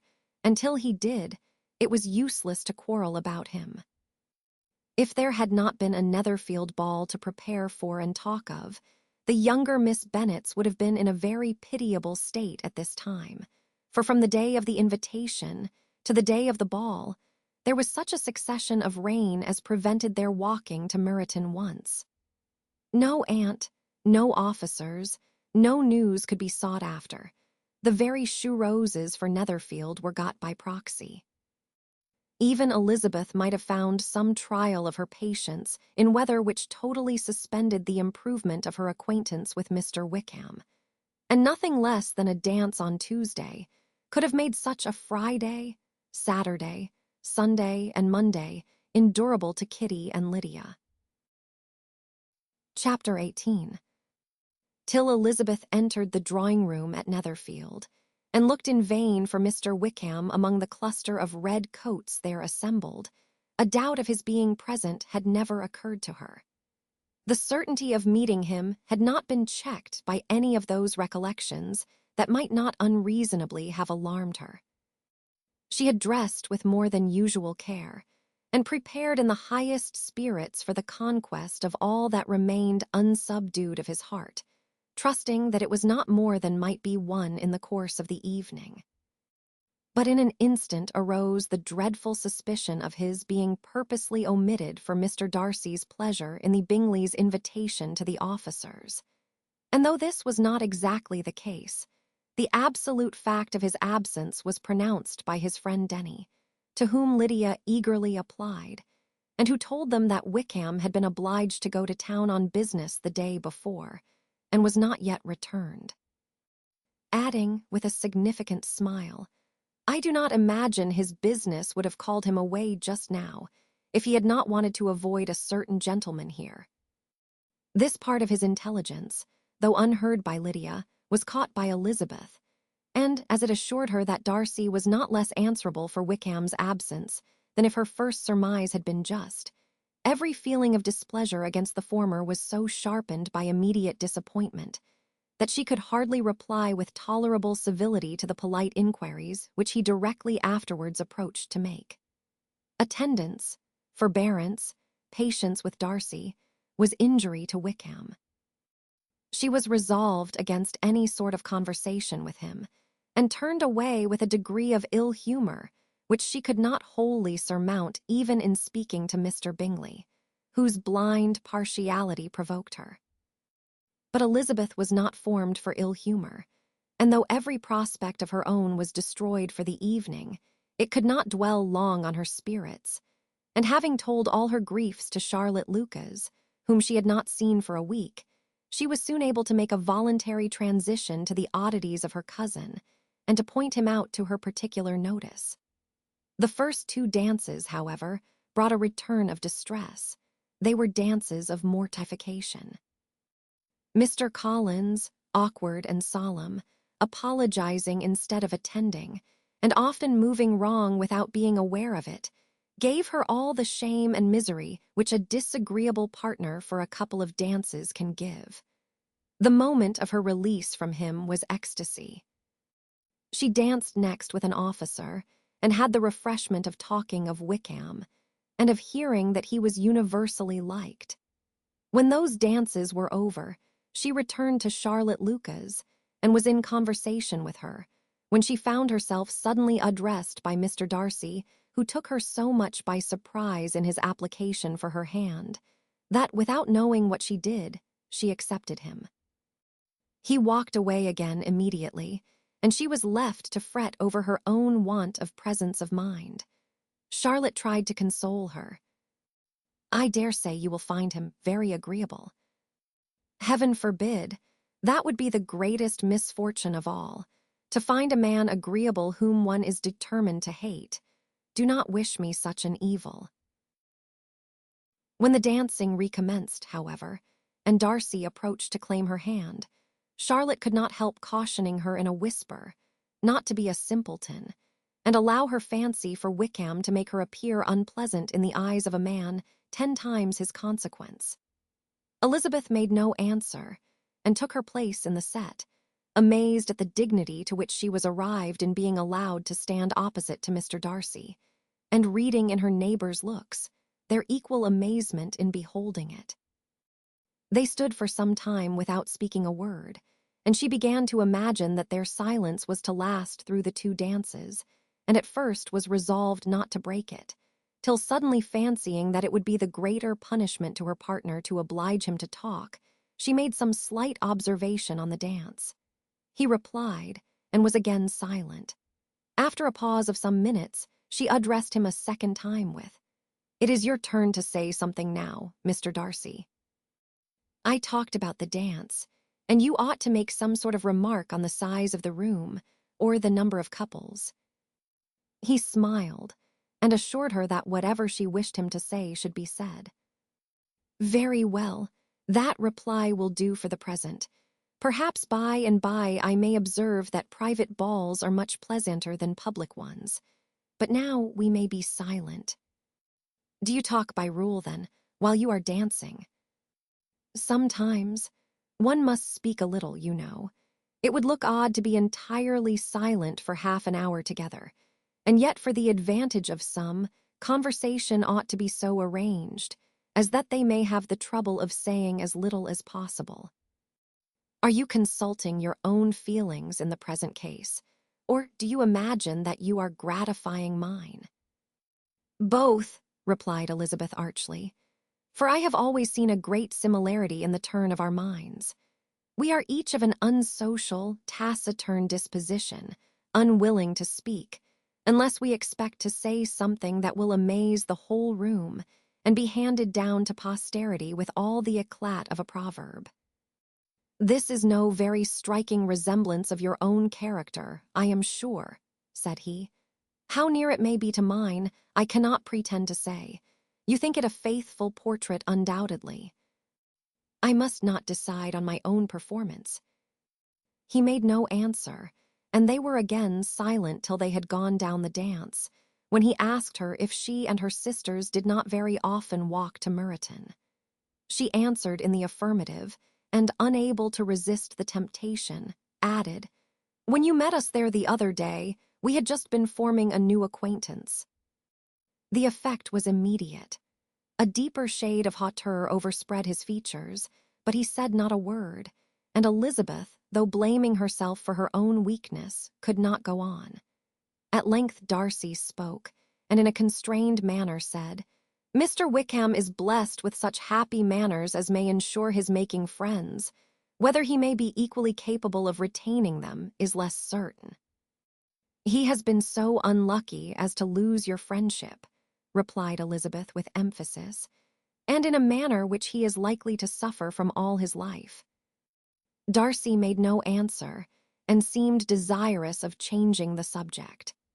At that moment, Sir William Lucas appeared close to them, meaning to pass through the set to the other side of the room, but on perceiving Mr. Darcy, he stopped with a bow of superior courtesy to compliment him on his dancing and his partner. "I have been most highly gratified indeed, my dear sir. Such very superior dancing is not often seen. It is evident that you belong to the first circles.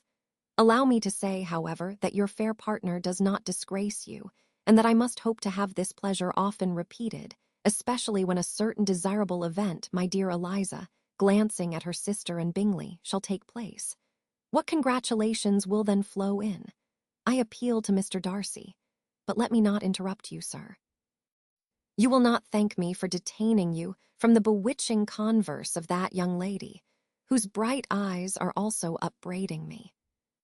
The latter part of this address was scarcely heard by Darcy, but Sir William's allusion to his friend seemed to strike him forcibly, and his eyes were directed with a very serious expression towards Bingley and Jane, who were dancing together. Recovering himself, however, shortly, he turned to his partner and said, "Sir William's interruption has made me forget what we were talking of." "I do not think we were speaking at all.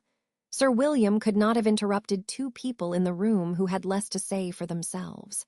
We have tried 2 or 3 subjects already without success, and what we are to talk of next I cannot imagine." "What think you of books?" said he, smiling. "Books? Oh, no. I am sure we never read the same, or not with the same feelings." "I am sorry you think so, but if that be the case, there can at least be no want of subject. We may compare our different opinions." "No, I cannot talk of books in a ballroom. My head is always full of something else." "The present always occupies you in such scenes, does it?" said he, with a look of doubt.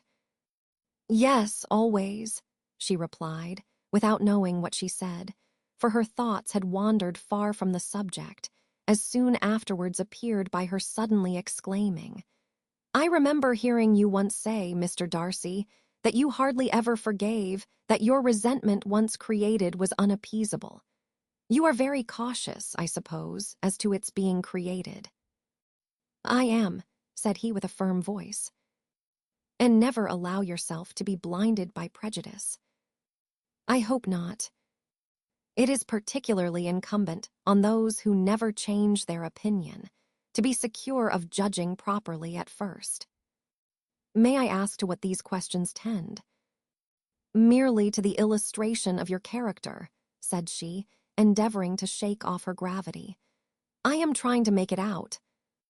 "And what is your success?" She shook her head. "I do not get on at all. I hear such different accounts of you as puzzle me exceedingly." "I can readily believe," answered he gravely, "that reports may vary greatly with respect to me, and I could wish, Miss Bennet, that you were not to sketch my character at the present moment, as there is reason to fear that the performance would reflect no credit on either. But if I do not take your likeness now, I may never have another opportunity." "I would by no means suspend any pleasure of yours," he coldly replied.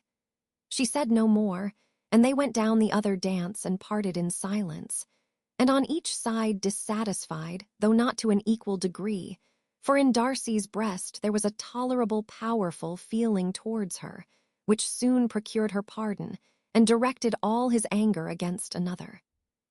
They had not long separated, when Miss Bingley came towards her, and with an expression of civil disdain accosted her. "So, Miss Eliza, I hear you are quite delighted with George Wickham.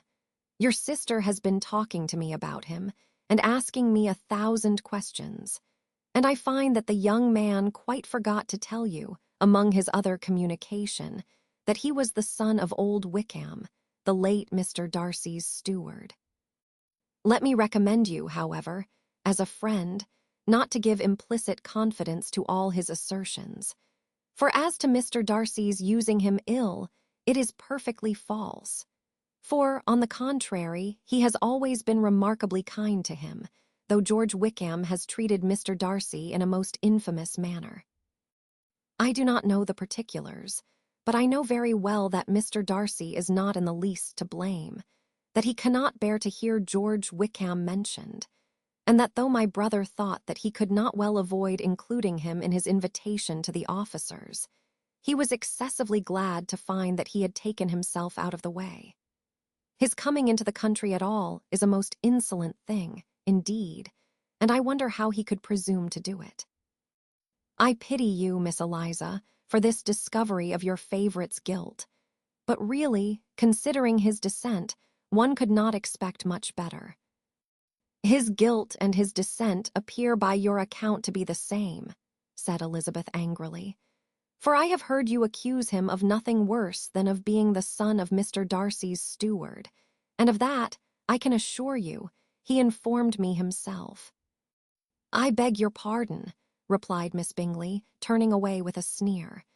"Excuse my interference, it was kindly meant." "Insolent girl," said Elizabeth to herself. "You are much mistaken if you expect to influence me by such a paltry attack as this. I see nothing in it but your own wilful ignorance and the malice of Mr. Darcy."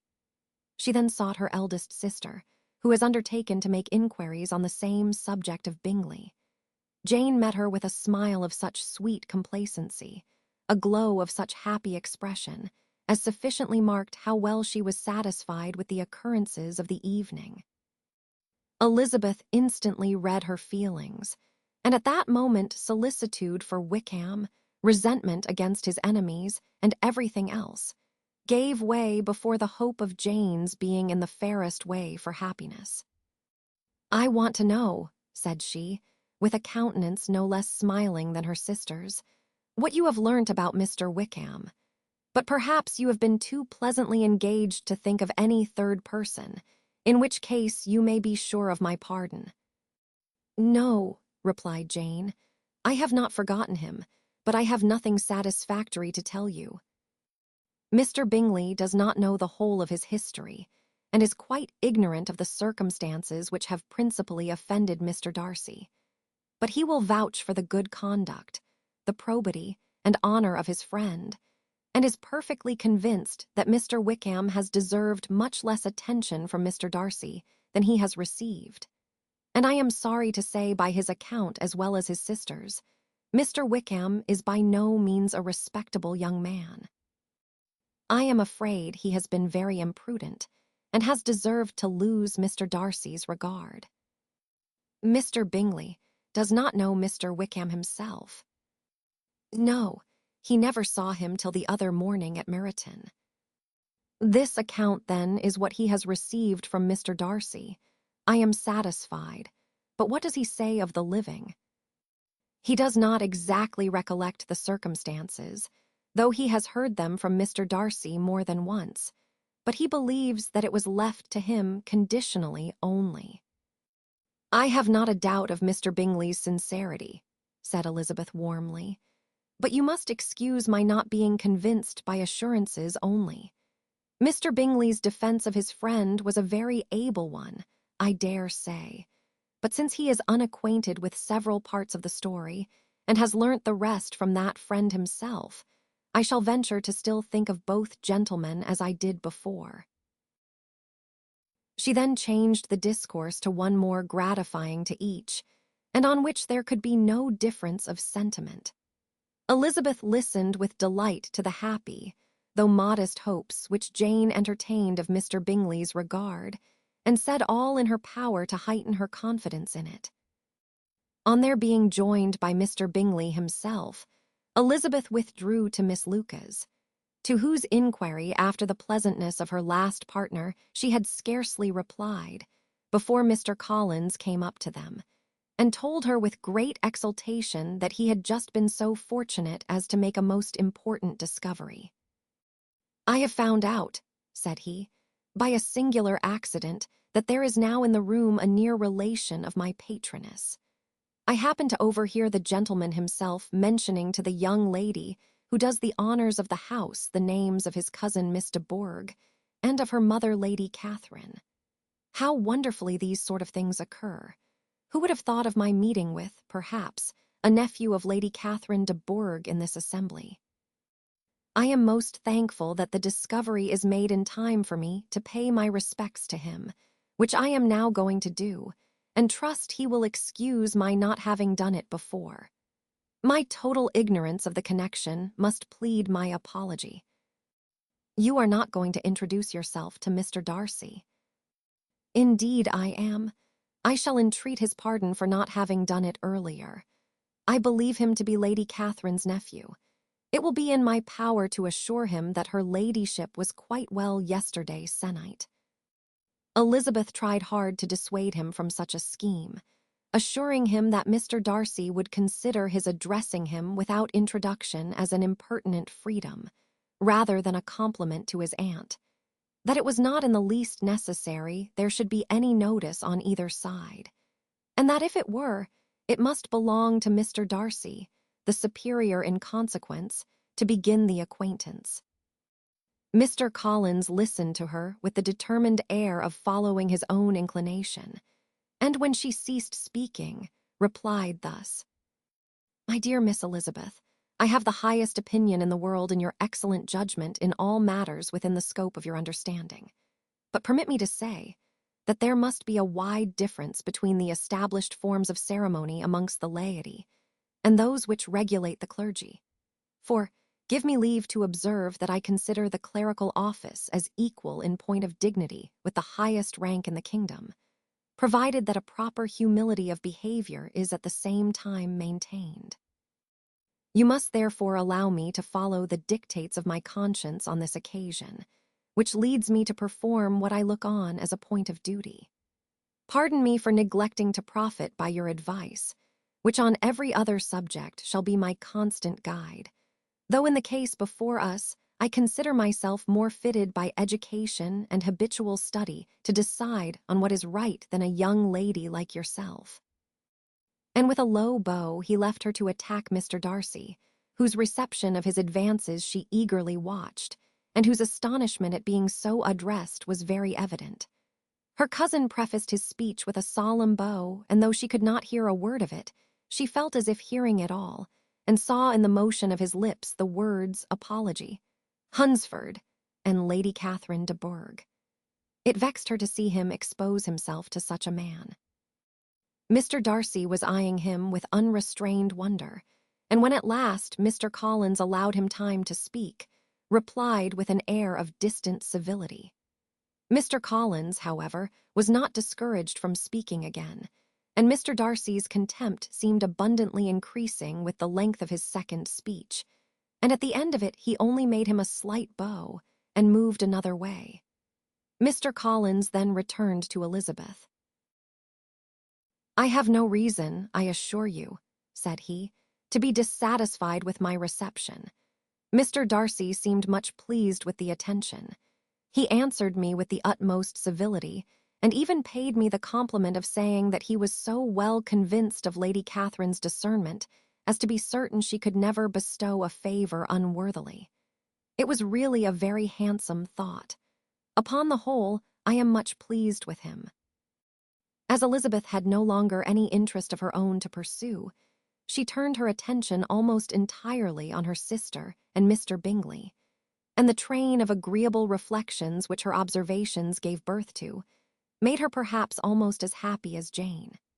She saw her in idea settled in that very house, in all the felicity which a marriage of true affection could bestow, and she felt capable, under such circumstances, of endeavoring even to like Bingley's two sisters. Her mother's thoughts she plainly saw were bent the same way, and she determined not to venture near her, lest she might hear too much.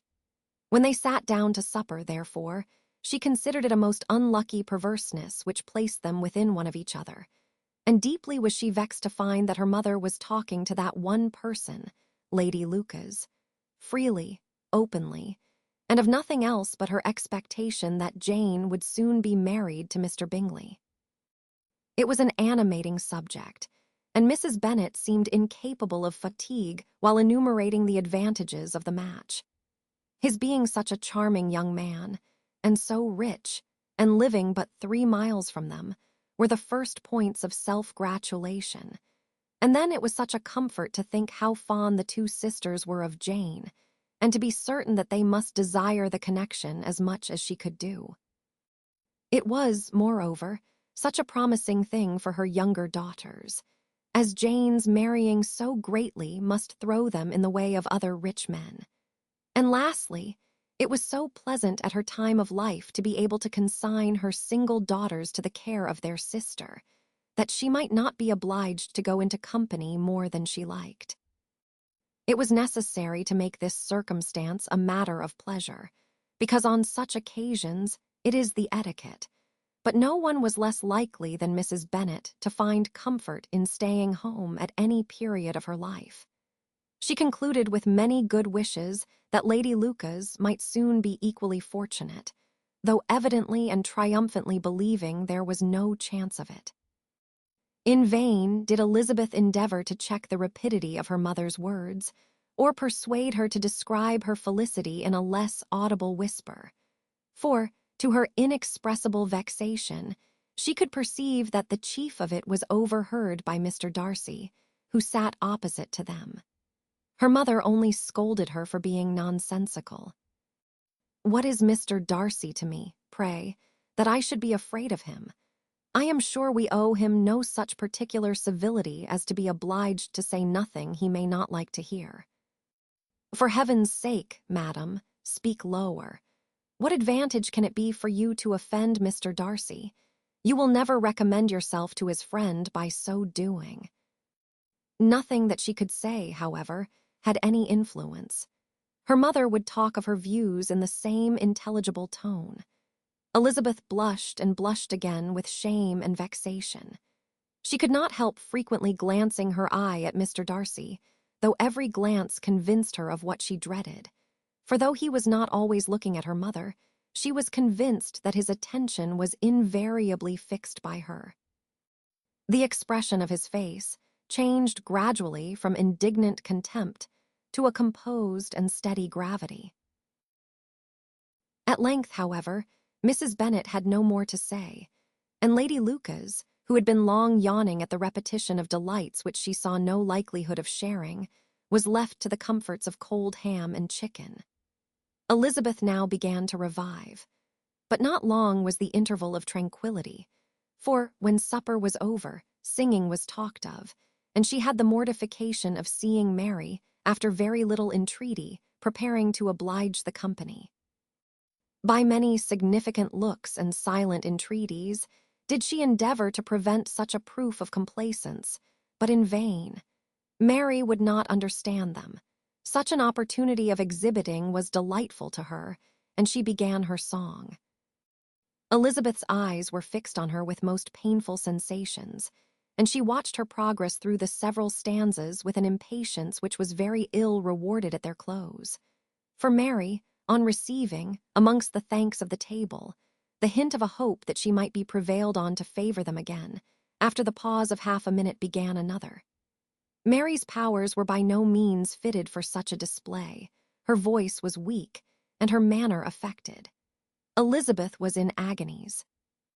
She looked at Jane to see how she bore it, but Jane was very composedly talking to Bingley. She looked at his two sisters and saw them making signs of derision at each other, and at Darcy, who continued, however, imperturbably grave. She looked at her father to entreat his interference, lest Mary should be singing all night.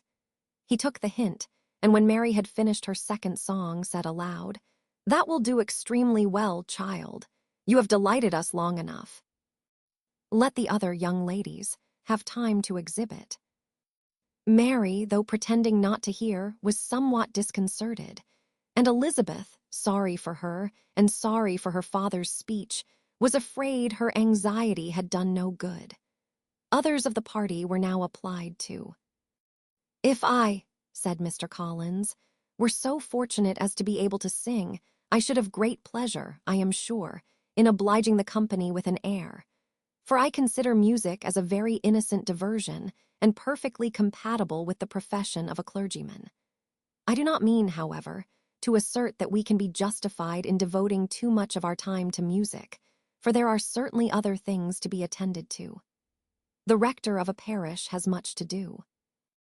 In the first place, he must make such an agreement for tithes as may be beneficial to himself and not offensive to his patron. He must write his own sermons, and the time that remains will not be too much for his parish duties, and the care and improvement of his dwelling, which he cannot be excused from making as comfortable as possible. And I do not think it of light importance that he should have attentive and conciliatory manner towards everybody, especially towards those to whom he owes his preferment.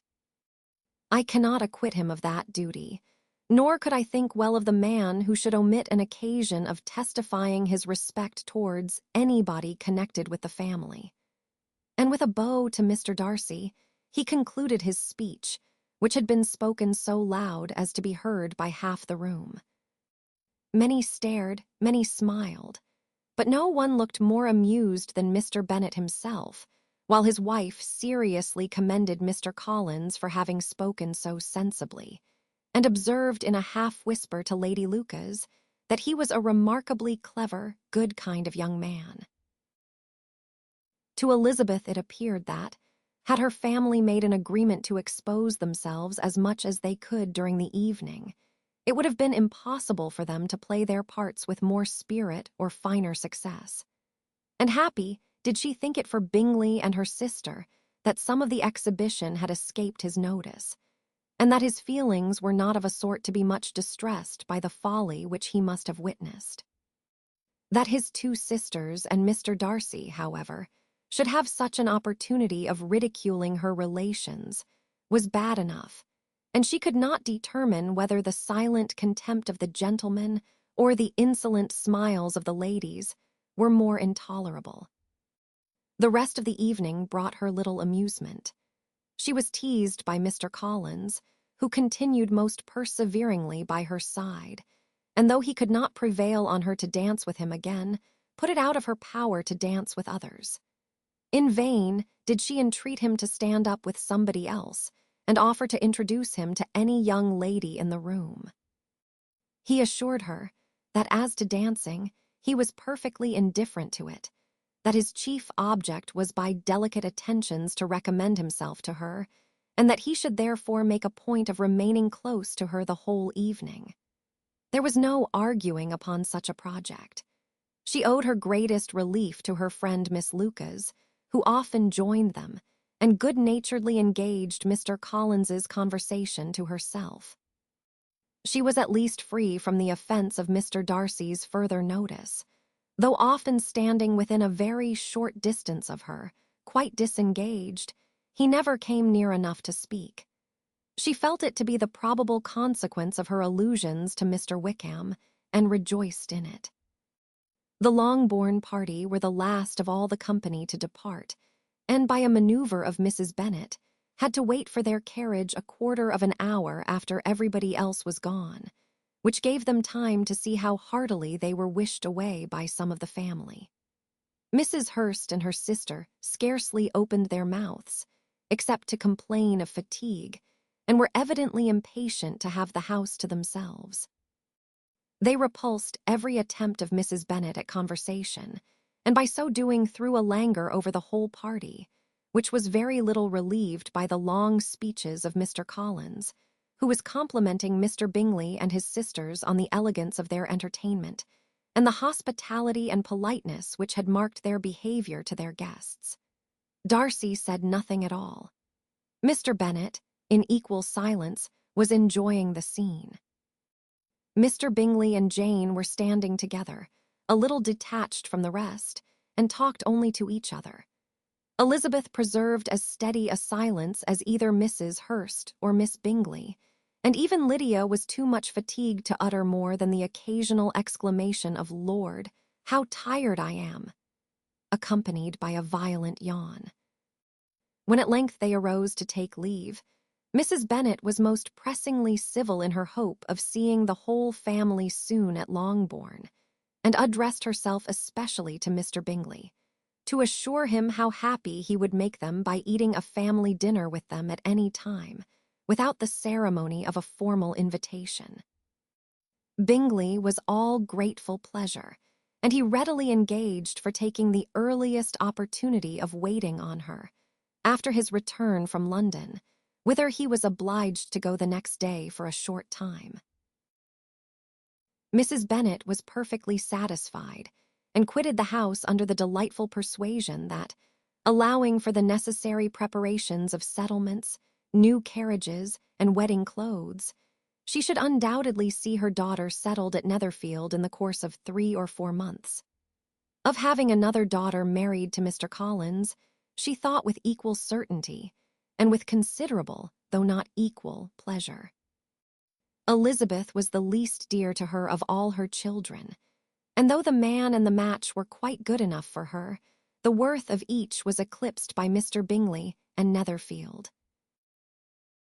Chapter 19. The next day opened a new scene at Longbourn. Mr. Collins made his declaration in form.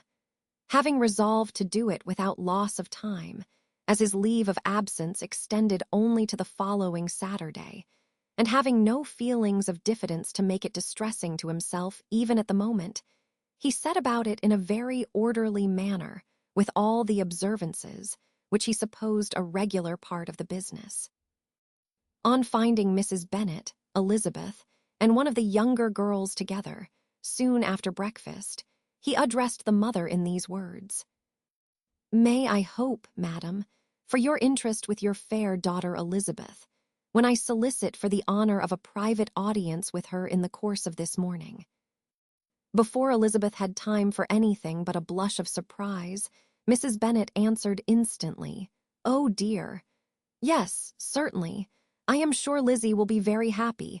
I am sure she can have no objection. Come, Kitty, I want you upstairs." And gathering her work together, she was hastening away when Elizabeth called out, "Dear madam, do not go. I beg you will not go. Mr. Collins must excuse me. He can have nothing to say to me that anybody need not hear. I am going away myself." "No, no, nonsense, Lizzie. I desire you to stay where you are." And upon Elizabeth seeming really, with vexed and embarrassed looks, about to escape, she added, "Lizzie, I insist upon your staying and hearing Mr. Collins." Elizabeth would not oppose such an injunction, and a moment's consideration making her also sensible that it would be wisest to get it over as soon and as quietly as possible, she sat down again and tried to conceal, by incessant employment, the feelings which were divided between distress and diversion. Mrs. Bennet and Kitty walked off, and as soon as they were gone, Mr. Collins began. "Believe me, my dear Miss Elizabeth, that your modesty, so far from doing you any disservice, rather adds to your other perfections. You would have been less amiable in my eyes had there not been this little unwillingness. But allow me to assure you that I have your respected mother's permission for this address. You can hardly doubt the purport of my discourse, however your natural delicacy may lead you to dissemble. My attentions have been too marked to be mistaken. Almost as soon as I entered the house, I singled you out as the companion of my future life. But before I am run away with by my feelings on this subject, perhaps it would be advisable for me to state my reasons for marrying, and moreover, for coming into Hertfordshire with the design of selecting a wife, as I certainly did. The idea of Mr. Collins, with all his solemn composure, being run away with by his feelings, made Elizabeth so near laughing that she could not use the short pause he allowed in any attempt to stop him further, and he continued. "My reasons for marrying are, first, that I think it a right thing for every clergyman in easy circumstances, like myself, to set the example of matrimony in his parish. Secondly, that I am convinced that it will add very greatly to my happiness. And thirdly, which perhaps I ought to have mentioned earlier, that it is the particular advice and recommendation of the very noble lady whom I have the honor of calling patroness. Twice has she condescended to give me her opinion, unasked too, on this subject, and it was but the very Saturday night before I left Hunsford, between our pools at quadrille, while Mrs. Jenkinson was arranging Miss de Bourgh's footstool, that she said, 'Mr. Collins, you must marry. A clergyman like you must marry. Choose properly, choose a gentlewoman for my sake, and for your own, let her be an active, useful sort of person, not brought up high, but able to make a small income go a good way. This is my advice. Find such a woman as soon as you can, bring her to Hunsford, and I will visit her. Allow me, by the way, to observe, my fair cousin, that I do not reckon the notice and kindness of Lady Catherine de Bourgh as among the least of the advantages in my power to offer. You will find her manners beyond anything I can describe, and your wit and vivacity, I think, must be acceptable to her, especially when tempered with the silence and respect which her rank will inevitably excite. Thus much for my general intention in favor of matrimony. It remains to be told why my views were directed towards Longbourn instead of my own neighborhood, where I can assure you there are many amiable young women. But the fact is, that being, as I am, to inherit this estate after the death of your honored father, who, however, may live many years longer, I could not satisfy myself without resolving to choose a wife from among his daughters, that the loss to them might be as little as possible, when the melancholy event takes place, which, however, as I have already said, may not be for several years. This has been my motive, my fair cousin, and I flatter myself it will not sink me in your esteem. And now nothing remains for me but to assure you in the most animated language of the violence of my affection. To fortune I am perfectly indifferent, and shall make no demand of that nature on your father, since I am well aware that it could not be complied with, and that £1,000 and the 4 per cents, which will not be yours till after your mother's decease, is all that you may ever be entitled to. On that head, therefore, I shall be uniformly silent, and you may assure yourself that no ungenerous reproach shall ever pass my lips when we are married. It was absolutely necessary to interrupt him now. "You are too hasty, sir," she cried. "You forget that I have made no answer. Let me do it without further loss of time. Accept my thanks for the compliment you are paying me. I am very sensible of the honor of your proposals, but it is impossible for me to do otherwise than to decline them." "I am not now to learn," replied Mr. Collins, with a formal wave of the hand, "that it is usual with young ladies to reject the addresses of the man whom they secretly mean to accept, when he first applies for their favor, and that sometimes the refusal is repeated a second, or even a third time. I am therefore by no means discouraged by what you have just said, and shall hope to lead you to the altar ere long." "Upon my word, sir," cried Elizabeth, "your hope is a rather extraordinary one after my declaration. I do assure you that I am not one of those young ladies, if such young ladies there are, who are so daring as to risk their happiness on the chance of being asked a second time. I am perfectly serious in my refusal.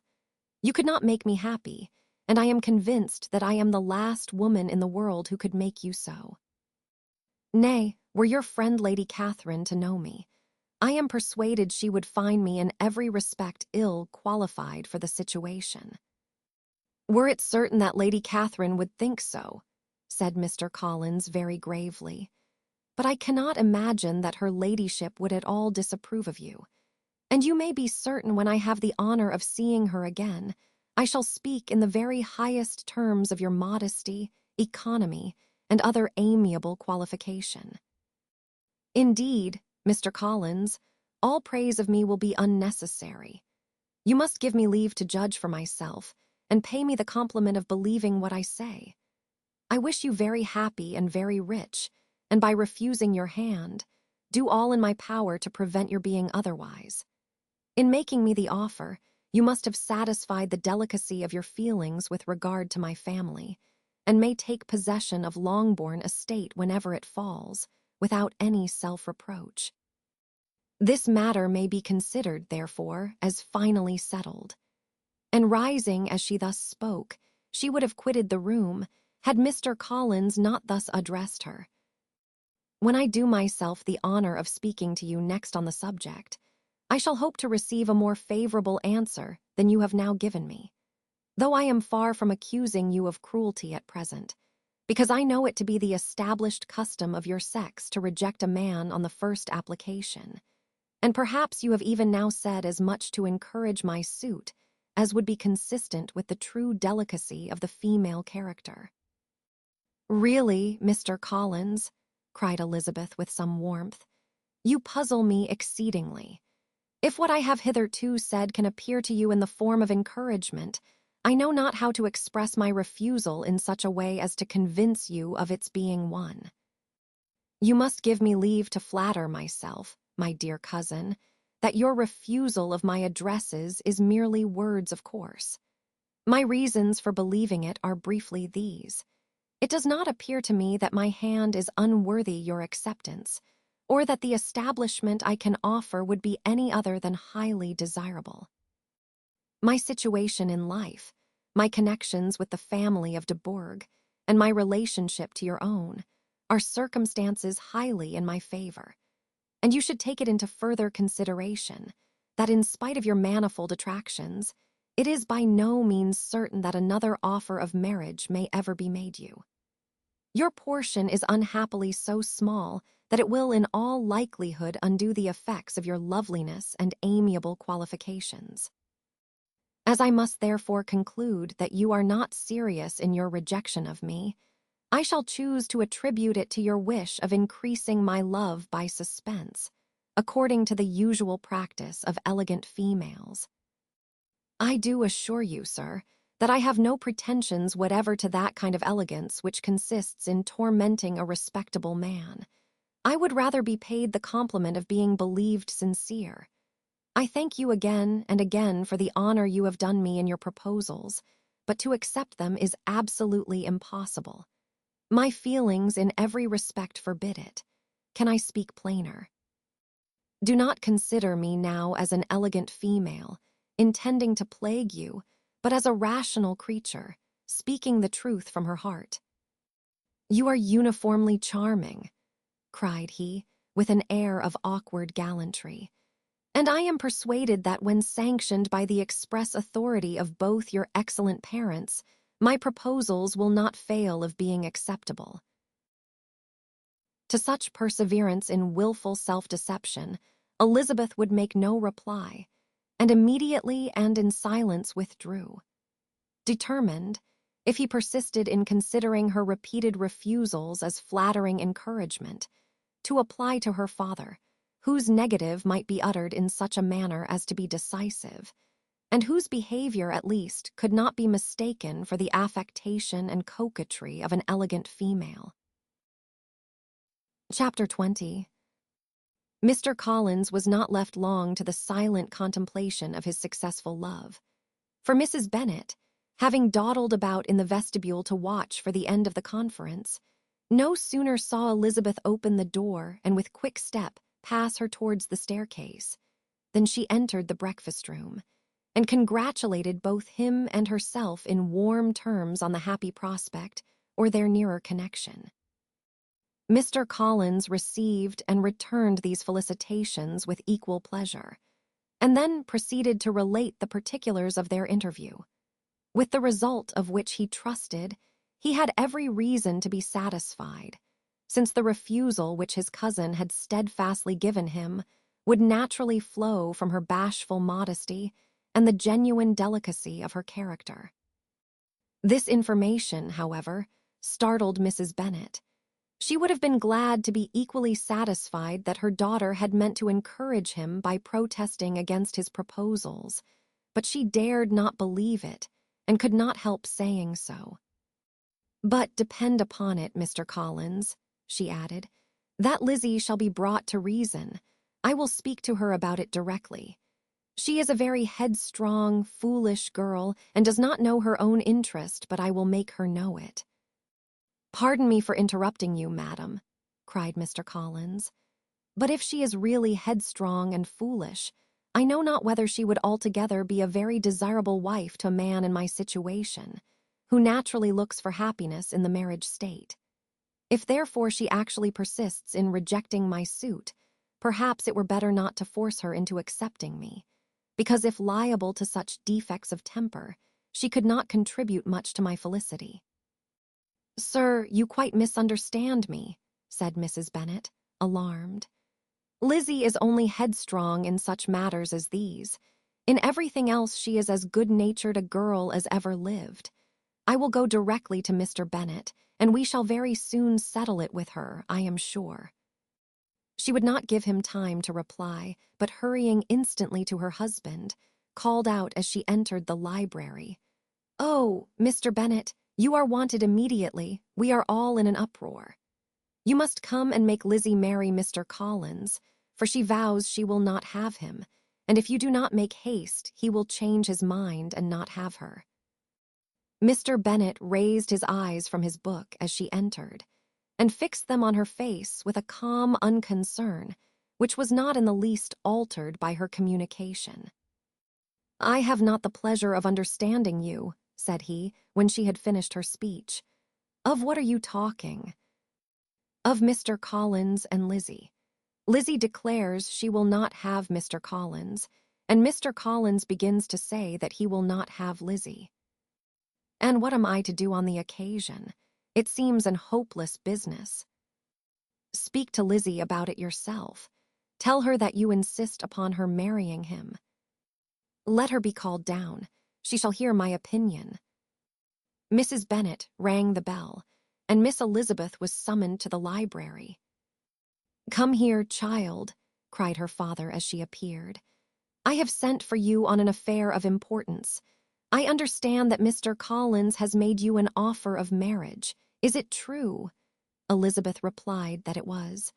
Very well, and this offer of marriage you have refused. I have, sir. Very well, we now come to the point. Your mother insists upon your accepting it. Is it not so, Mrs. Bennet? Yes, or I will never see her again. An unhappy alternative is before you, Elizabeth. From this day you must be a stranger to one of your parents. Your mother will never see you again if you do not marry Mr. Collins, and I will never see you again if you do. Elizabeth could not but smile at such a conclusion of such a beginning, but Mrs. Bennet, who had persuaded herself that her husband regarded the affair as she wished, was excessively disappointed. What do you mean, Mr. Bennet, in talking this way? You promised me to insist upon her marrying him. My dear, replied her husband, I have two small favors to request. First, that you will allow me the free use of my understanding on the present occasion, and secondly, of my room. I shall be glad to have the library to myself as soon as may be. Not yet, however, in spite of her disappointment in her husband, did Mrs. Bennet give up the point. She talked to Elizabeth again and again, coaxed and threatened her by turns. She endeavored to secure Jane in her interest, but Jane, with all possible mildness, declined interfering, and Elizabeth, sometimes with real earnestness and sometimes with playful gaiety, replied to her attacks. Though her manner varied, however, her determination never did. Mr. Collins, meanwhile, was meditating in solitude on what had passed. He thought too well of himself to comprehend on what motives his cousin could refuse him, and though his pride was hurt, he suffered in no other way. His regard for her was quite imaginary, and the possibility of her deserving her mother's reproach prevented his feeling any regret. While the family were in this confusion, Charlotte Lucas came to spend the day with them. She was met in the vestibule by Lydia, who, flying to her, cried in a half-whisper, I am glad you are come, for there is such fun here. What do you think has happened this morning? Mr. Collins has made an offer to Lizzie, and she will not have him. Charlotte hardly had time to answer, before they were joined by Kitty, who came to tell the same news. And no sooner had they entered the breakfast-room, where Mrs. Bennet was alone, than she likewise began on the subject, calling on Miss Lucas for her compassion, and entreating her to persuade her friend Lizzie to comply with the wishes of all her family. Pray do, my dear Miss Lucas, she added in a melancholy tone, for nobody is on my side, nobody takes part with me. I am cruelly used, nobody feels for my poor nerves. Charlotte's reply was spared by the entrance of Jane and Elizabeth. Aye, there she comes, continued Mrs. Bennet, looking as unconcerned as may be, and caring no more for us than if we were at York, provided she can have her own way.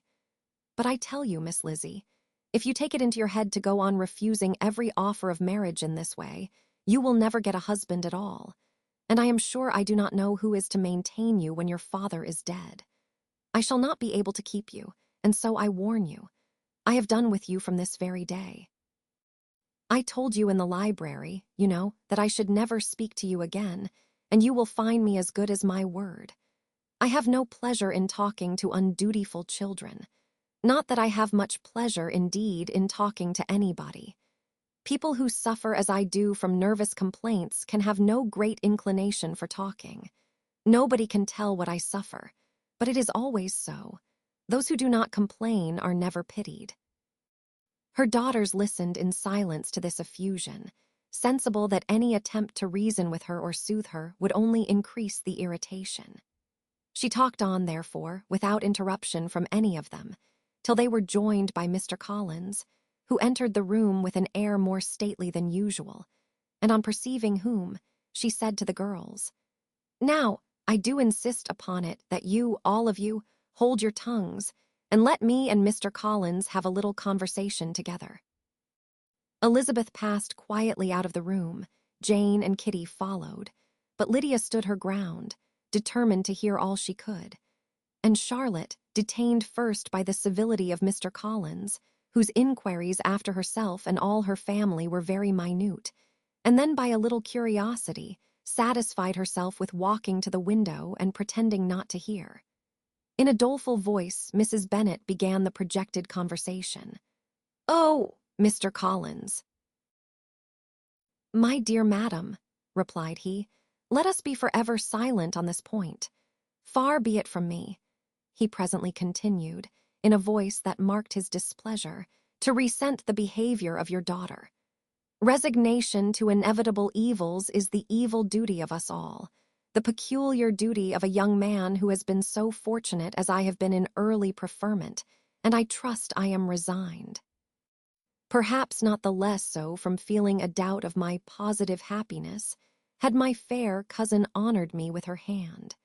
For I have often observed that resignation is never so perfect as when the blessing denied begins to lose somewhat of its value in our estimation. You will not, I hope, consider me as showing any disrespect to your family, my dear madam, by thus withdrawing my pretensions to your daughter's favor, without having paid yourself and Mr. Bennet the compliment of requesting you to interpose your authority in my behalf. My conduct may, I fear, be objectionable in having accepted my dismission from your daughter's lips instead of your own. But we are all liable to error. I have certainly meant well through the whole affair. My object has been to secure an amiable companion for myself, with due consideration for the advantage of all your family. And if my manner has been at all reprehensible, I here beg leave to apologize. Chapter 21. The discussion of Mr. Collins's offer was now nearly at an end, and Elizabeth had only to suffer from the uncomfortable feelings necessarily attending it, and occasionally from some peevish allusions of her mother.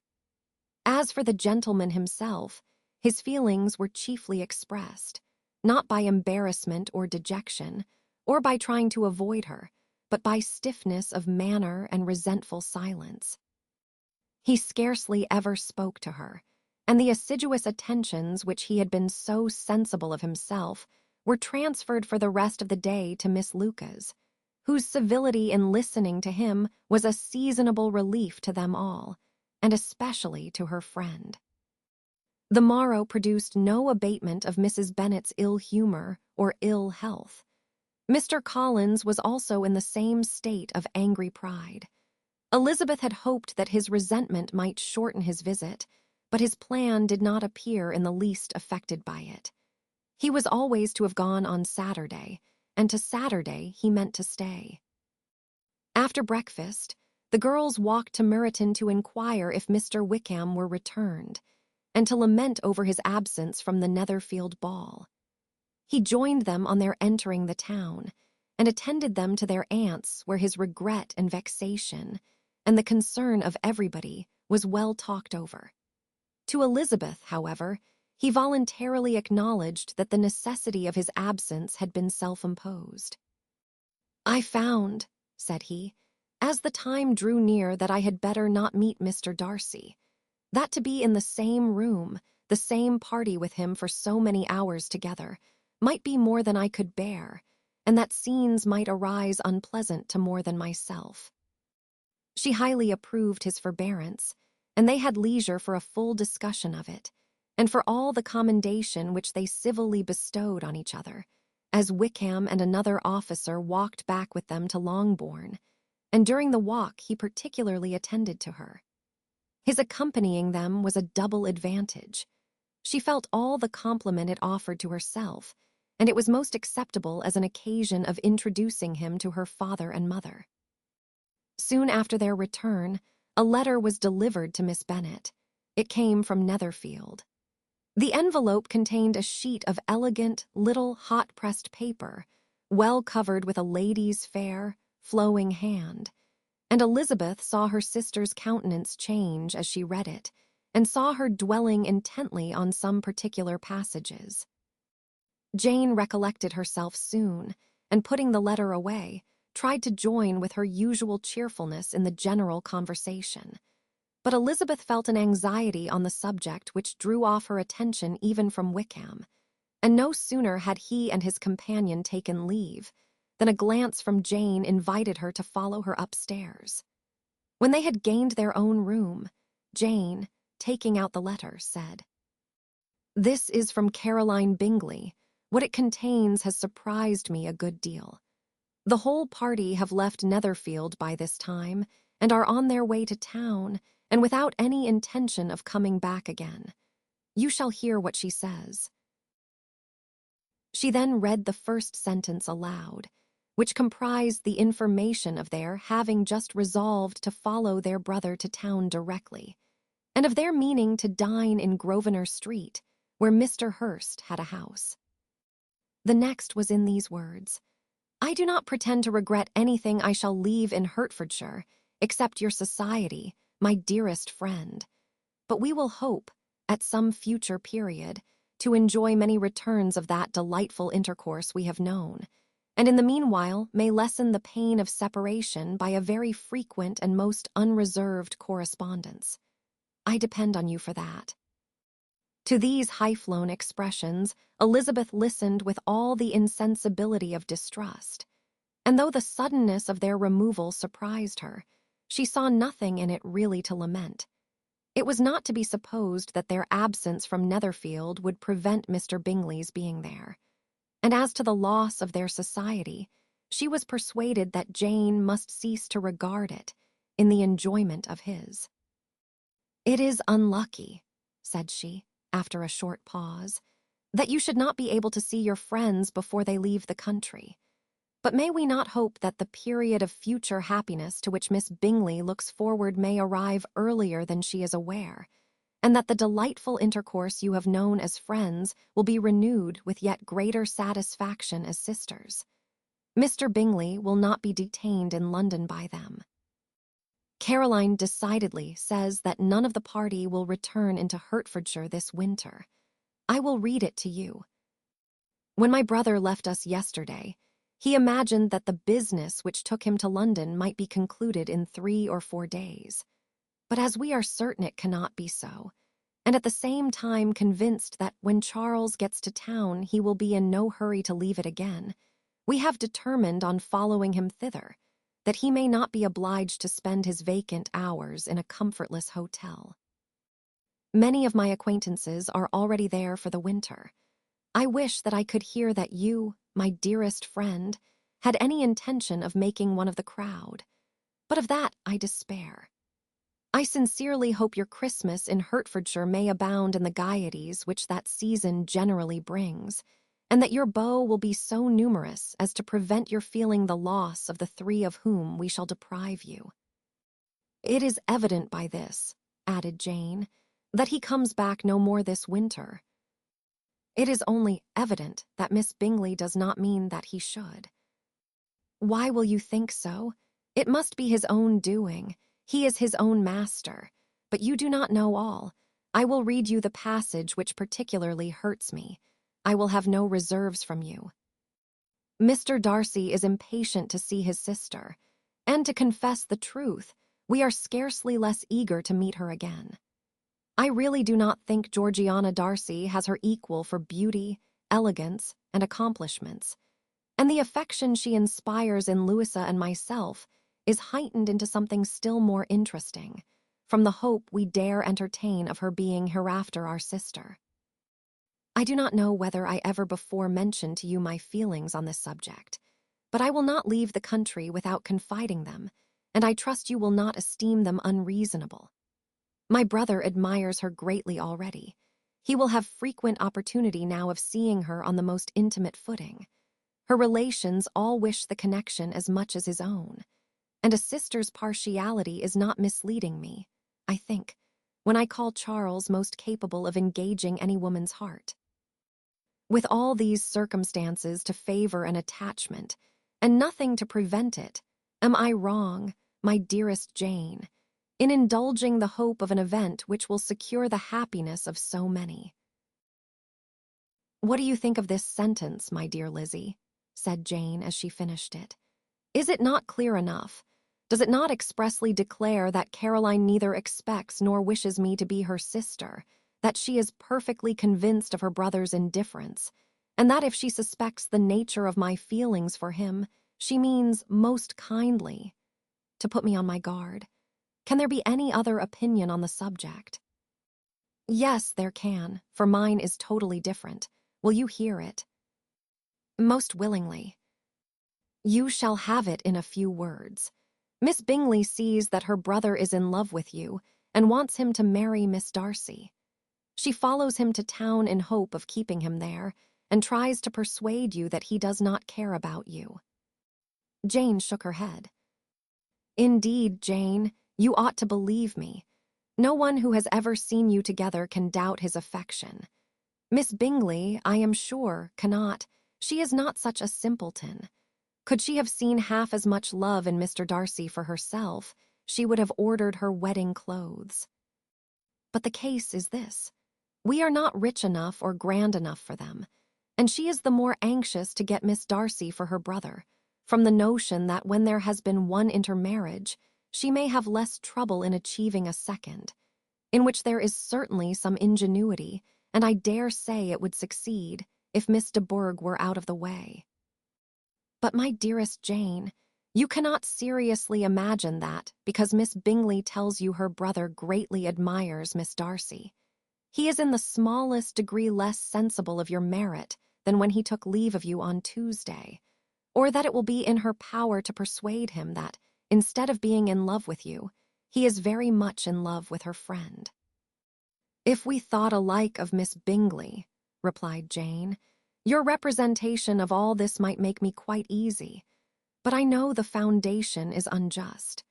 Caroline is incapable of willfully deceiving anyone, and all that I can hope in this case is that she is deceiving herself. That is right. You could not have started a more happy idea, since you will not take comfort in mine.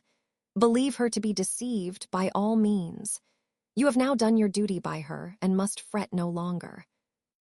But, my dear sister, can I be happy, even supposing the best, in accepting a man whose sisters and friends are all wishing him to marry elsewhere? You must decide for yourself, said Elizabeth. And if, upon mature deliberation, you find that the misery of disobliging his two sisters is more than equivalent to the happiness of being his wife, I advise you by all means to refuse him. How can you talk so? Said Jane, faintly smiling. You must know that though I should be exceedingly grieved at their disapprobation, I could not hesitate. I did not think you would, and that being the case, I cannot consider your situation with much compassion. But if he returns no more this winter, my choice will never be required. 1,000 things may arise in 6 months. The idea of his returning no more Elizabeth treated with the utmost contempt. It appeared to her merely the suggestion of Caroline's interested wishes, and she could not for a moment suppose that those wishes, however openly or artfully spoken, could influence a young man so totally independent of everyone. She represented to her sister as forcibly as possible what she felt on the subject, and had soon the pleasure of seeing its happy effect. Jane's temper was not desponding, and she was gradually led to hope, though the diffidence of affection sometimes overcame the hope, that Bingley would return to Netherfield and answer every wish of her heart. They agreed that Mrs. Bennet should only hear of the departure of the family, without being alarmed on the score of the gentleman's conduct. But even this partial communication gave her a great deal of concern, and she bewailed it as exceedingly unlucky that the ladies should happen to go away just as they were all getting so intimate together. After lamenting it, however, at some length, she had the consolation that Mr. Bingley would be soon down again and soon dining at Longbourn, and the conclusion of all was the comfortable declaration that though he had been invited only to a family dinner, she would take care to have 2 full courses. Chapter 22. The Bennets were engaged to dine with the Lucases, and again during the chief of the day was Miss Lucas so kind as to listen to Mr. Collins. Elizabeth took an opportunity of thanking her. "It keeps him in good humor," said she, "and I am more obliged to you than I can express." Charlotte assured her friend of her satisfaction in being useful, and that it amply repaid her for the little sacrifice of her time. This was very amiable, but Charlotte's kindness extended farther than Elizabeth had any conception of. Its object was nothing else than to secure her from any return of Mr. Collins's addresses by engaging them towards herself. Such was Miss Lucas's scheme, and appearances were so favorable that when they parted at night, she would have felt almost secure of success if he had not been to leave Hertfordshire so very soon. But here she did injustice to the fire and independence of his character, for it led him to escape out of Longbourn House the next morning with admirable slyness, and hasten to Luca's lodge to throw himself at her feet. He was anxious to avoid the notice of his cousins, from a conviction that if they saw him depart, they could not fail to conjecture his design, and he was not willing to have the attempt known till its success might be known likewise. For though feeling almost secure, and with reason, for Charlotte had been tolerably encouraging, he was comparatively diffident since the adventure of Wednesday. His reception, however, was of the most flattering kind. Miss Lucas perceived him from an upper window as he walked towards the house, and instantly set out to meet him accidentally in the lane. But little had she dared to hope that so much love and eloquence awaited her there. In as short a time as Mr. Collins's long speeches would allow, everything was settled between them to the satisfaction of both. And as they entered the house, he earnestly entreated her to name the day that was to make him the happiest of men. And though such a solicitation must be waived for the present, the lady felt no inclination to trifle with his happiness. The stupidity with which he was favored by nature must guard his courtship from any charm that could make a woman wish for its continuance. And Miss Lucas, who accepted him solely from the pure and disinterested desire of an establishment, cared not how soon that establishment were gained. Sir William and Lady Lucas were speedily applied to for their consent, and it was bestowed with a most joyful alacrity. Mr. Collins's present circumstances made it a most eligible match for their daughter, to whom they could give little fortune, and his prospects of future wealth were exceedingly fair. Lady Lucas began directly to calculate, with more interest than the matter had ever excited before, how many years longer Mr. Bennet was likely to live, and Sir William gave it as his decided opinion that whenever Mr. Collins should be in possession of the Longbourn estate, it would be highly expedient that both he and his wife should make their appearance at St. James's. The whole family, in short, were properly overjoyed on the occasion. The younger girls formed hopes of coming out a year or two sooner than they might otherwise have done, and the boys were relieved from their apprehension of Charlotte's dying an old maid. Charlotte herself was tolerably composed. She had gained her point and had time to consider of it. Her reflections were in general satisfactory. Mr. Collins, to be sure, was neither sensible nor agreeable. His society was irksome, and his attachment to her must be imaginary, but still he would be her husband. Without thinking highly either of men or matrimony, marriage had always been her object. It was the only provision for well-educated young women of small fortune, and however uncertain of giving happiness, must be their pleasantest preservative from want. This preservative she had now obtained, and at the age of 27, without having ever been handsome, she felt all the good luck of it. The least agreeable circumstance in the business was the surprise it must occasion to Elizabeth Bennet, whose friendship she valued beyond that of any other person. Elizabeth would wonder, and probably would blame her, and though her resolution was not to be shaken, her feelings must be hurt by such a disapprobation. She resolved to give her the information herself, and therefore charged Mr. Collins, when he returned to Longbourn to dinner, to drop no hint of what had passed before any of the family. A promise of secrecy was of course very dutifully given, but it could not be kept without difficulty, for the curiosity excited by his long absence burst forth in such very direct questions on his return as required some ingenuity to evade, and he was at the same time exercising great self-denial, for he was longing to publish his prosperous love.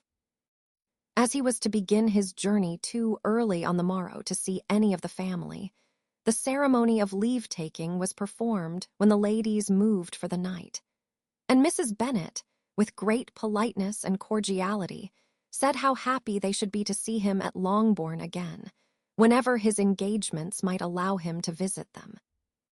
"My dear madam," he replied, "this invitation is particularly gratifying because it is what I have been hoping to receive, and you may be very certain that I shall avail myself of it as soon as possible."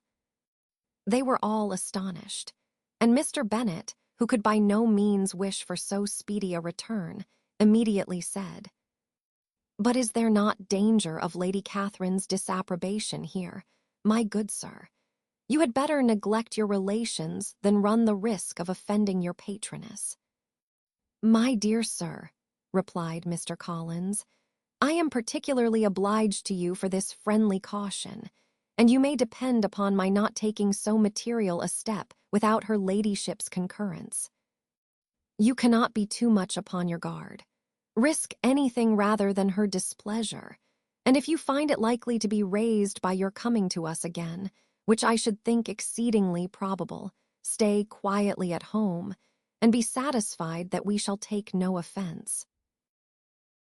Believe me, my dear sir, my gratitude is warmly excited by such affectionate attention, and depend upon it, you will speedily receive from me a letter of thanks for this, and for every other mark of your regard during my stay in Hertfordshire. As for my fair cousins, though my absence may not be long enough to render it necessary, I shall now take the liberty of wishing them health and happiness, not excepting my cousin Elizabeth." With proper civilities, the ladies then withdrew, all of them equally surprised that he meditated a quick return. Mrs. Bennet wished to understand by it that he thought of paying his addresses to one of her younger girls, and Mary might have been prevailed on to accept him. She rated his abilities much higher than any of the others. There was a solidity in his reflections which often struck her, and though by no means so clever as herself, she thought that if encouraged to read and improve himself by such an example as hers, he might become a very agreeable companion. But on the following morning, every hope of this kind was done away. Miss Lucas called soon after breakfast, and in a private conference with Elizabeth related the event of the day before. The possibility of Mr. Collins's fancying himself in love with her friend had once occurred to Elizabeth within the last day or two, but that Charlotte could encourage him seemed almost as far from possibility as she could encourage him herself, and her astonishment was consequently so great as to overcome at first the bounds of decorum, and she could not help crying out, "Engaged to Mr. Collins? My dear Charlotte, impossible." The steady countenance which Miss Lucas had commanded in telling her story gave way to a momentary confusion here on receiving so direct a reproach, though, as it was no more than she expected, she soon regained her composure and calmly replied, "Why should you be surprised, my dear Eliza? Do you think it incredible that Mr. Collins should be able to procure any woman's good opinion, because he was not so happy as to succeed with you. But Elizabeth had now recollected herself, and making a strong effort for it, was able to assure with tolerable firmness that the prospect of their relationship was highly grateful to her, and that she wished her all imaginable happiness. "I see what you are feeling," replied Charlotte. "You must be surprised, very much surprised, so lately as Mr. Collins was wishing to marry you. But when you have had time to think it over, I hope you will be satisfied with what I have done. I am not romantic, you know, I never was. I ask only a comfortable home, and considering Mr. Collins's character, connection, and situation in life, I am convinced that my chance of happiness with him is as fair as most people can boast on entering the marriage state." Elizabeth quietly answered, "Undoubtedly," and after an awkward pause, they returned to the rest of the family. Charlotte did not stay much longer, and Elizabeth was then left to reflect on what she had heard. It was a long time before she became at all reconciled to the idea of so unsuitable a match.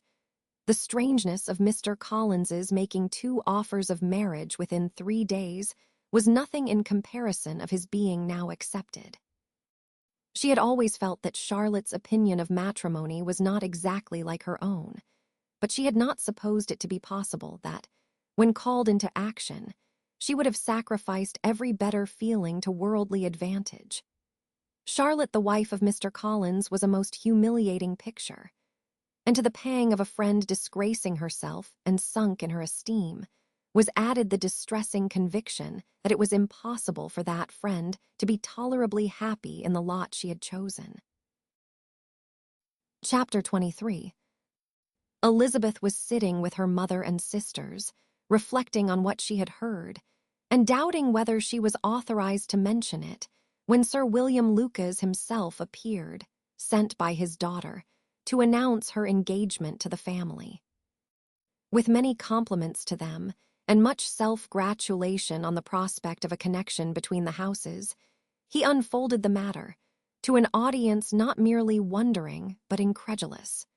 For Mrs. Bennet, with more perseverance than politeness, protested he must be entirely mistaken, and Lydia, always unguarded and often uncivil, boisterously exclaimed, "Good Lord, Sir William, how can you tell such a story?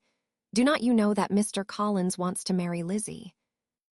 Nothing less than the complacence of a courtier could have borne without anger such treatment, but Sir William's good breeding carried him through it all, and though he begged leave to be positive as to the truth of his information, he listened to all their impertinence with the most forbearing courtesy.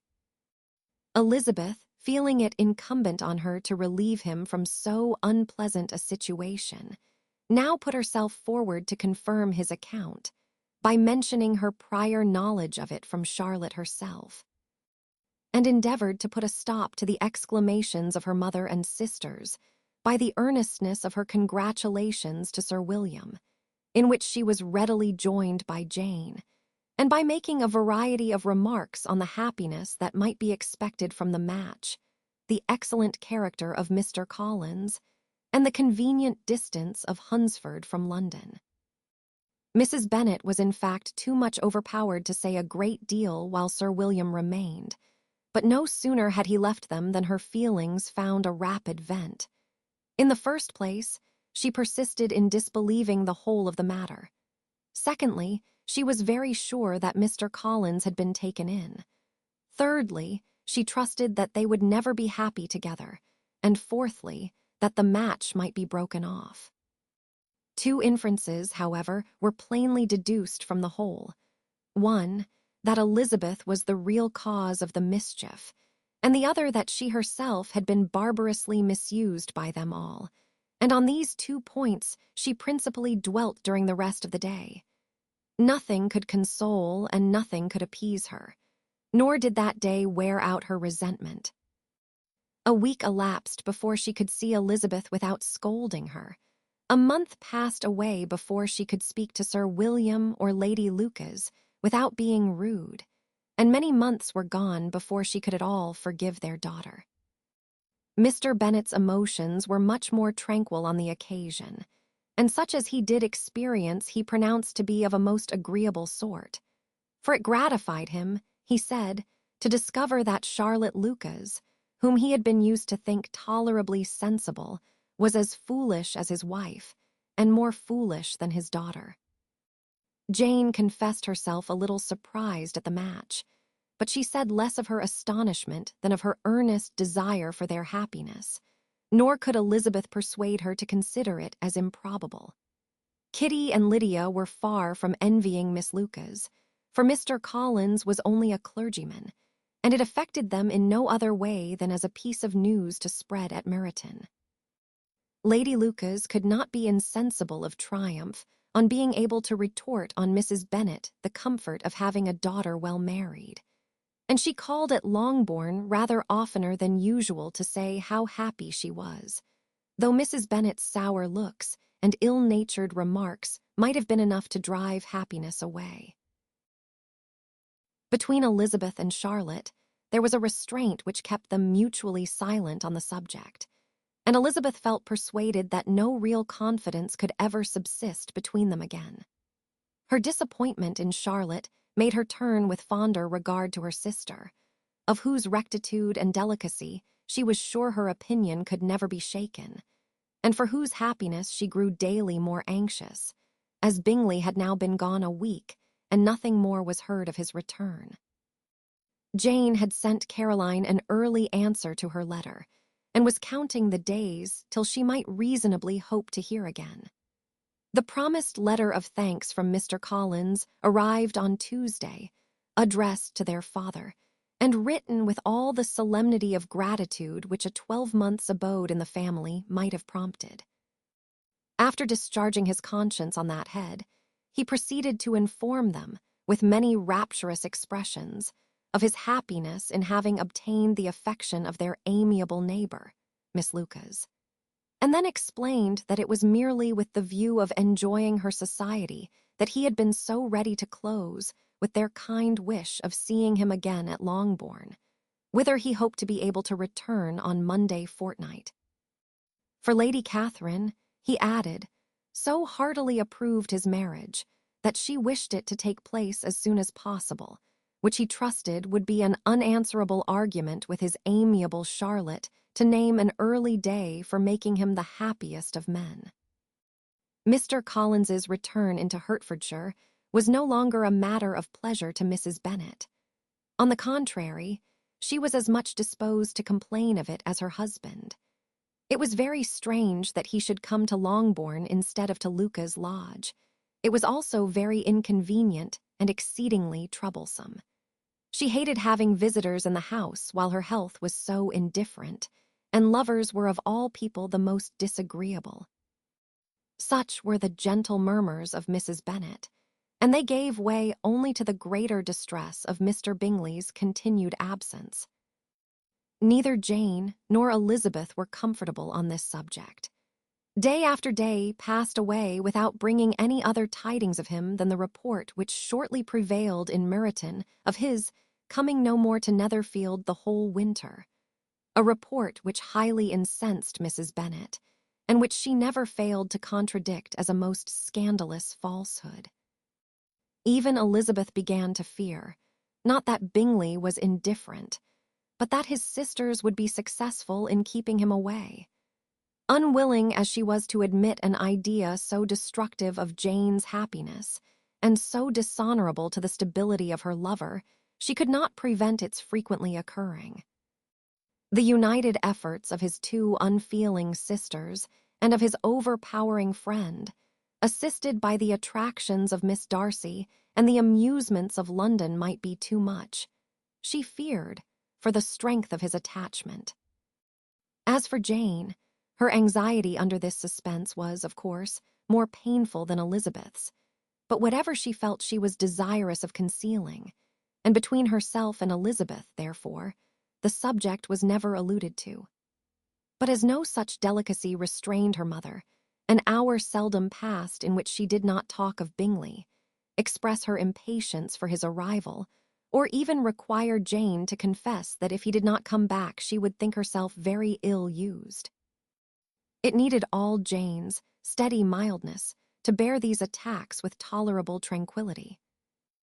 Mr. Collins returned most punctually on Monday fortnight, but his reception at Longbourn was not quite so gracious as it had been on his first introduction.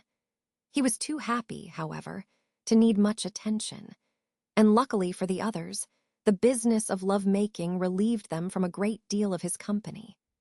The chief of every day was spent by him at Luca's lodge, and he sometimes returned to Longbourn only in time to make an apology for his absence before the family went to bed. Mrs. Bennet was really in a most pitiable state. The very mention of anything concerning the match threw her into an agony of ill humor, and wherever she went she was sure of hearing it talked of. The sight of Miss Lucas was odious to her. As her successor in that house, she regarded her with jealous abhorrence.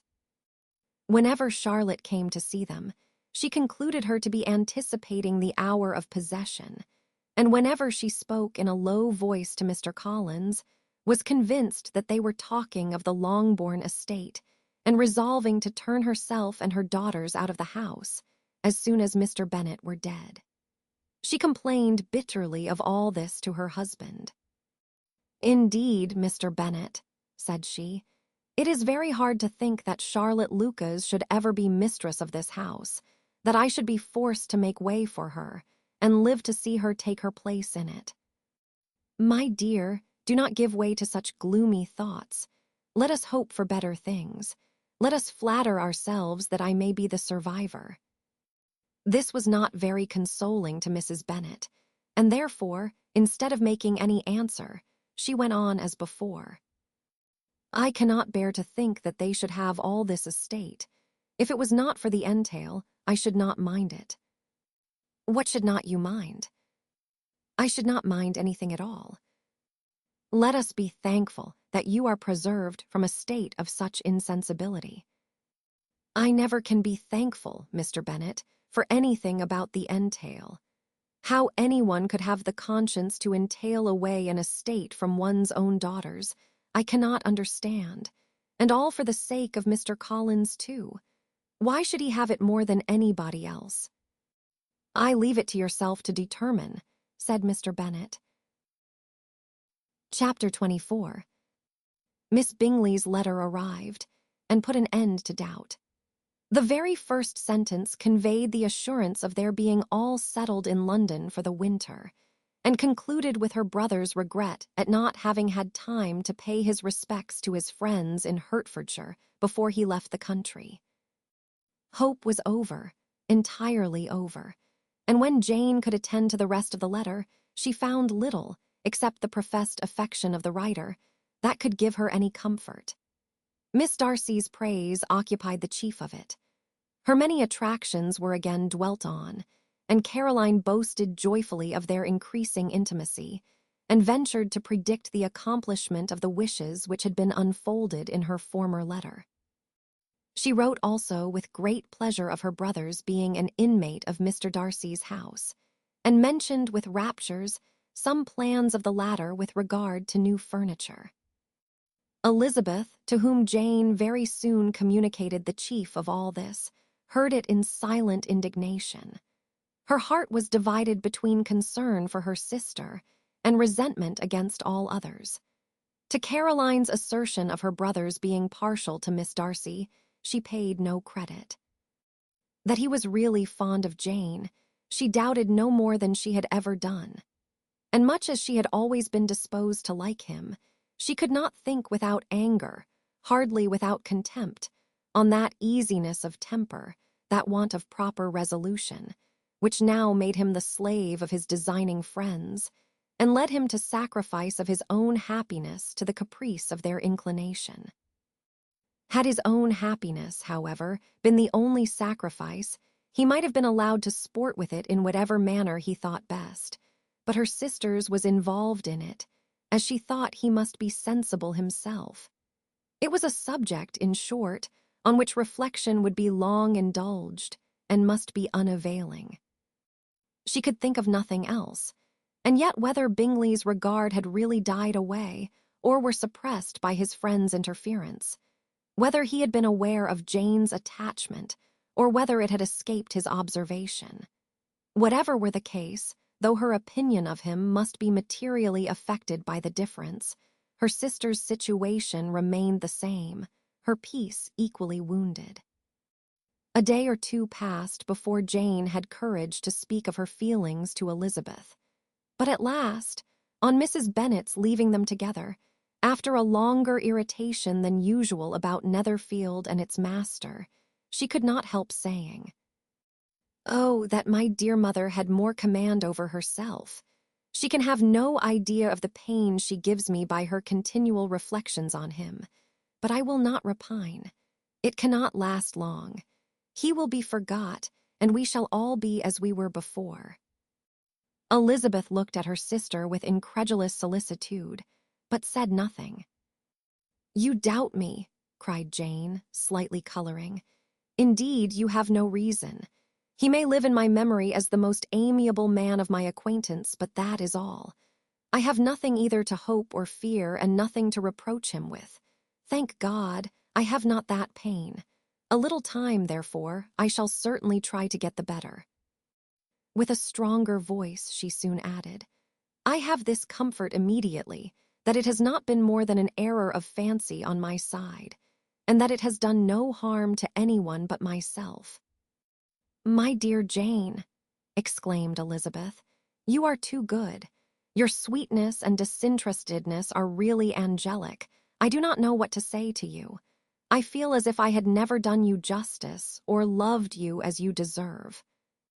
Miss Bennet eagerly disclaimed all extraordinary merit and threw back the praise on her sister's warm affection.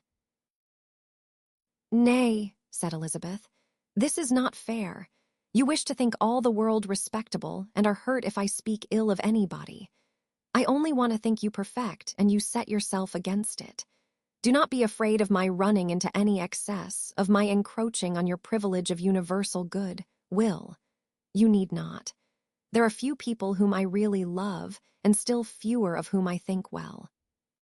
The more I see of the world, the more am I dissatisfied with it, and every day confirms my belief of the inconsistency of all human characters, and of the little dependence that can be placed on the appearance of merit or sense. I have met with two instances lately. One I will not mention, the other is Charlotte's marriage. It is unaccountable. In every view it is unaccountable. My dear Lizzie, do not give way to such feelings as these. They will ruin your happiness. You do not make allowance enough for difference of situation and temper. Consider Mr. Collins's respectability and Charlotte's steady, prudent character. Remember that she is one of a large family, that as to fortune, it is a most eligible match, and be ready to believe, for everybody's sake, that she may feel something like regard and esteem for our cousin. To oblige you, I would try to believe almost anything, but no one else could be benefited by such a belief as this. For were I persuaded that Charlotte had any regard for him, I should only think worse of her understanding than I now do of her heart. My dear Jane, Mr. Collins is a conceited, pompous, narrow-minded, silly man. You know he is, as well as I do. And you must feel, as well as I do, that the woman who married him cannot have a proper way of thinking. You shall not defend her, though it is Charlotte Lucas. You shall not, for the sake of one individual, change the meaning of principle and integrity, nor endeavor to persuade yourself or me that selfishness is prudence and insensibility of danger security for happiness. I must think your language too strong in speaking of both, replied Jane, and I hope you will be convinced of it by seeing them happy together. But enough of this. You alluded to something else. You mentioned two instances. I cannot misunderstand you, but I entreat you, dear Lizzie, not to pain me by thinking that person to blame, and saying your opinion of him is sunk. We must not be so ready to fancy ourselves intentionally injured.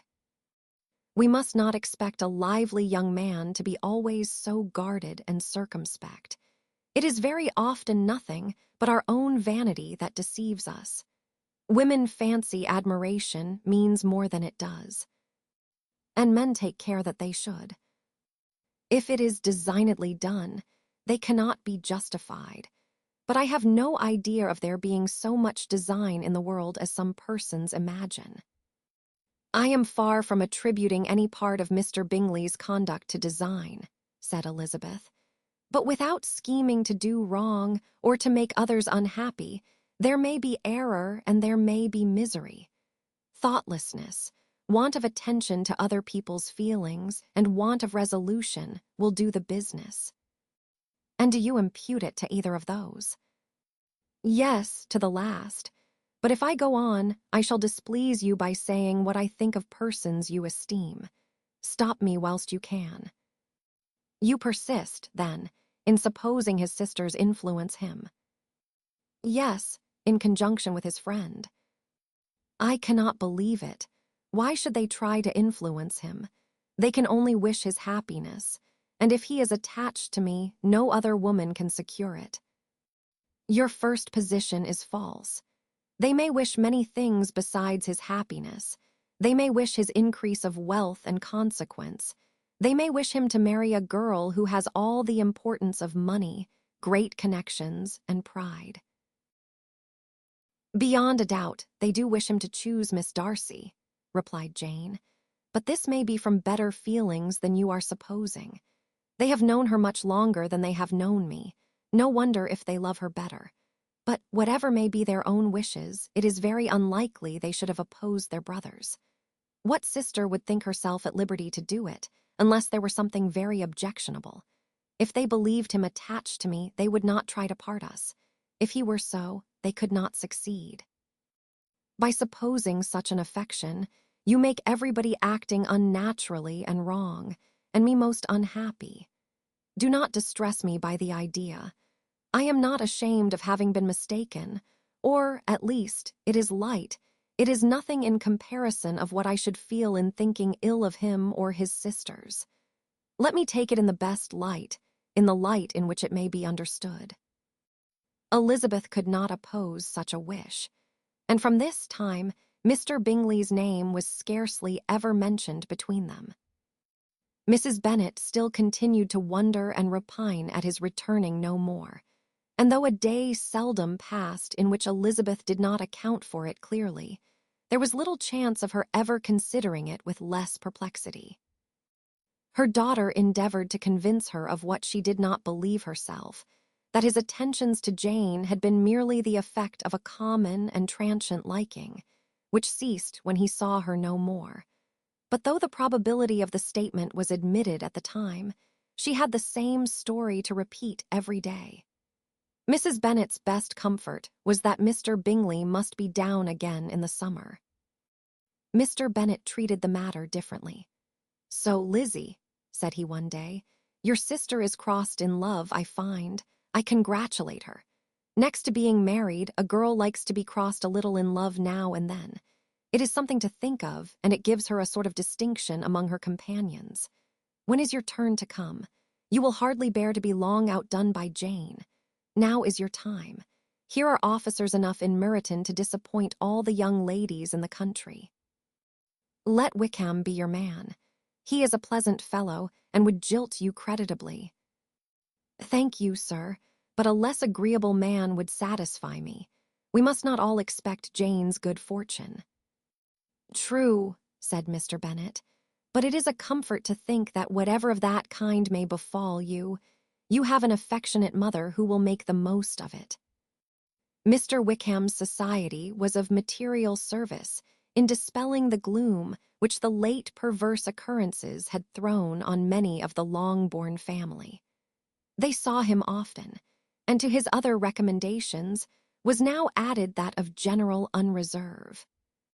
The whole of what Elizabeth had already heard, his claims on Mr. Darcy, and all that he had suffered from him, was now openly acknowledged and publicly canvassed, and everybody was pleased to know how much they had always disliked Mr. Darcy before they had known anything of the matter. Miss Bennet was the only creature who could suppose there might be any extenuating circumstances in the case. unknown to the society of Hertfordshire. Her mild and steady candor always pleaded for allowances and urged the possibility of mistakes, but by everybody else Mr. Darcy was condemned as the worst of men. Chapter 25. After a week spent in professions of love and schemes of felicity, Mr. Collins was called from his amiable Charlotte by the arrival of Saturday. The pain of separation, however, might be alleviated on his side by preparations for the reception of his bride, as he had reason to hope that shortly after his return into Hertfordshire, the day would be fixed that was to make him the happiest of men. He took leave of his relations at Longbourn with as much solemnity as before, wished his fair cousin's health and happiness again, and promised their father another letter of thanks.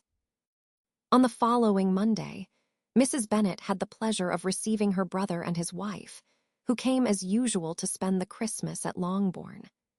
Mr. Gardiner was a sensible, gentlemanlike man, greatly superior to his sister, as well by nature as education. The Netherfield ladies would have had difficulty in believing that a man who lived by trade, and within view of his own warehouses, could have been so well-bred and agreeable. Mrs. Gardiner, who was several years younger than Mrs. Bennet and Mrs. Phillips, was an amiable, intelligent, elegant woman, and a great favorite with all her Longbourn nieces. Between the two eldest and herself especially, there subsisted a particular regard. They had frequently been staying with her in town.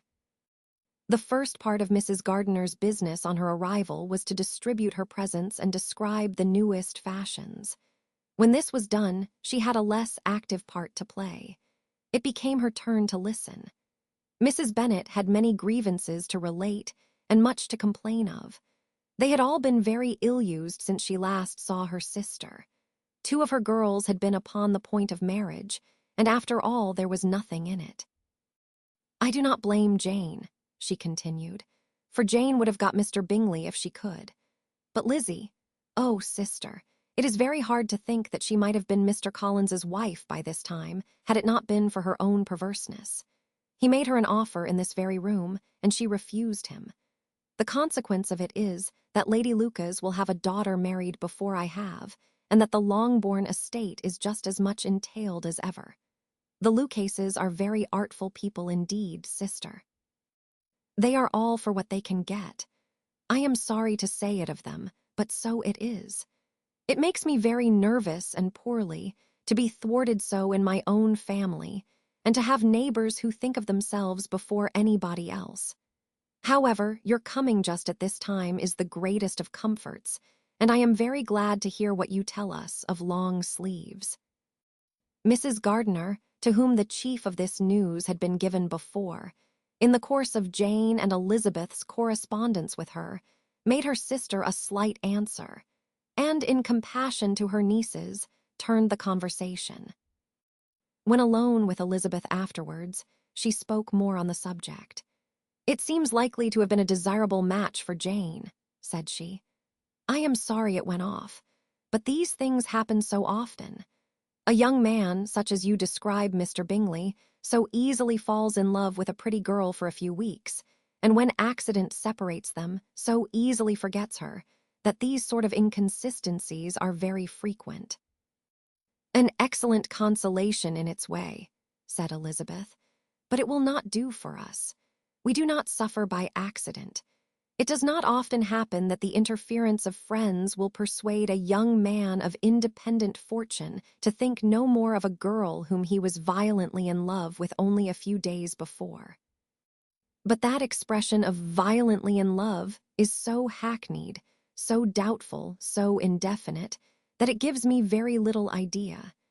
It is as often applied to feelings which arise from a half-hour's acquaintance as to a real, strong attachment. Pray, how violent was Mr. Bingley's love?" "I never saw a more promising inclination. He was growing quite inattentive to other people, and wholly engrossed by her.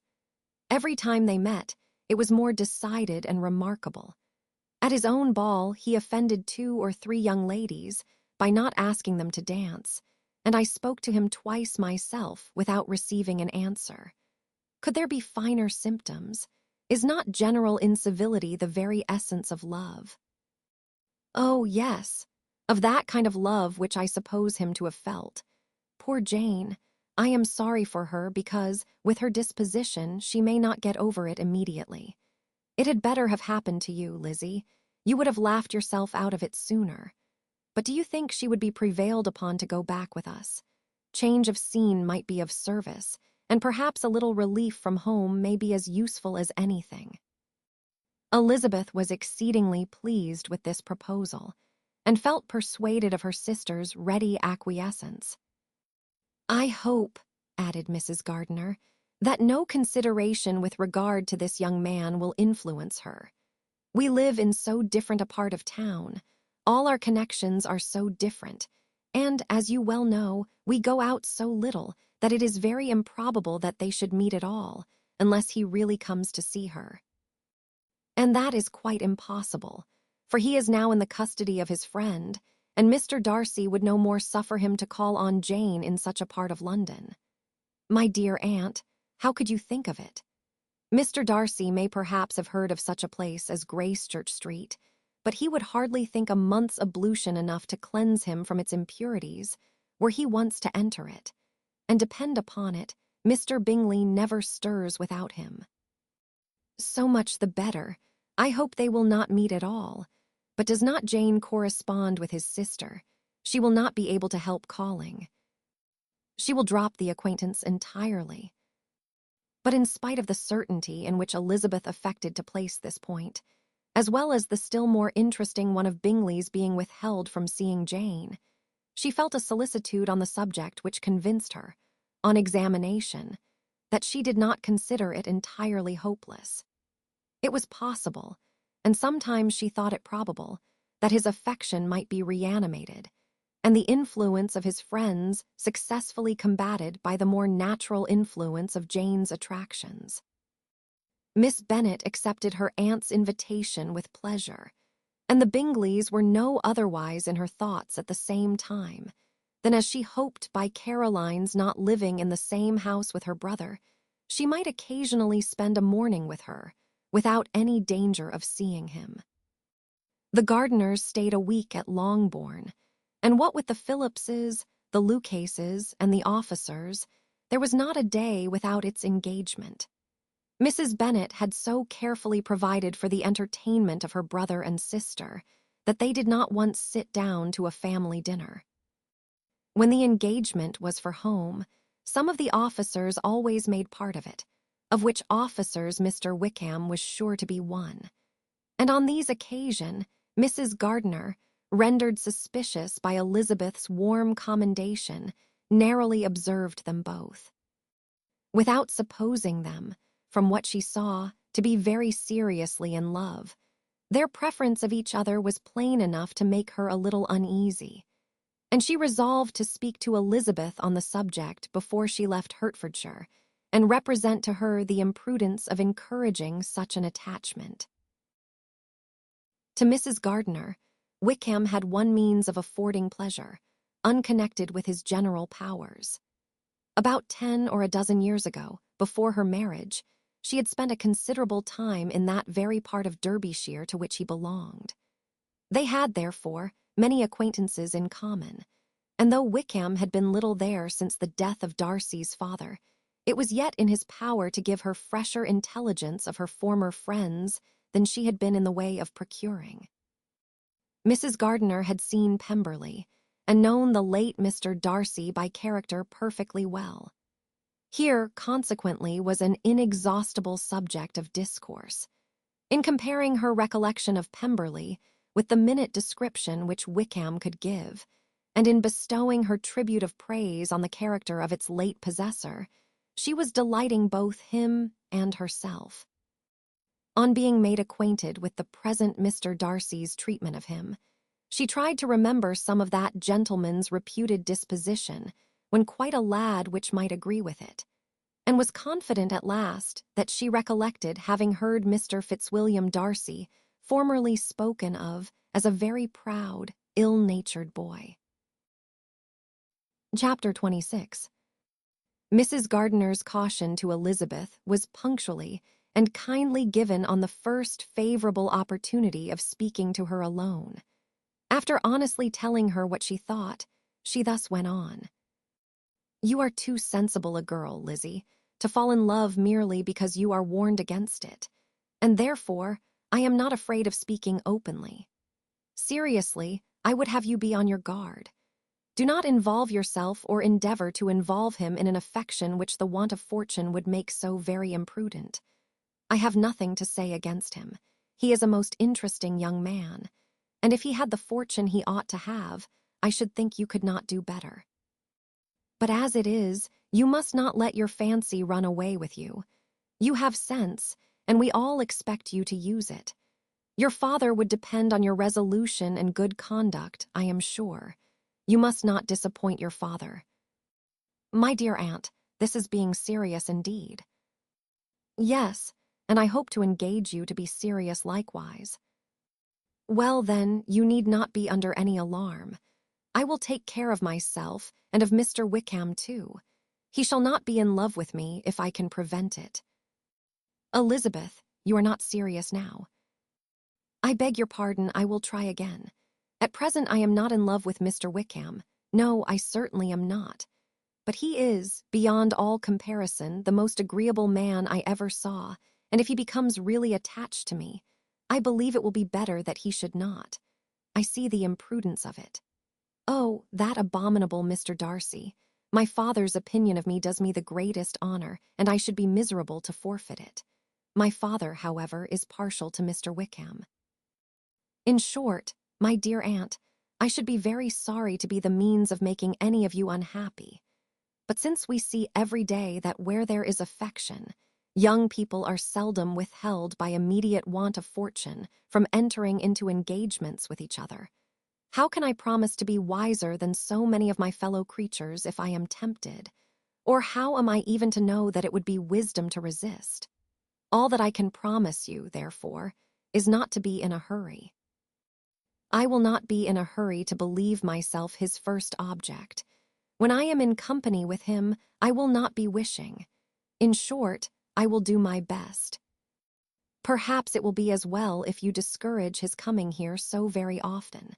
At least, you should not remind your mother of inviting him." "As I did the other day," said Elizabeth with a conscious smile. "Very true, it will be wise in me to refrain from that. But do not imagine that he is always here so often.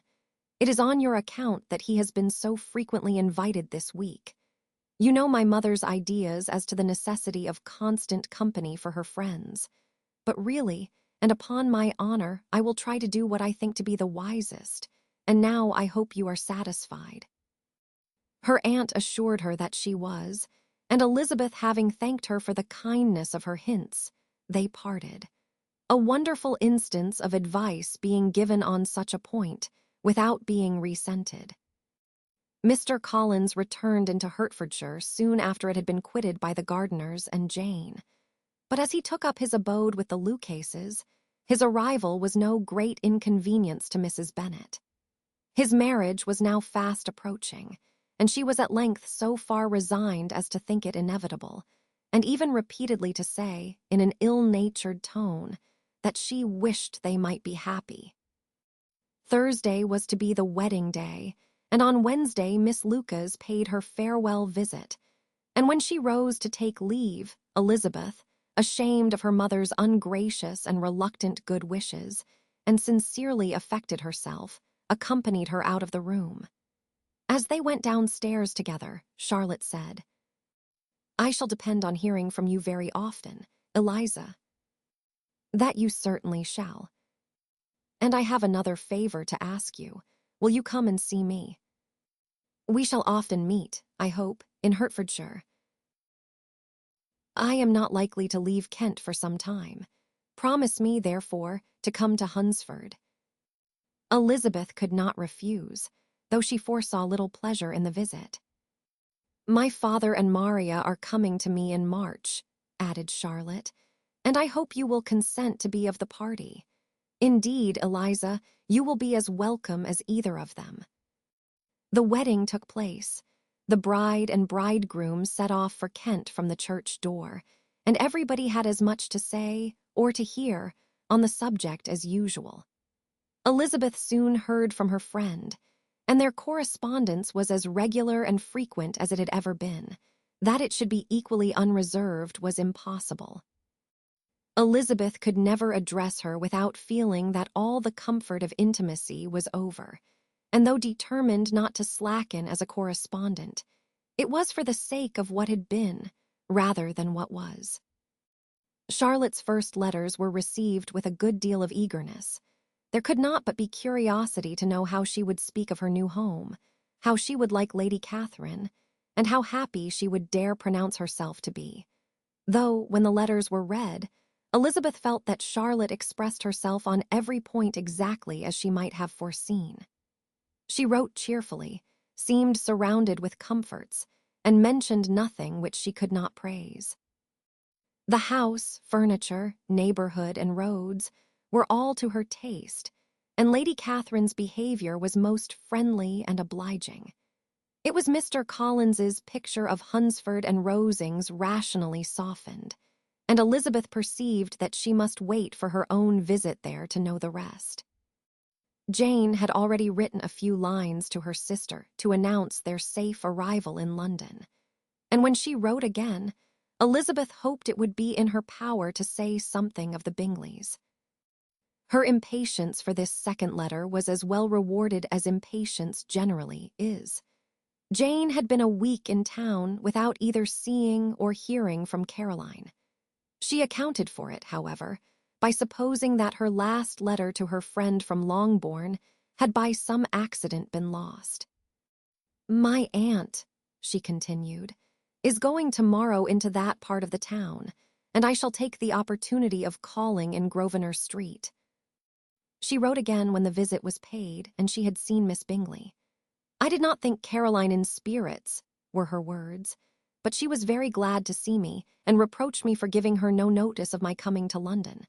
I was right, therefore, my last letter had never reached her. I inquired after their brother, of course. He was well, but so much engaged with Mr. Darcy that they scarcely ever saw him. I found that Miss Darcy was expected to dinner. I wish I could see her." My visit was not long, as Caroline and Mrs. Hurst were going out. "I dare say I shall see them soon here." Elizabeth shook her head over this letter. It convinced her that accident only could discover to Mr. Bingley her sister's being in town. 4 weeks passed away, and Jane saw nothing of him. She endeavored to persuade herself that she did not regret it, but she could no longer be blind to Miss Bingley's inattention. After waiting at home every morning for a fortnight, and inventing every evening a fresh excuse for her, the visitor did at last appear. But the shortness of her stay, and yet more, the alteration of her manner would allow Jane to deceive herself no longer. The letter which she wrote on this occasion to her sister will prove what she felt. "My dearest Lizzie will, I am sure, be incapable of triumphing in her better judgment, at my expense, when I confess myself to have been entirely deceived in Miss Bingley's regard for me. But, my dear sister, though the event has proved you right, do not think me obstinate if I still assert that, considering what her behavior was, my confidence was as natural as your suspicion. I do not at all comprehend her reason for wishing to be intimate with me, but if the same circumstances were to happen again, I am sure I should be deceived again. Caroline did not return my visit till yesterday, and not a note, not a line, did I receive in the meantime.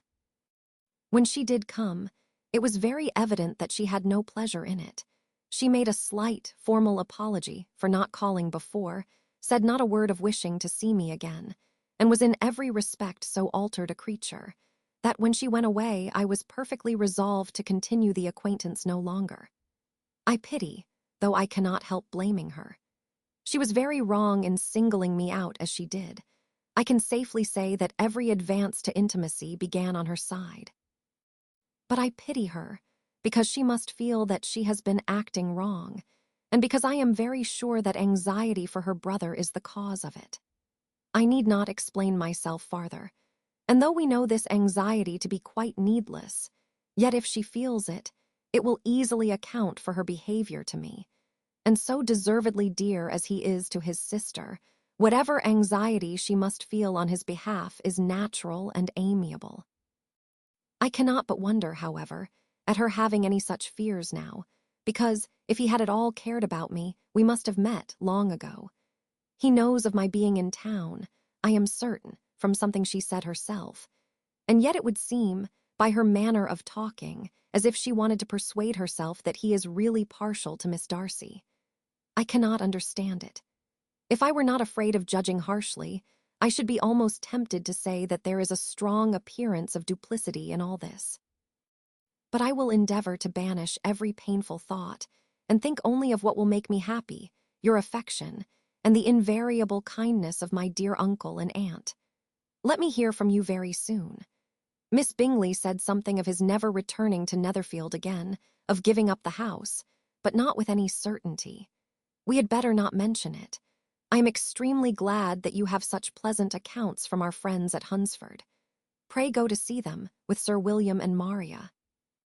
I am sure you will be very comfortable there. Yours, etc.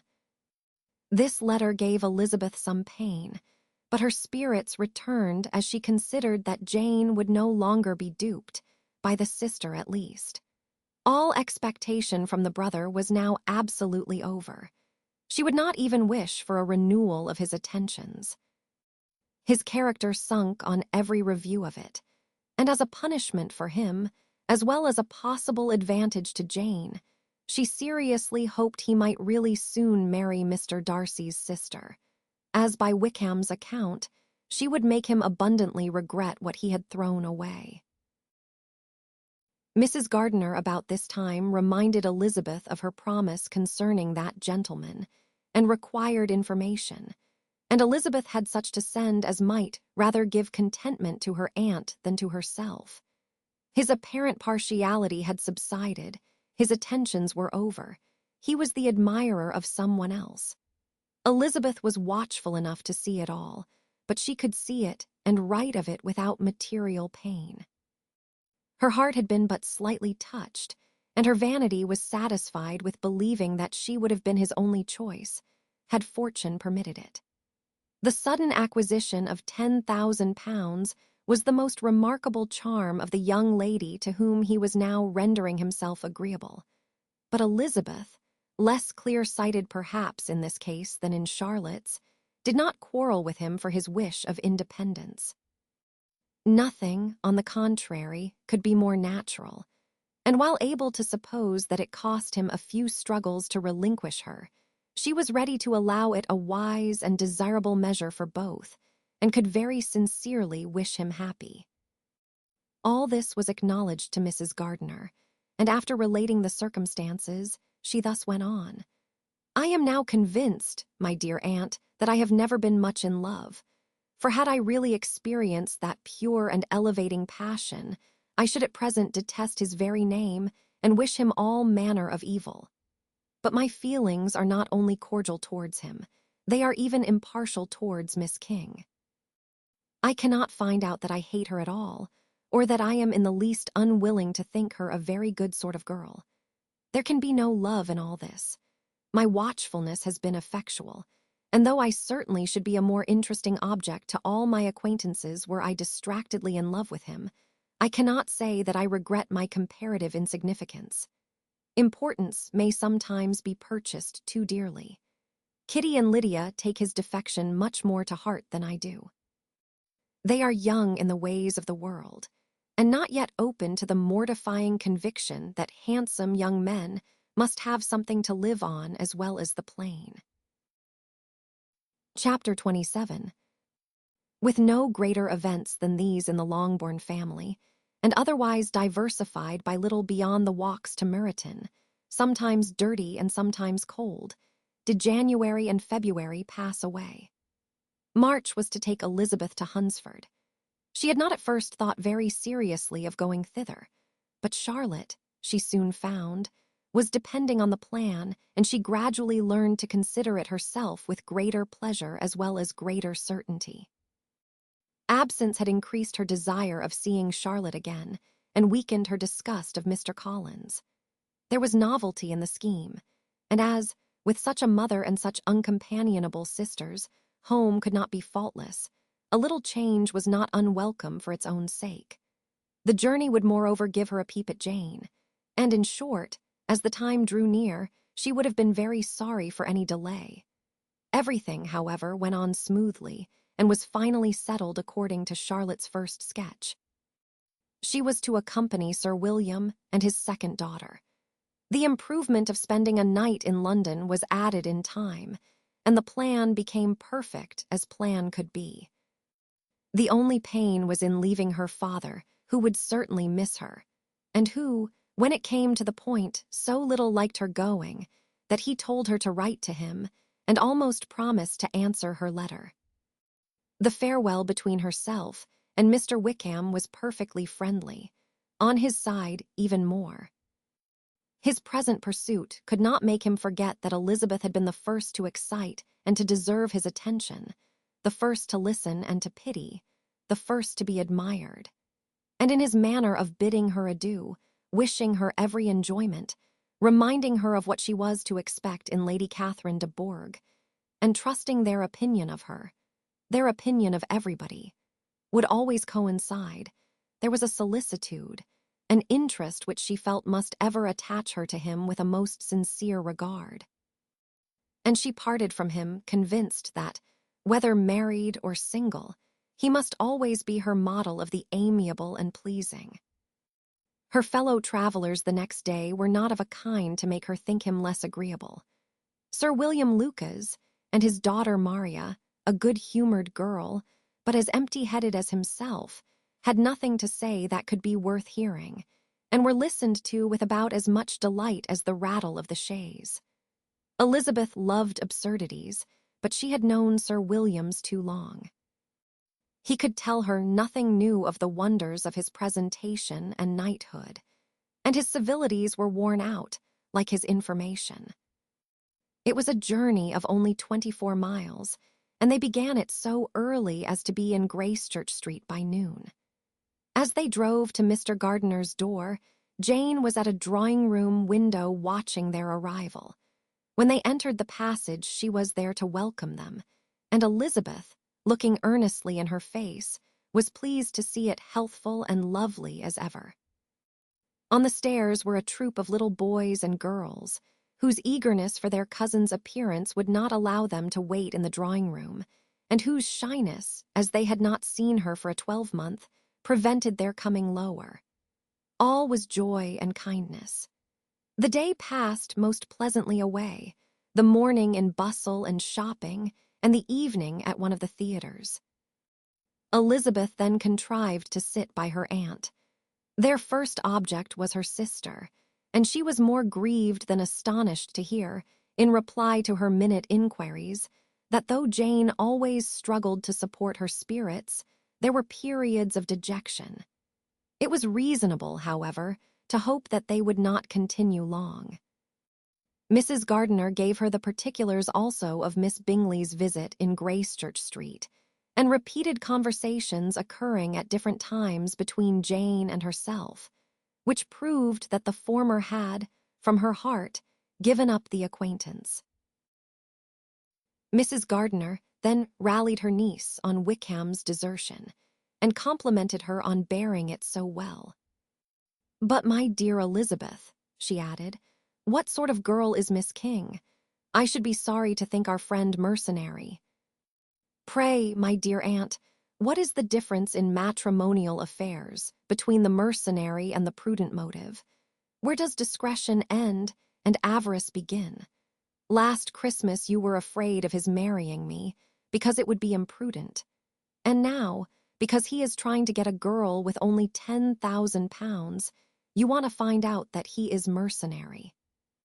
If you will only tell me what sort of girl Miss King is, I shall know what to think. She is a very good kind of girl, I believe. I know no harm of her." But he paid her not the smallest attention, till her grandfather's death made her mistress of this fortune. No, what should he? If it were not allowable for him to gain my affections because I had no money, what occasion could there be for making love to a girl whom he did not care about, and who was equally poor? But there seems an indelicacy in directing his attentions towards her so soon after this event. A man in distressed circumstances has not time for all those elegant decorums which other people may observe. If she does not object to it, why should we? Her not objecting does not justify him. It only shows her being deficient in something herself, sense or feeling. "Well," cried Elizabeth, "have it as you choose. He shall be mercenary and she shall be foolish." "No, Lizzie, that is what I do not choose. I should be sorry, you know, to think ill of a young man who has lived so long in Derbyshire." "Oh, if that is all, I have a very poor opinion of young men who live in Derbyshire, and their intimate friends who live in Hertfordshire are not much better. I am sick of them all. Thank heaven! I am going tomorrow where I shall find a man who has not one agreeable quality, who has neither manner nor sense to recommend him. Stupid men are the only ones worth knowing, after all." "Take care, Lizzie. That speech savors strongly of disappointment."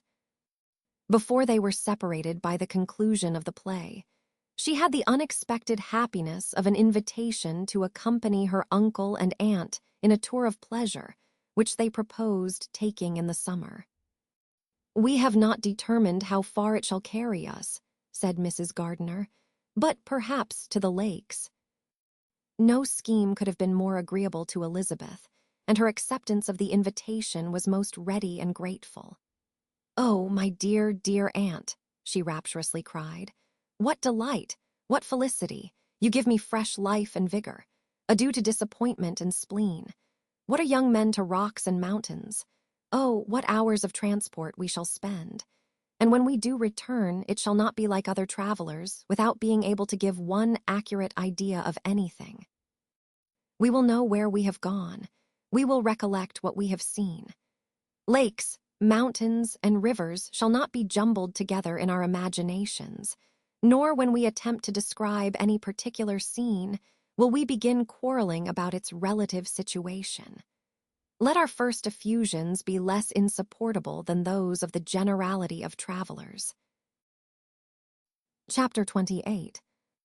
Every object in the next day's journey was new and interesting to Elizabeth, and her spirits were in a state of enjoyment, for she had seen her sister looking so well as to banish all fear for her health, and the prospect of her northern tour was a constant source of delight.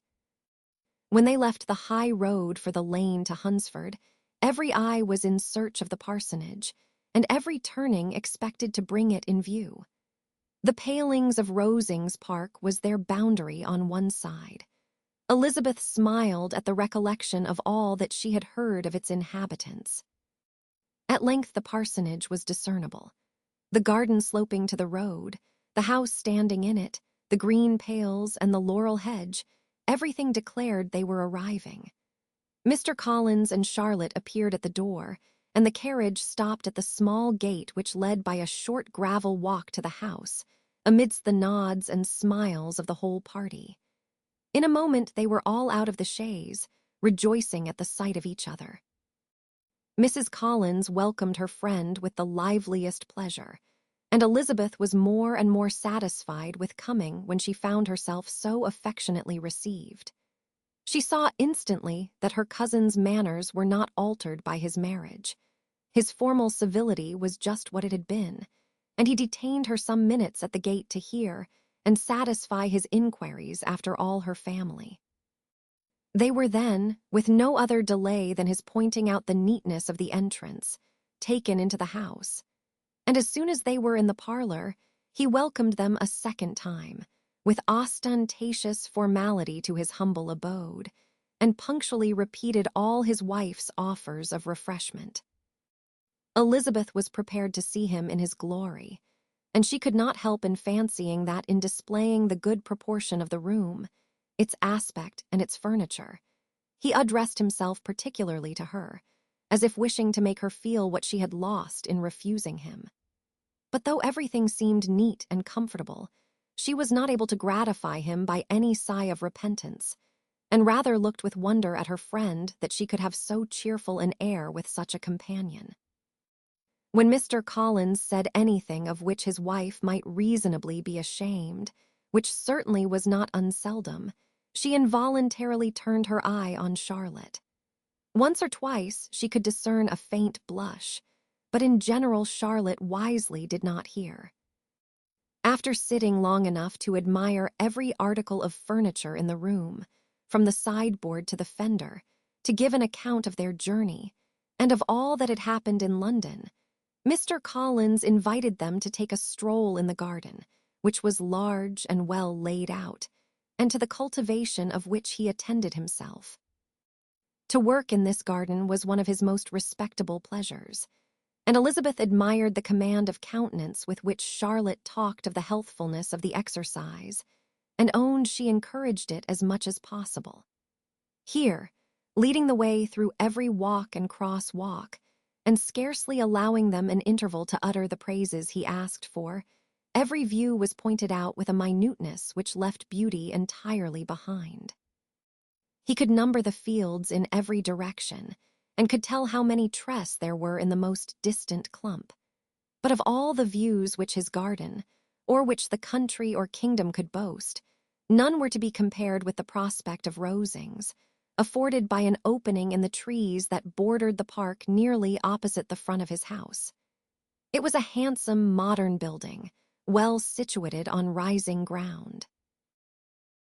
From his garden, Mr. Collins would have led them round his 2 meadows, but the ladies, not having shoes to encounter the remains of a white frost, turned back, and while Sir William accompanied him, Charlotte took her sister and friend over the house, extremely well pleased, probably, to have the opportunity of showing it without her husband's help. It was rather small, but well built and convenient, and everything was fitted up and arranged with a neatness and consistency of which Elizabeth gave Charlotte all the credit.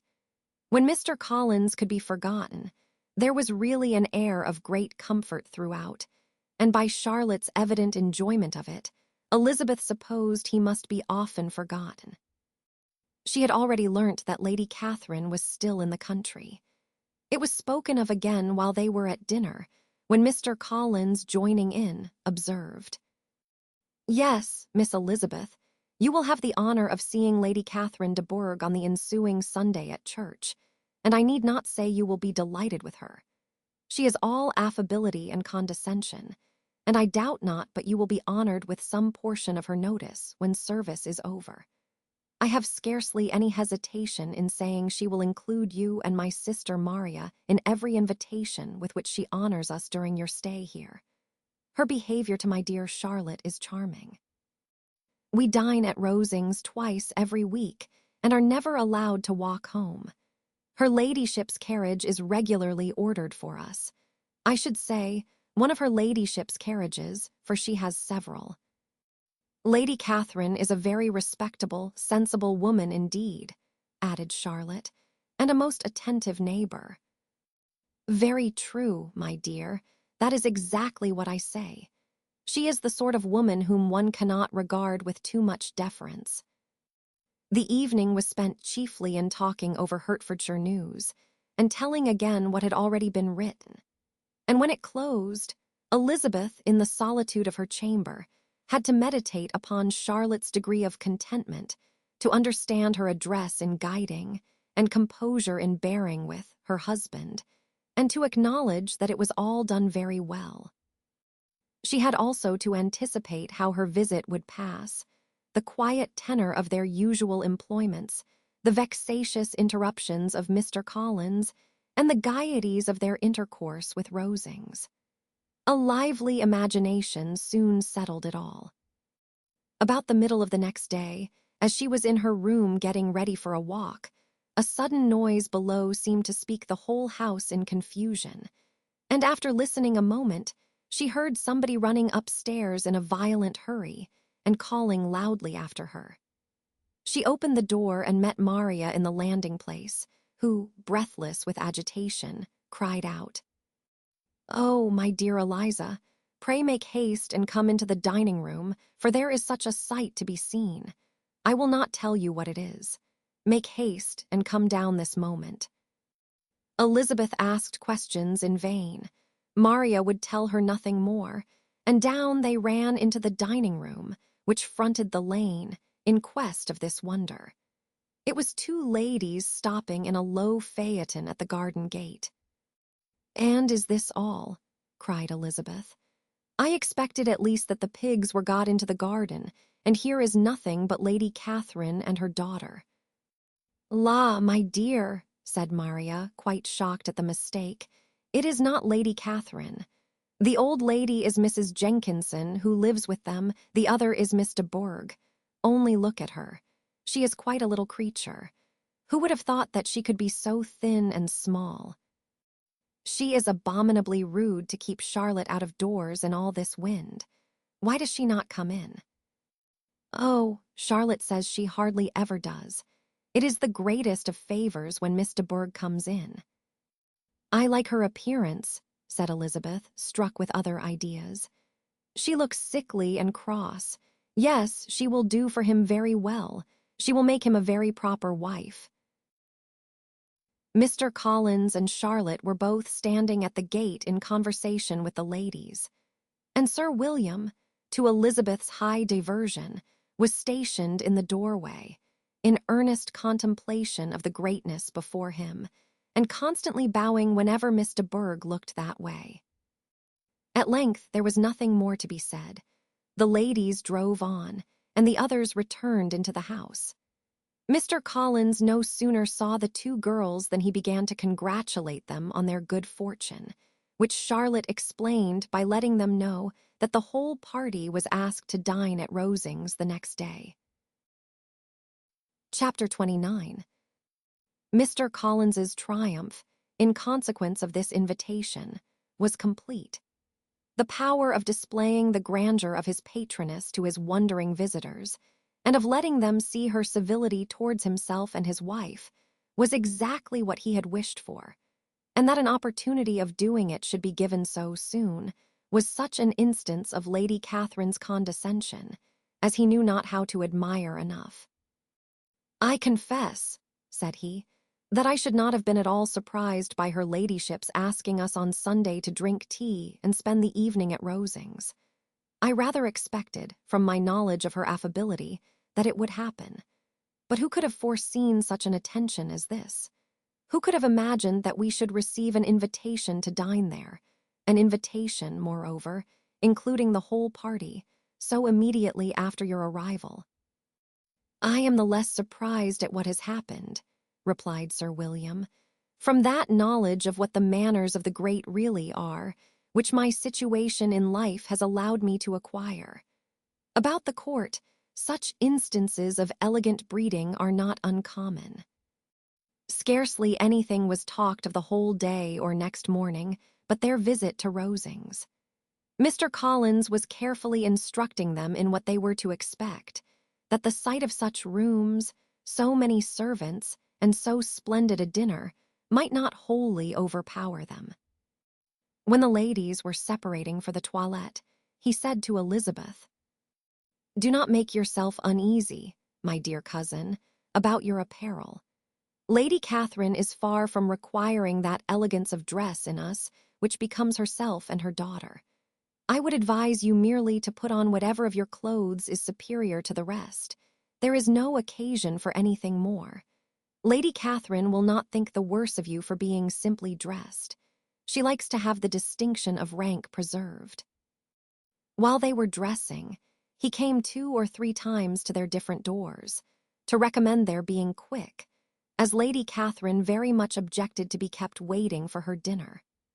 Such formidable accounts of her ladyship, and her manner of living, quite frightened Maria Lucas, who had been little used to company, and she looked forward to her introduction at Rosings with as much apprehension as her father had done to his presentation at St. James's. As the weather was fine, they had a pleasant walk of about half a mile across the park.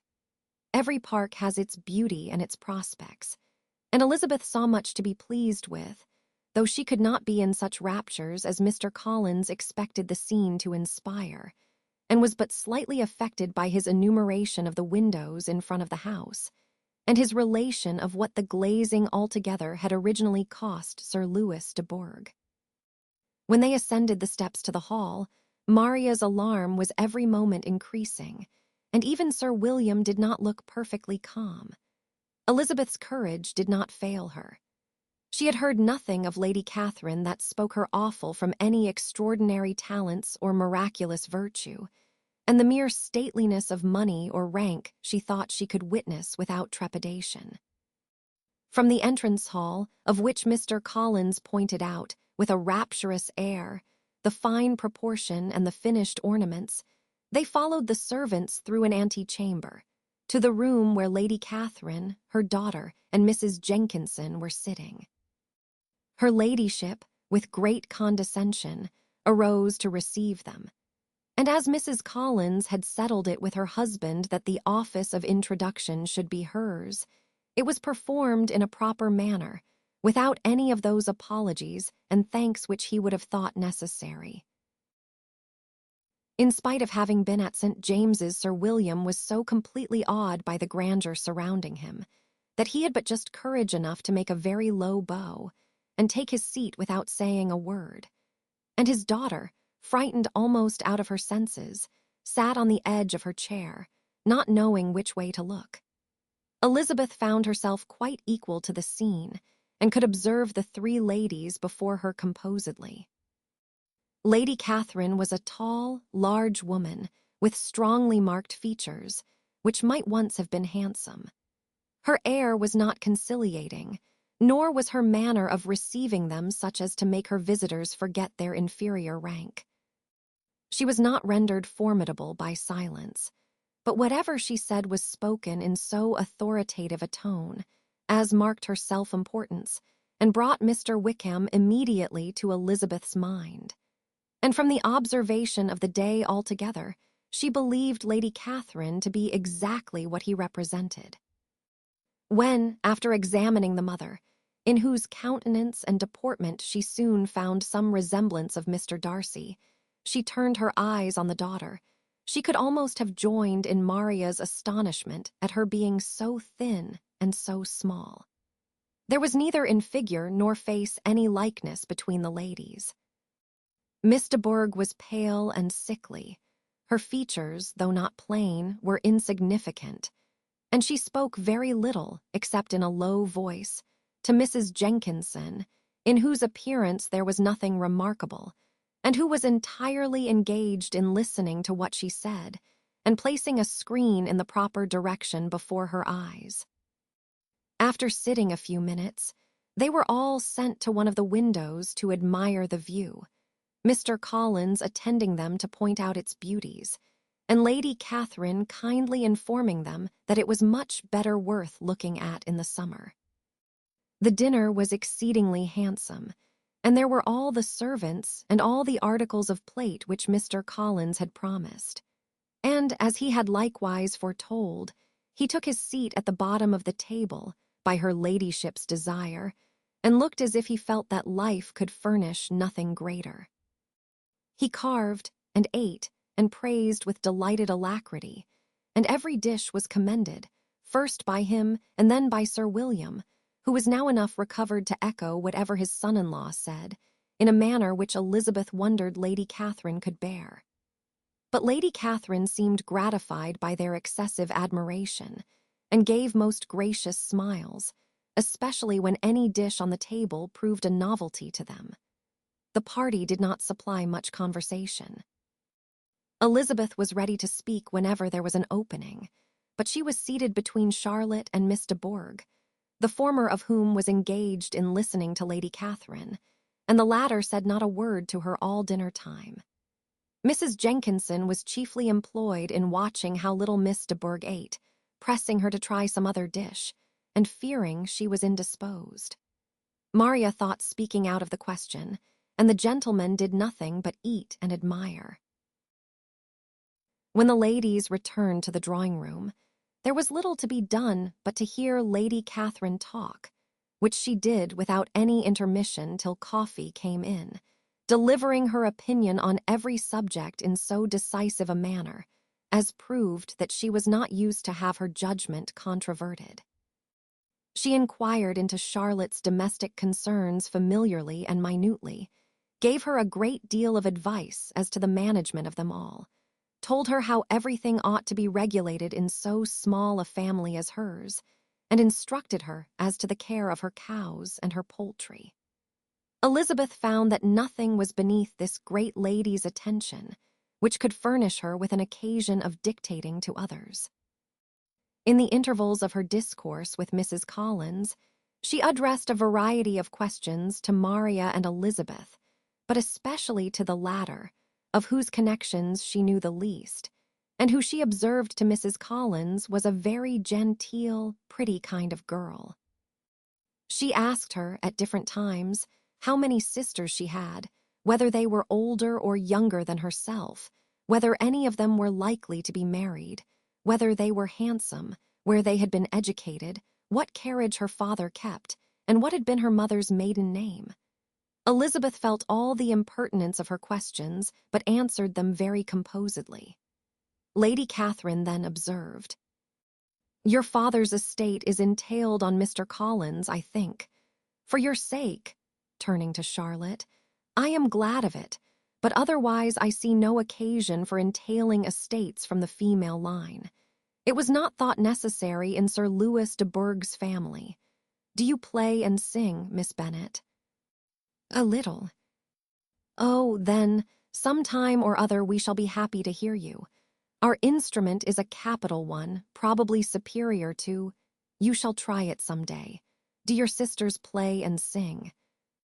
"One of them does." "Why did not you all learn?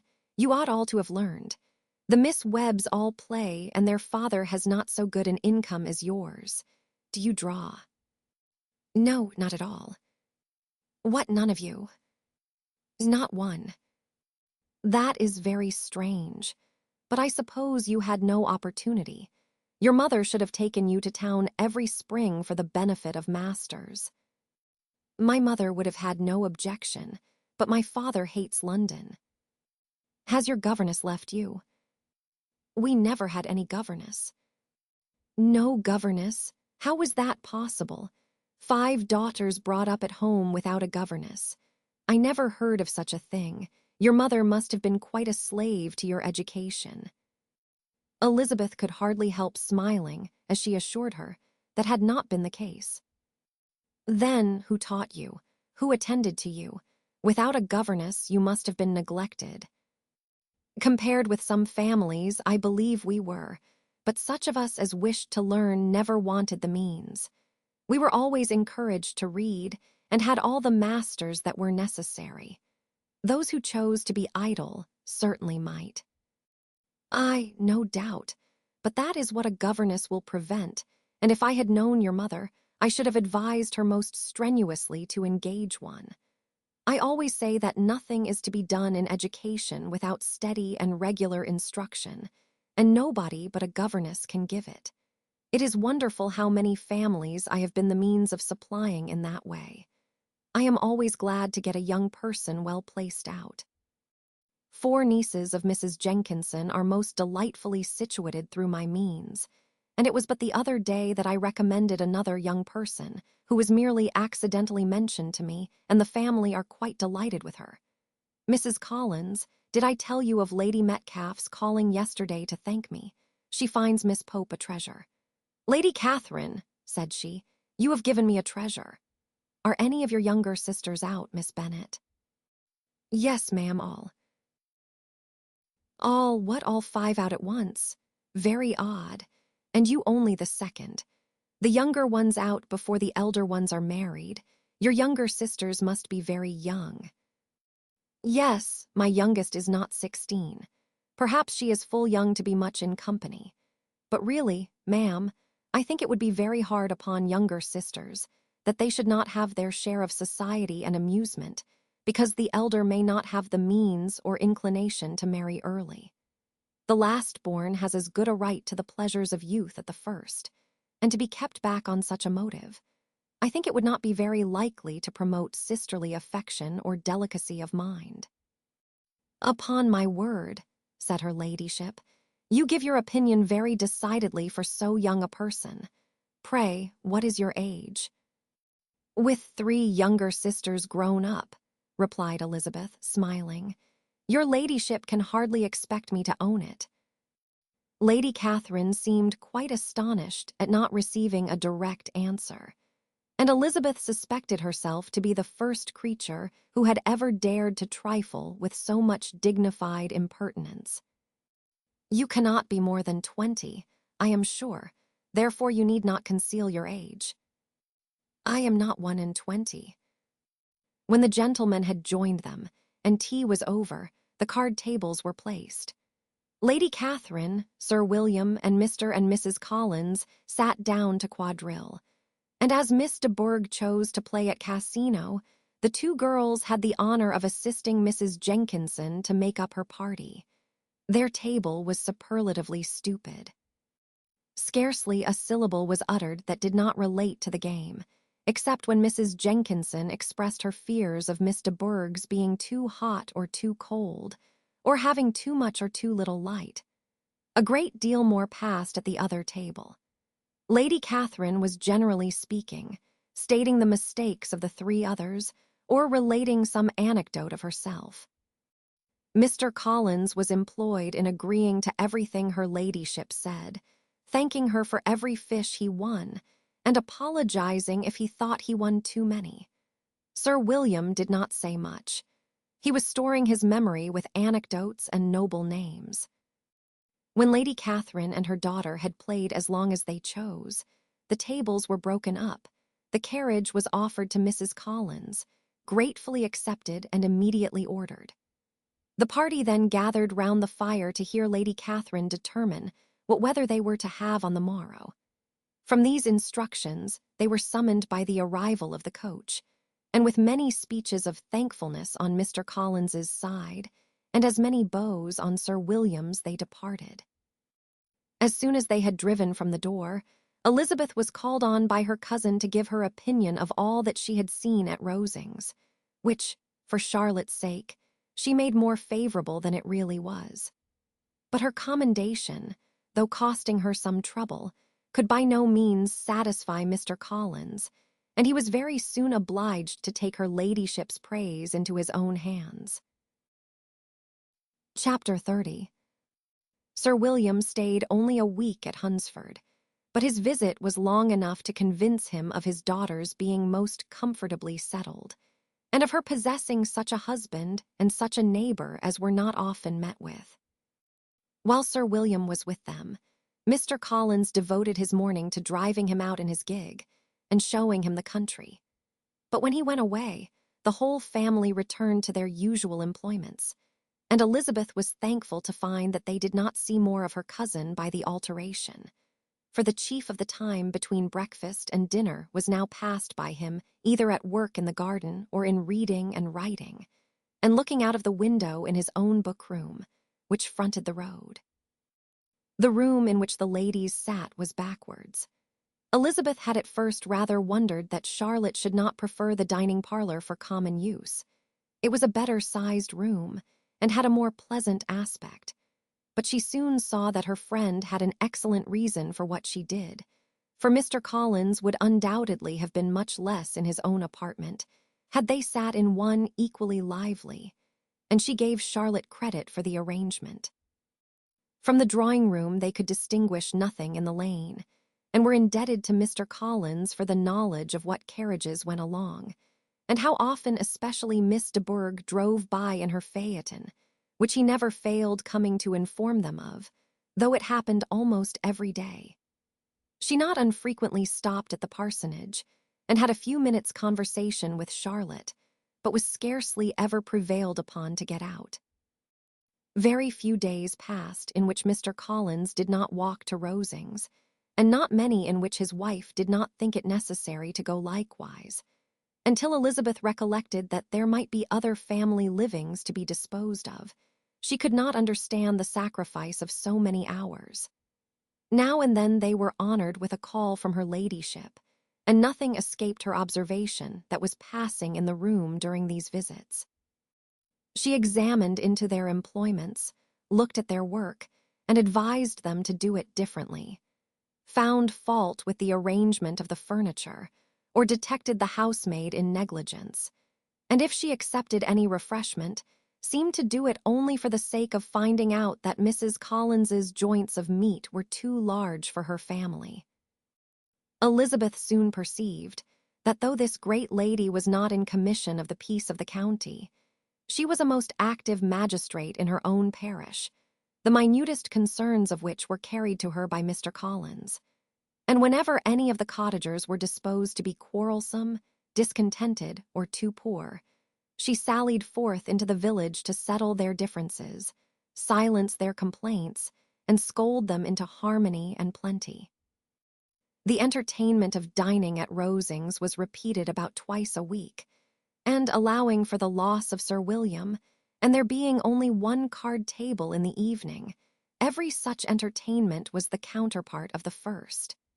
Their other engagements were few, as the style of living in the neighborhood in general was beyond Mr. Collins's reach. This, however, was no evil to Elizabeth, and upon the whole she spent her time comfortably enough. There were half-hours of pleasant conversation with Charlotte, and the weather was so fine for the time of year that she had often great enjoyment out of doors. Her favorite walk, and where she frequently went while the others were calling on Lady Catherine, was along the open grove which edged that side of the park, where there was a nice, sheltered path, which no one seemed to value but herself, and where she felt beyond the reach of Lady Catherine's curiosity.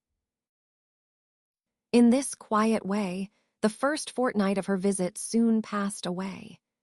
Easter was approaching, and the week preceding it was to bring an addition to the family at Rosings, which in so small a circle must be important. Elizabeth had heard soon after her arrival that Mr. Darcy was expected there in the course of a few weeks, and though there were not many of her acquaintances whom she did not prefer, his coming would furnish one comparatively new to look at in their Rosings parties, and she might be amused in seeing how hopeless Miss Bingley's designs on him were, by his behavior to his cousin, for whom he was evidently destined by Lady Catherine, who talked of his coming with the greatest satisfaction, spoke of him in terms of the highest admiration, and seemed almost angry to find that he had already been frequently seen by Miss Lucas and herself. His arrival was soon known at the parsonage, for Mr. Collins was walking the whole morning within view of the lodges opening into Hunsford Lane, in order to have the earliest assurance of it, and after making his bow as the carriage turned into the park, hurried home with the great intelligence. On the following morning, he hastened to Rosings to pay his respects. There were two nephews of Lady Catherine to require them, for Mr. Darcy had brought with him a Colonel Fitzwilliam, the younger son of his uncle Lord, and, to the great surprise of all the party, when Mr. Collins returned, the gentleman accompanied him. Charlotte had seen them from her husband's room, crossing the road, and immediately running into the other, told the girls what an honor they might expect, adding, "I may thank you, Eliza, for this piece of civility. Mr. Darcy would never have come so soon to wait upon me."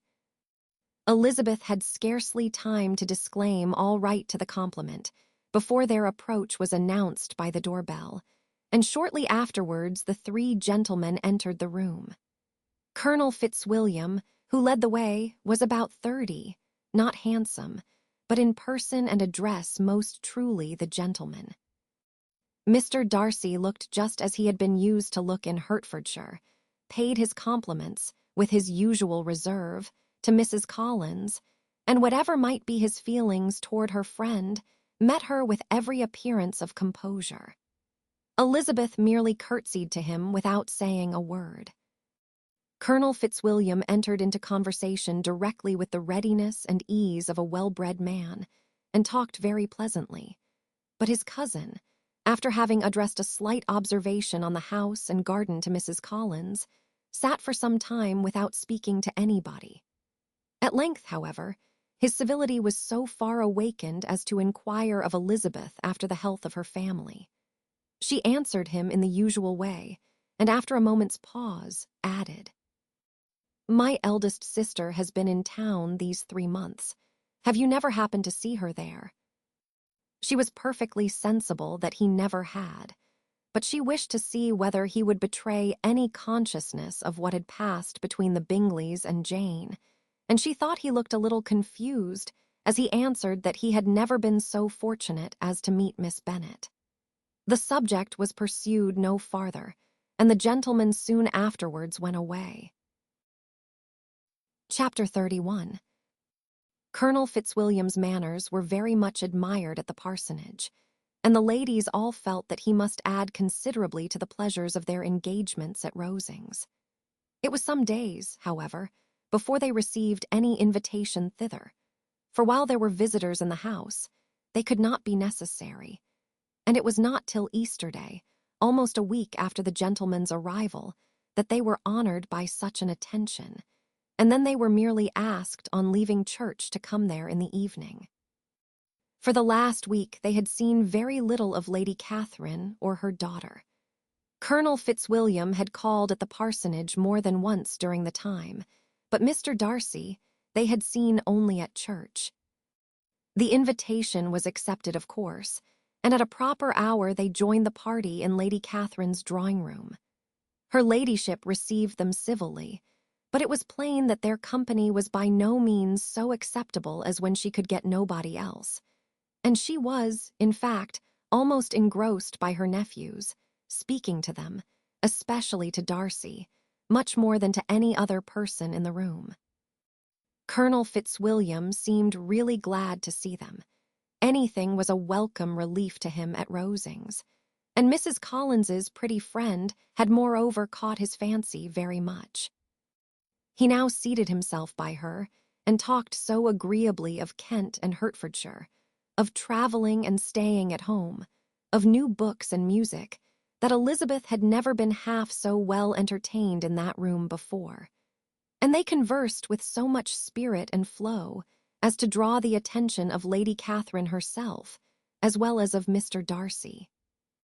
His eyes had been soon and repeatedly turned towards them with a look of curiosity, and that her ladyship, after a while, shared the feeling was more openly acknowledged, for she did not scruple to call out, "What is that you are saying, Fitzwilliam? What is it you are talking of? What are you telling Miss Bennet? Let me hear what it is." "We are speaking of music, madam," said he, when no longer able to avoid a reply. "Of music? Then pray speak aloud. It is of all subjects my delight. I must have my share in the conversation if you are speaking of music. There are few people in England, I suppose, who have more true enjoyment of music than myself, or a better natural taste. If I had ever learnt, I should have been a great proficient, and so would Anne, if her health had allowed her to apply. I am confident that she would have performed delightfully. How does Georgiana get on, Darcy?" Mr. Darcy spoke with affectionate praise of his sister's proficiency.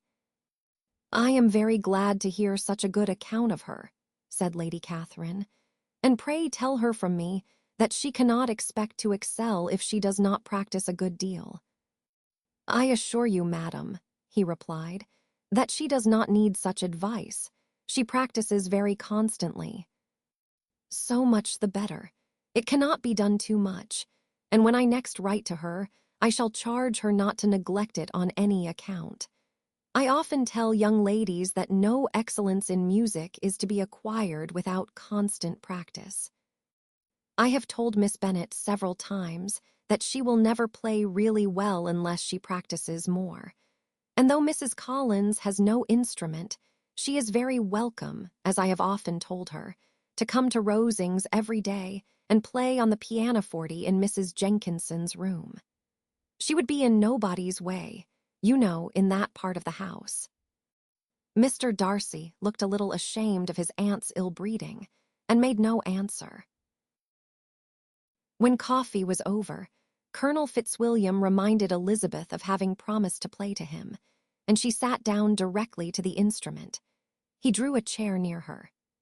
Lady Catherine listened to half a song, and then talked, as before, to her other nephew, till the latter walked away from her, and making with his usual deliberation towards the pianoforte stationed himself so as to command a full view of the fair performer's countenance.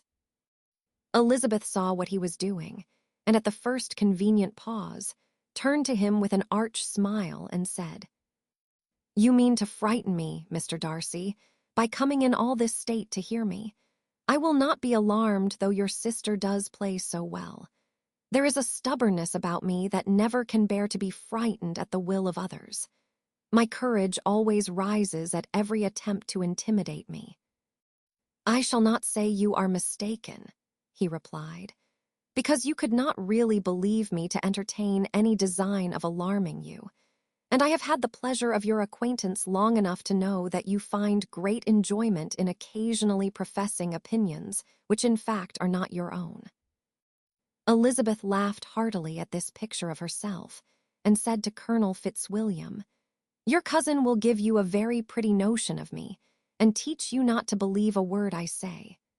I am particularly unlucky in meeting with a person so able to expose my real character, in a part of the world where I had hoped to pass myself off with some degree of credit. Indeed, Mr. Darcy, it is very ungenerous in you to mention all that you knew to my disadvantage in Hertfordshire, and, give me leave to say, very impolitic too, for it is provoking me to retaliate, and such things may come out as will shock your relations to hear." "I am not afraid of you," said he smilingly. "Pray let me hear what you have to accuse him of," cried Colonel Fitzwilliam. "I should like to know how he behaves among strangers."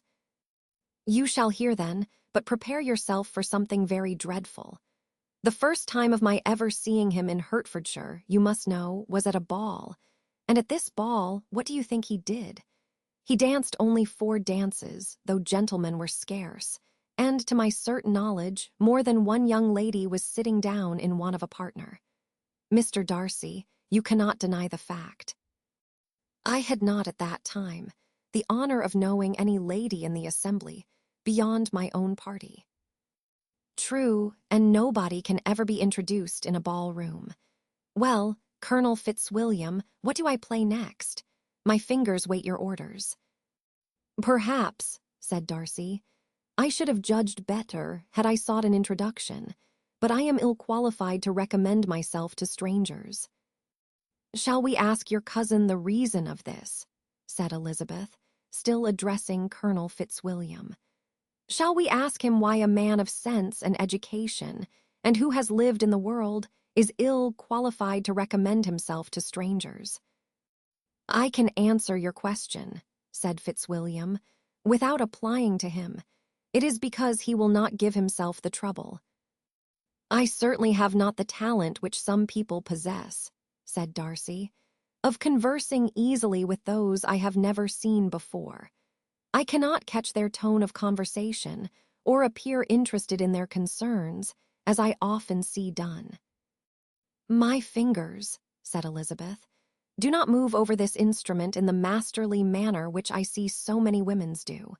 They have not the same force or rapidity, and do not produce the same expression.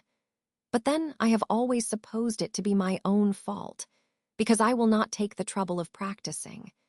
It is not that I do not believe my fingers as capable as any other woman's of superior execution." Darcy smiled and said, "You are perfectly right. You have employed your time much better. No one admitted to the privilege of hearing you can think anything wanting. We neither of us perform to strangers." Here they were interrupted by Lady Catherine, who called out to know what they were talking of. Elizabeth immediately began playing again. Lady Catherine approached, and after listening for a few minutes, said to Darcy, "Miss Bennet would not play at all amiss if she practiced more, and could have the advantage of a London master. She has a very good notion of fingering, though her taste is not equal to Anne's. Anne would have been a delightful performer had her health allowed her to learn."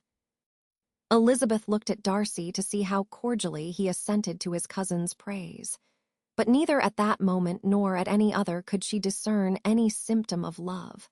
And from the whole of his behavior to Miss de Bourgh, she derived this comfort for Miss Bingley, that he might have been just as likely to marry her had she been his relation. Lady Catherine continued her remarks on Elizabeth's performance, mixing with them many instructions on execution and taste.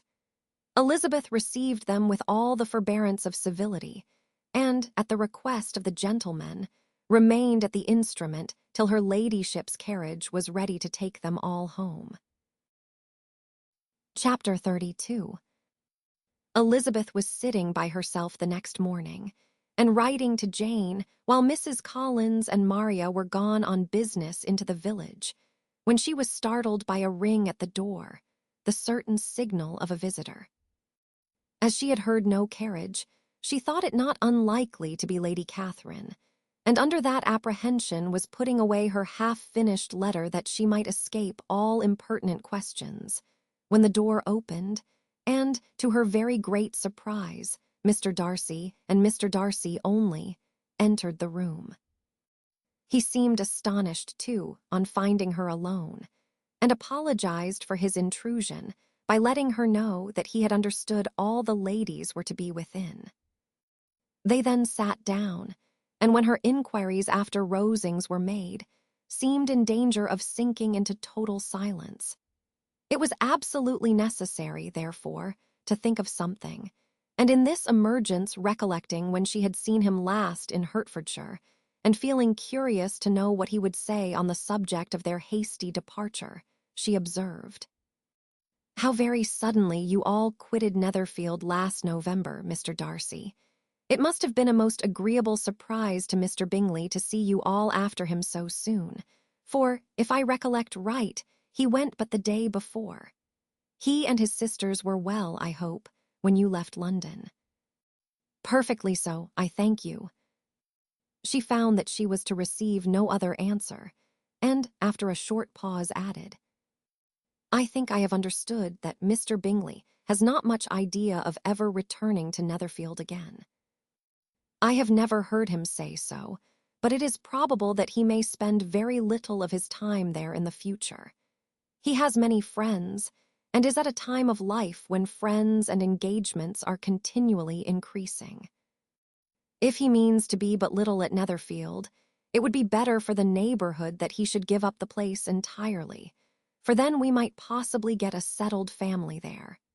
But, perhaps, Mr. Bingley did not take the house so much for the convenience of the neighborhood as for his own, and we must expect him to keep it or quit it on the same principle."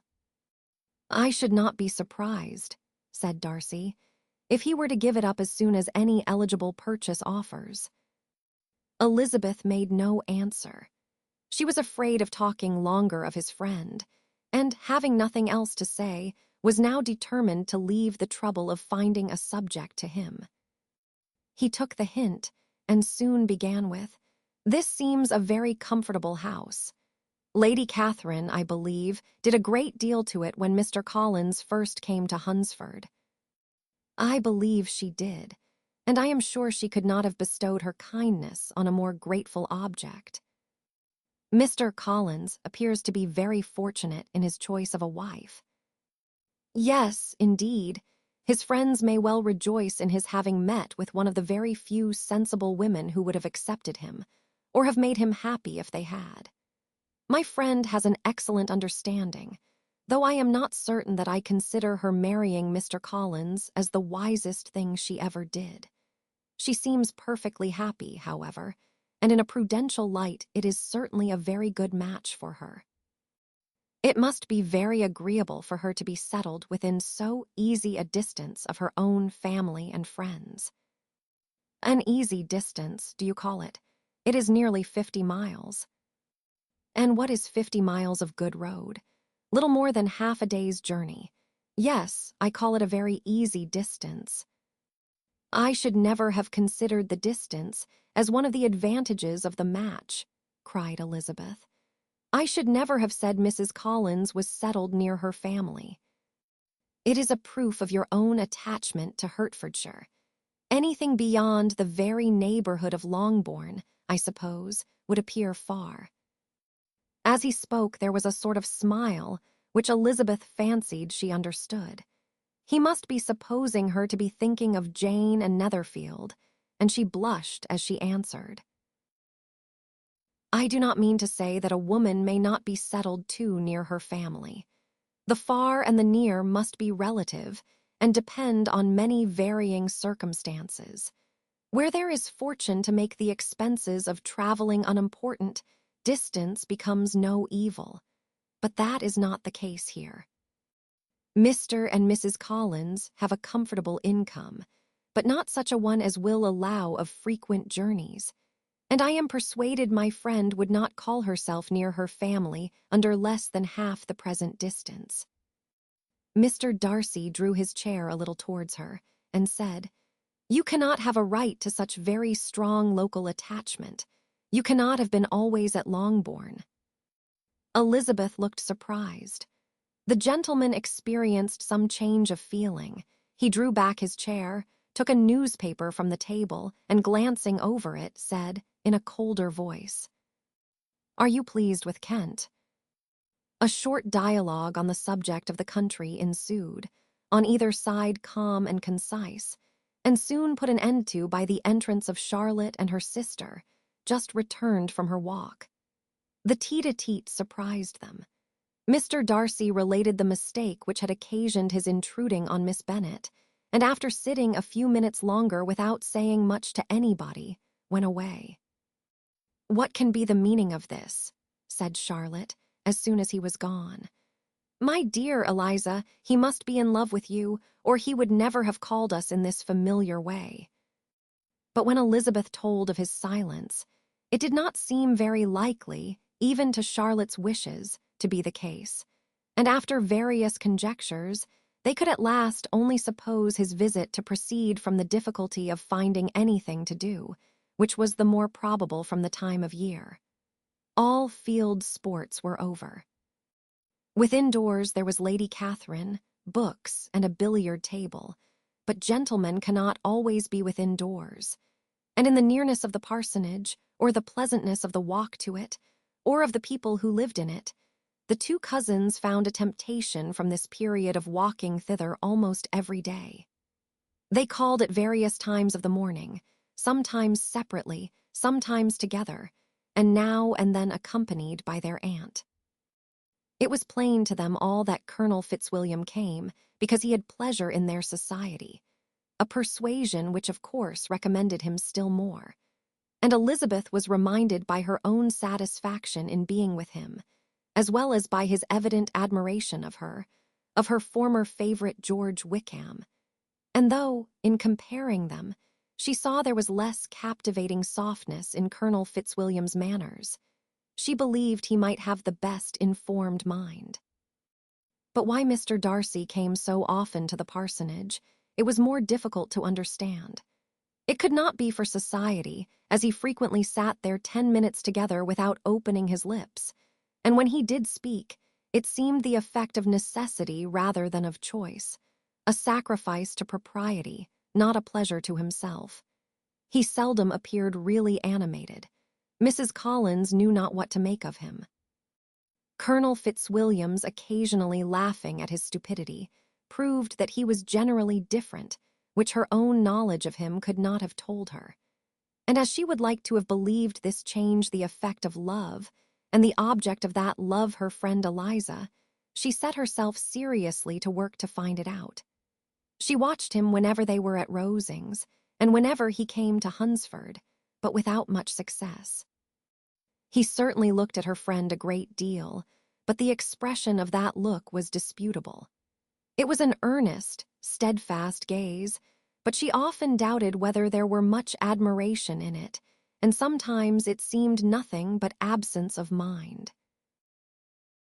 She had once or twice suggested to Elizabeth the possibility of his being partial to her, but Elizabeth always laughed at the idea, and Mrs. Collins did not think it right to press the subject, from the danger of raising expectations which might only end in disappointment.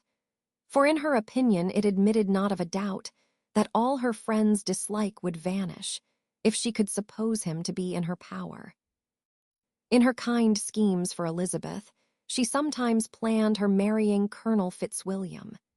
He was beyond comparison the most pleasant man. He certainly admired her, and his situation in life was most eligible. But to counterbalance these advantages, Mr. Darcy had considerable patronage in the church, and his cousin could have none at all.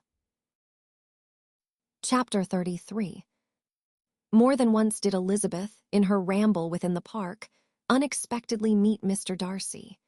She felt all the perverseness of the mischance that should bring him where no one else was brought, and to prevent its ever happening again, took care to inform him at first that it was a favorite haunt of hers. How it could occur a second time, therefore, was very odd. Yet it did, and even a third. It seemed like willful ill nature, or a voluntary penance. For on these occasions it was not merely a few formal inquiries and an awkward pause, and then away, but he actually thought it necessary to turn back and walk with her. He never said a great deal, nor did she give herself the trouble of talking or of listening much, but it struck her in the course of their third rencontre that he was asking some odd, unconnected questions about her pleasure in being at Hunsford, her love of solitary walks, and her opinion of Mr. and Mrs. Collins's happiness, and that in speaking of Rosings and her not perfectly understanding the house, he seemed to expect that whenever she came into Kent again, she would be staying there too. His words seemed to imply it. Could he have Colonel Fitzwilliam in his thoughts? She supposed, if he meant anything, he must mean an allusion to what might arise in that quarter. It distressed her a little, and she was quite glad to find herself at the gate in the Pales opposite the parsonage. She was engaged one day as she walked, in perusing Jane's last letter, and dwelling on some passages which proved that Jane had not written in spirits, when, instead of being again surprised by Mr. Darcy, she saw on looking up that Colonel Fitzwilliam was meeting her. Putting away the letter immediately and forcing a smile, she said, "I did not know before that you ever walked this way." "I have been making the tour of the park," he replied, "as I generally do every year, and intend to close it with a call at the parsonage. Are you going much farther?" "No, I should have turned in a moment." And accordingly she did turn, and they walked towards the parsonage together. "Do you certainly leave Kent on Saturday?" said she. "Yes, if Darcy does not put it off again, but I am at his disposal. He arranges the business just as he pleases. And if not able to please himself in the arrangement, he has at least pleasure in the great power of choice. I do not know anybody who seems more to enjoy the power of doing what he likes than Mr. Darcy." "He likes to have his own way very well," replied Colonel Fitzwilliam. "But so we all do. It is only that he has better means of having it than many others, because he is rich, and many others are poor. I speak feelingly. A younger son, you know, must be inured to self-denial and dependence. In my opinion, the younger son of an earl can know very little of either. Now, seriously, what have you ever known of self-denial and dependence? When have you been prevented by want of money from going wherever you chose, or procuring anything you had a fancy for? These are home questions, and perhaps I cannot say that I have experienced many hardships of that nature. But in matters of greater weight, I may suffer from want of money. Younger sons cannot marry where they like. Unless where they like women of fortune, which I think they very often do. Our habits of expense make us too dependent, and there are not many in my rank of life who can afford to marry without some attention to money.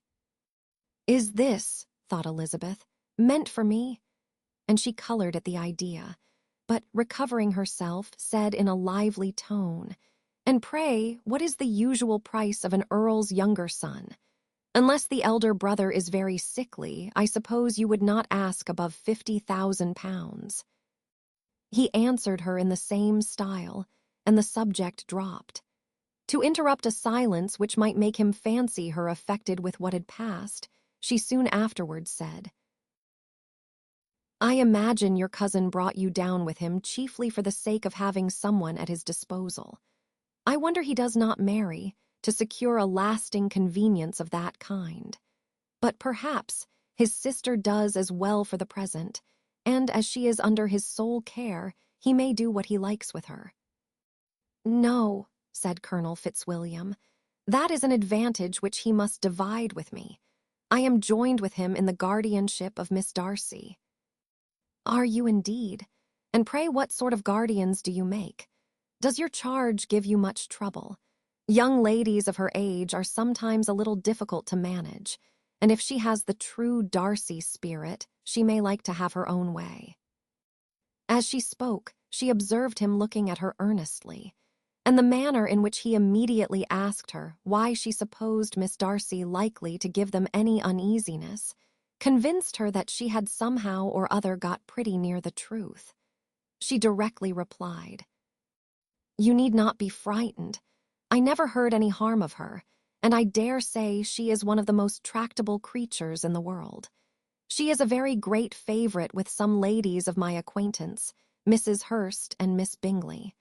I think I have heard you say that you know them." "I know them a little. Their brother is a pleasant, gentlemanlike man. He is a great friend of Darcy's." "Oh, yes," said Elizabeth dryly. "Mr. Darcy is uncommonly kind to Mr. Bingley, and takes a prodigious deal of care of him." "Care of him? Yes, I really believe Darcy does take care of him in those points where he most wants care. From something that he told me in our journey hither, I have reason to think Bingley very much indebted to him. But I ought to beg his pardon, for I have no right to suppose that Bingley was the person meant. It was all conjecture." "What is it you mean?" "It is a circumstance which Darcy could not wish to be generally known, because if it were to get round to the lady's family, it would be an unpleasant thing. You may depend upon my not mentioning it. And remember that I have not much reason for supposing it to be Bingley. What he told me was merely this, that he congratulated himself on having lately saved a friend from the inconveniences of a most imprudent marriage, but without mentioning names or any other particulars, and I only suspected it to be Bingley from believing him the kind of young man to get into a scrape of that sort, and from knowing them to have been together the whole of last summer." "Did Mr. Darcy give you reasons for this interference?" "I understood that there were some very strong objections against the lady." "And what arts did he use to separate them?" "He did not talk to me of his own arts," said Fitzwilliam, smiling. "He only told me what I have now told you." Elizabeth made no answer and walked on, her heart swelling with indignation. After watching her a little, Fitzwilliam asked her why she was so thoughtful. "I am thinking of what you have been telling me," said she. "Your cousin's conduct does not suit my feelings. Why was he to be the judge? You are rather disposed to call his interference officious. I do not see what right Mr. Darcy had to decide on the propriety of his friend's inclination, or why, upon his own judgment alone, he was to determine and direct in what manner his friend was to be happy. But," she continued, recollecting herself, "as we know none of the particulars, it is not fair to condemn him. It is not to be supposed that there was much affection in the case." "That is not an unnatural surmise," said Fitzwilliam, "but it is a lessening of the honor of my cousin's triumph very sadly."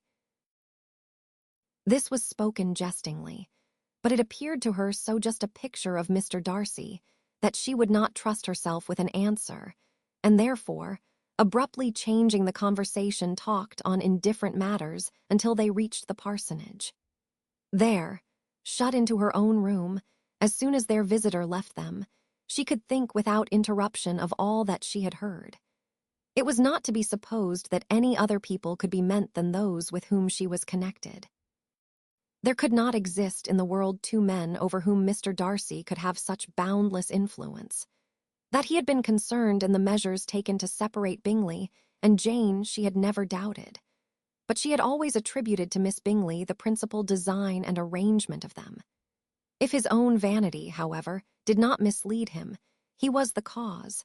His pride and caprice were the cause of all that Jane had suffered and still continued to suffer.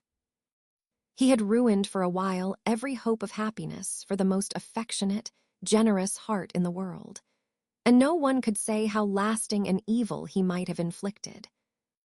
There were some very strong objections against the lady, were Colonel Fitzwilliam's words, and those strong objections probably were her having one uncle who was a country attorney and another who was in business in London. To Jane herself, she exclaimed, there could be no possibility of objection, all loveliness and goodness as she is. Her understanding excellent, her mind improved, and her manners captivating. Neither could anything be urged against my father, who, though with some peculiarities, has abilities Mr. Darcy himself need not disdain, and respectability which he will probably never each. When she thought of her mother, her confidence gave way a little, but she would not allow that any objections there had material weight with Mr. Darcy, whose pride, she was convinced, would receive a deeper wound from the want of importance in his friends' connections than from their want of sense. And she was quite decided, at last, that he had been partly governed by this worst kind of pride, and partly by the wish of retaining Mr. Bingley for his sister. The agitation and tears which the subject occasioned brought on a headache, and it grew so much worse towards the evening that, added to her unwillingness to see Mr. Darcy, it determined her not to attend her cousins to Rosings, where they were engaged to drink tea.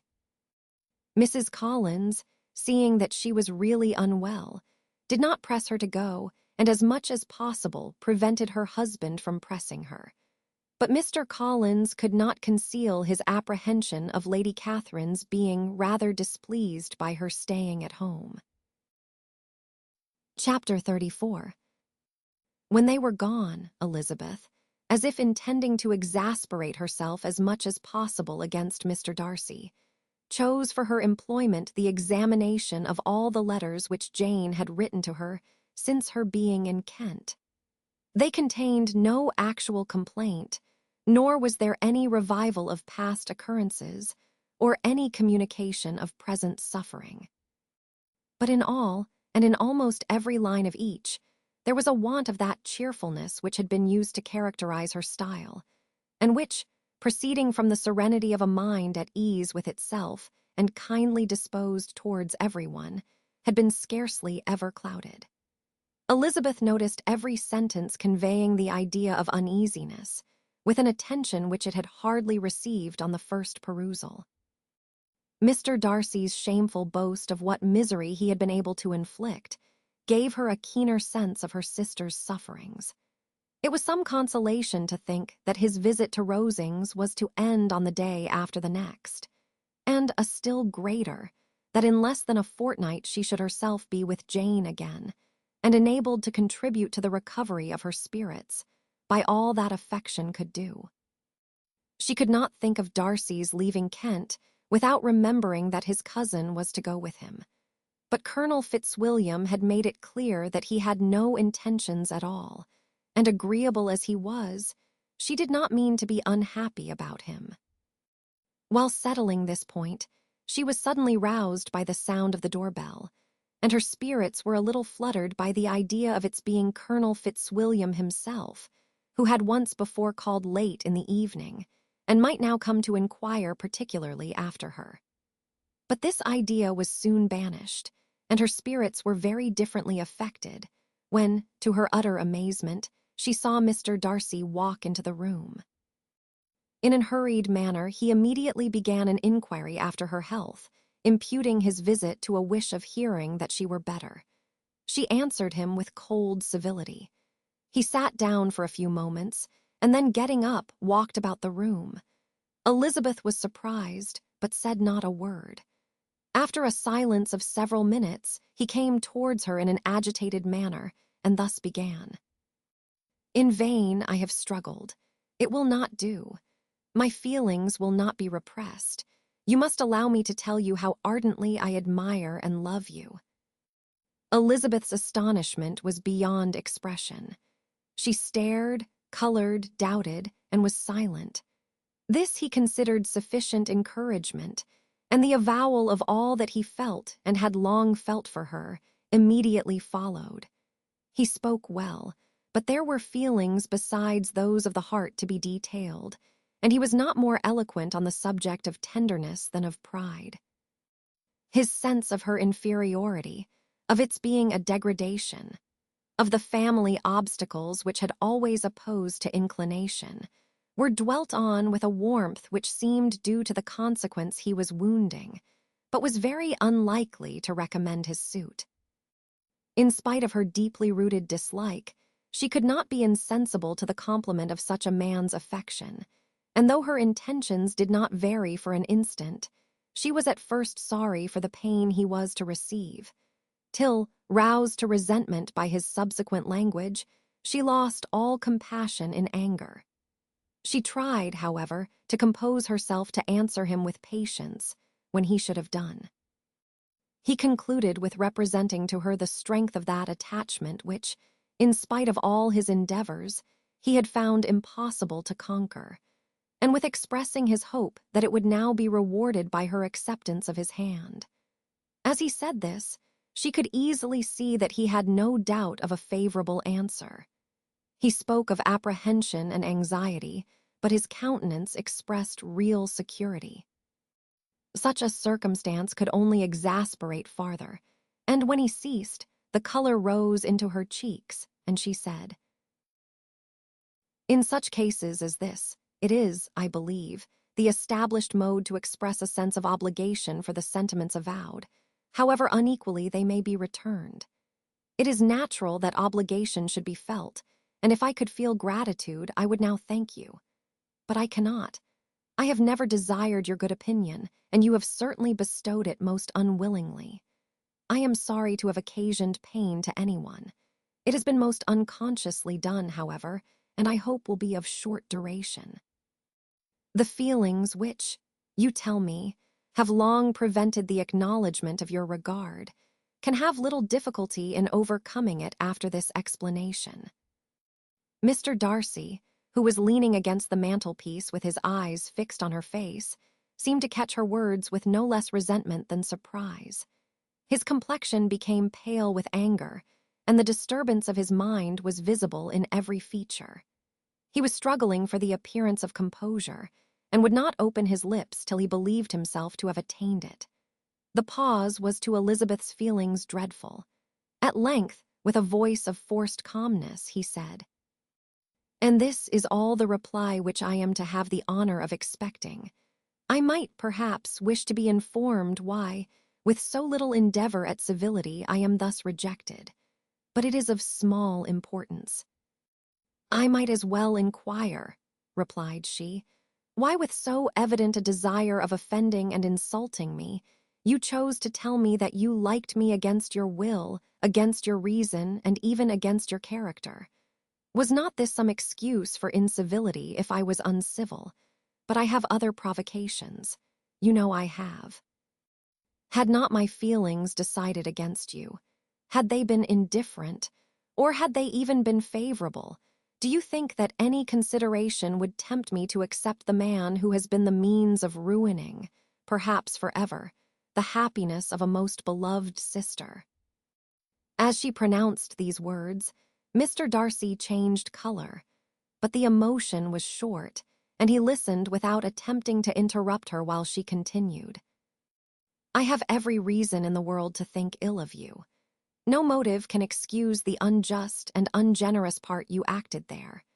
You dare not, you cannot deny, that you have been the principal, if not the only means of dividing them from each other, of exposing one to the censure of the world for caprice and instability, and the other to its derision for disappointed hopes, and involving them both in misery of the acutest kind." She paused, and saw with no slight indignation that he was listening with an air which proved him wholly unmoved by any feeling of remorse. He even looked at her with a smile of affected incredulity. "Can you deny that you have done it?" she repeated. With assumed tranquility, he then replied, "I have no wish of denying that I did everything in my power to separate my friend from your sister, or that I rejoice in my success. Towards him, I have been kinder than towards myself."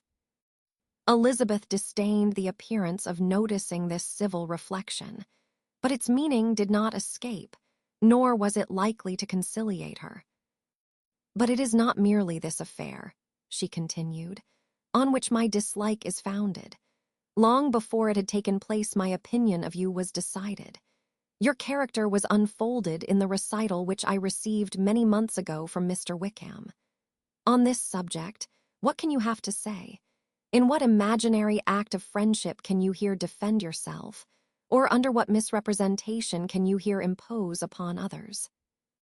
"You take an eager interest in that gentleman's concerns," said Darcy, in a less tranquil tone and with a heightened color.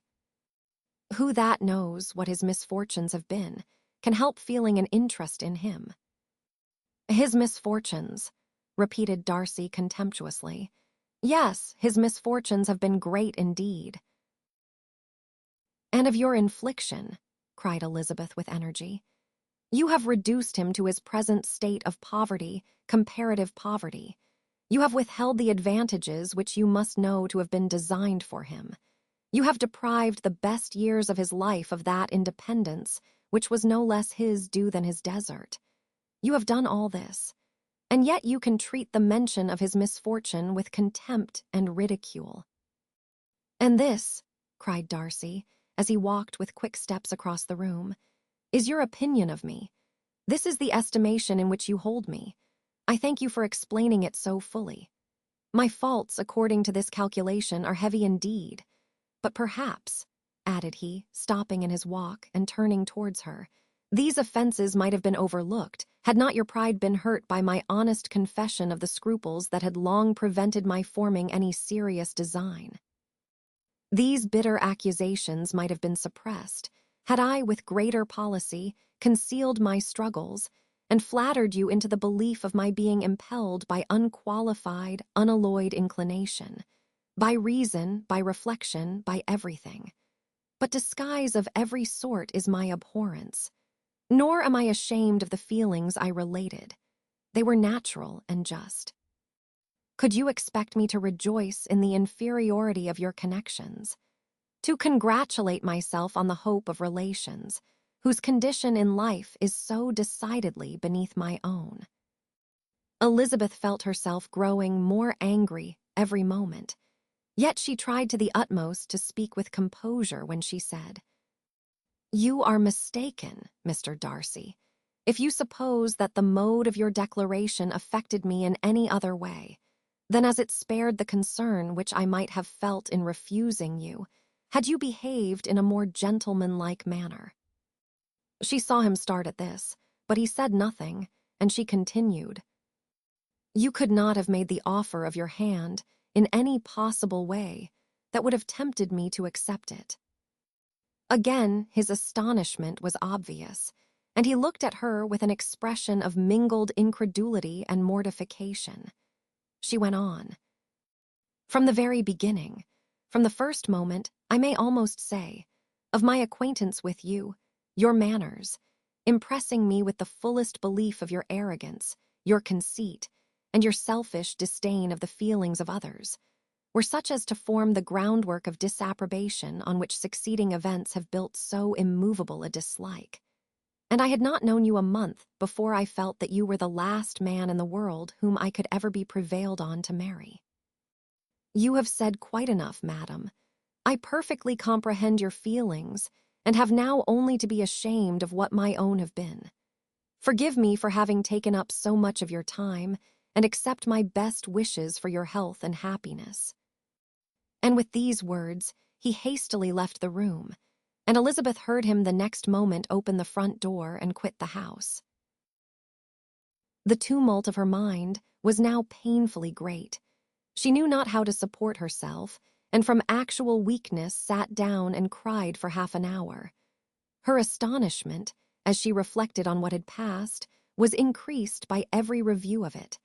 That she should receive an offer of marriage from Mr. Darcy, that he should have been in love with her for so many months. So much in love as to wish to marry her in spite of all the objections which had made him prevent his friends marrying her sister, and which must appear at least with equal force in his own case, was almost incredible. It was gratifying to have inspired unconsciously so strong an affection. But his pride, his abominable pride, his shameless avowal of what he had done with respect to Jane, his unpardonable assurance in acknowledging, though he could not justify it, and the unfeeling manner in which he had mentioned Mr. Wickham, his cruelty towards whom he had not attempted to deny, soon overcame the pity which the consideration of his attachment had for a moment excited. She continued in very agitated reflections, till the sound of Lady Catherine's carriage made her feel how unequal she was to encounter Charlotte's observation, and hurried her away to her room. Chapter 35. Elizabeth awoke the next morning to the same thoughts and meditations which had at length closed her eyes. She could not yet recover from the surprise of what had happened. It was impossible to think of anything else, and totally indisposed for employment, she resolved, soon after breakfast, to indulge herself in air and exercise. She was proceeding directly to her favorite walk, when the recollection of Mr. Darcy's sometimes coming there stopped her, and instead of entering the park, she turned up the lane, which led farther from the turnpike road. The park paling was still the boundary on one side, and she soon passed one of the gates into the ground. After walking 2 or 3 times along that part of the lane, she was tempted, by the pleasantness of the morning, to stop at the gates and look into the park. The 5 weeks which she had now passed in Kent had made a great difference in the country, and every day was adding to the verdure of the early trees. She was on the point of continuing her walk when she caught a glimpse of a gentleman within the sort of grove which edged the park. He was moving that way, and fearful of its being Mr. Darcy, she was directly retreating. But the person who advanced was now near enough to see her, and stepping forward with eagerness, pronounced her name. She had turned away, but on hearing herself called, though in a voice which proved it to be Mr. Darcy, she moved again towards the gate.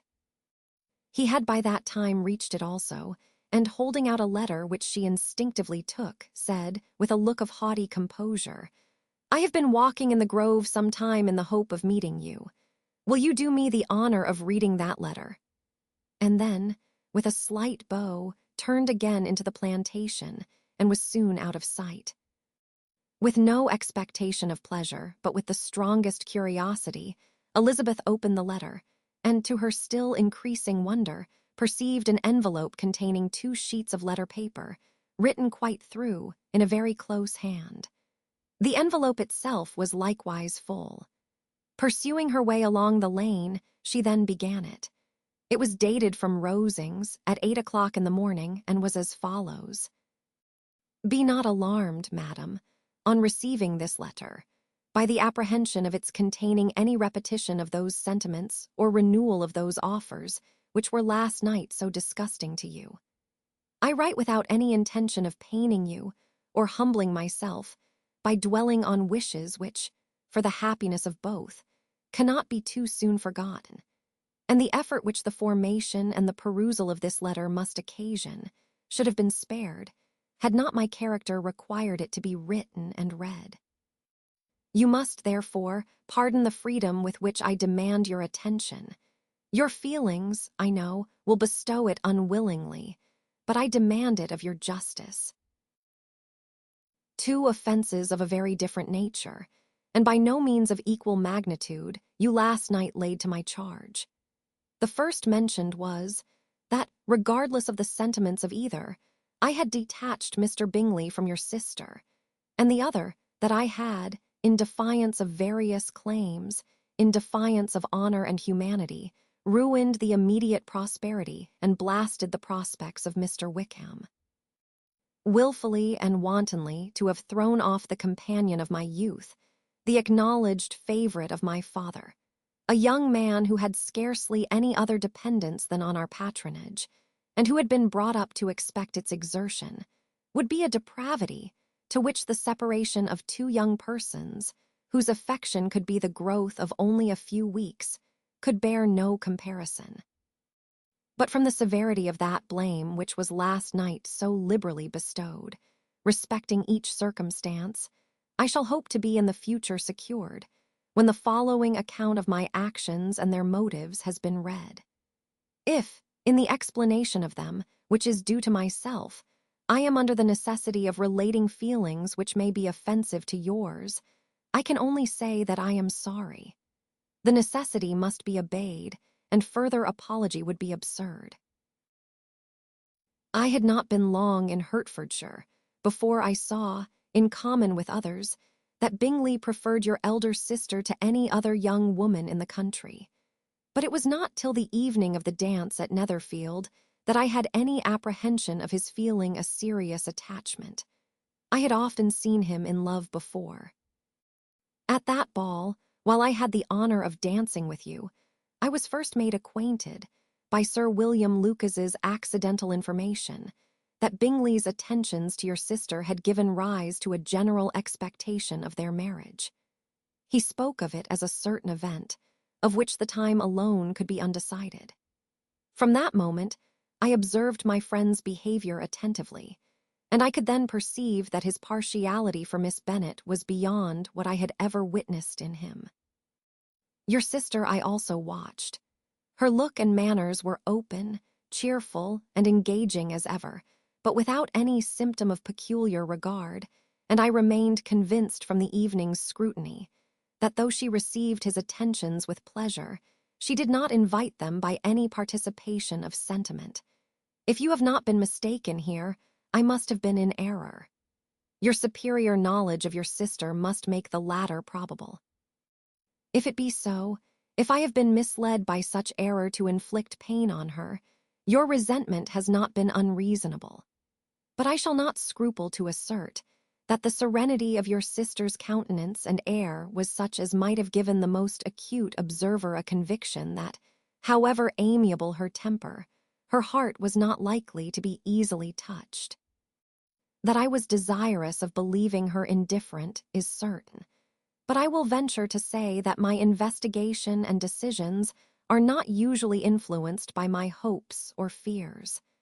I did not believe her to be indifferent because I wished it. I believed it on impartial conviction, as truly as I wished it in reason. My objections to the marriage were not merely those which I last night acknowledged to have the utmost force of passion to put aside, in my own case. The want of connection could not be so great an evil to my friend as to me. But there were other causes of repugnance, causes which, though still existing, and existing to an equal degree in both instances, I had myself endeavored to forget, because they were not immediately before me. These causes must be stated, though briefly.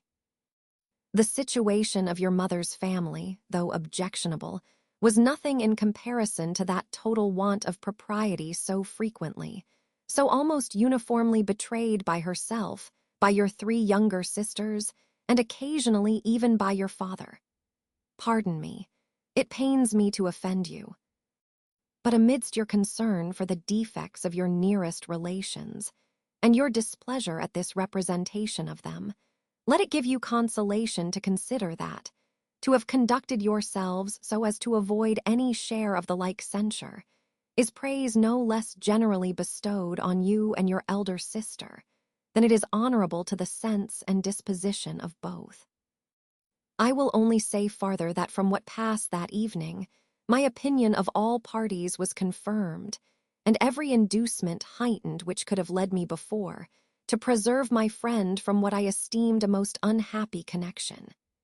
He left Netherfield for London, on the day following, as you, I am certain, remember, with the design of soon returning. The part which I acted is now to be explained. His sister's uneasiness had been equally excited with my own. Our coincidence of feeling was soon discovered, and alike sensible that no time was to be lost in detaching their brother, we shortly resolved on joining him directly in London. We accordingly went, and there I readily engaged in the office of pointing out to my friend the certain evils of such a choice. I described and enforced them earnestly. But however this remonstrance might have staggered or delayed his determination, I do not suppose that it would ultimately have prevented the marriage, had it not been seconded by the assurance that I hesitated not in giving, of your sister's indifference. He had before believed her to return his affection with sincere, if not with equal regard. But Bingley has great natural modesty, with a stronger dependence on my judgment than on his own. To convince him, therefore, that he had deceived himself was no very difficult point. To persuade him against returning into Hertfordshire, when that conviction had been given, was scarcely the work of a moment. I cannot blame myself for having done thus much. There is but one part of my conduct in the whole affair on which I do not reflect with satisfaction. It is that I condescended to adopt the measures of art so far as to conceal from him your sister's being in town. I knew it myself, as it was known to Miss Bingley, but her brother is even yet ignorant of it. That they might have met without ill consequence is perhaps probable, but his regard did not appear to me enough extinguished for him to see her without some danger. Perhaps this concealment, this disguise was beneath me. It is done, however, and it was done for the best. On this subject I have nothing more to say, no other apology to offer. If I have wounded your sister's feelings, it was unknowingly done, and though the motives which governed me may to you very naturally appear insufficient, I have not yet learnt to condemn them. With respect to that other, more weighty accusation of having injured Mr. Wickham, I can only refute it by laying before you the whole of his connection with my family. Of what he has particularly accused me I am ignorant, but of the truth of what I shall relate, I can summon more than one witness of undoubted veracity. Mr. Wickham is the son of a very respectable man, who had for many years the management of all the Pemberley estates, and whose good conduct in the discharge of his trust naturally inclined my father to be of service to him. And on George Wickham, who was his godson, his kindness was therefore liberally bestowed. My father supported him at school, and afterwards at Cambridge, most important assistance, as his own father, always poor from the extravagance of his wife, would have been unable to give him a gentleman's education. My father was not only fond of this young man's society, whose manner were always engaging. He had also the highest opinion of him, and hoping the church would be his profession, intended to provide for him in it. As for myself, it is many, many years since I first began to think of him in a very different manner. The vicious propensities, the want of principle, which he was careful to guard from the knowledge of his best friend, could not escape the observation of a young man of nearly the same age with himself, and who had opportunities of seeing him in unguarded moments, which Mr. Darcy could not have. Here again I shall give you pain, to what degree you only can tell. But whatever may be the sentiments which Mr. Wickham has created, a suspicion of their nature shall not prevent me from unfolding his real character. It adds even another motive.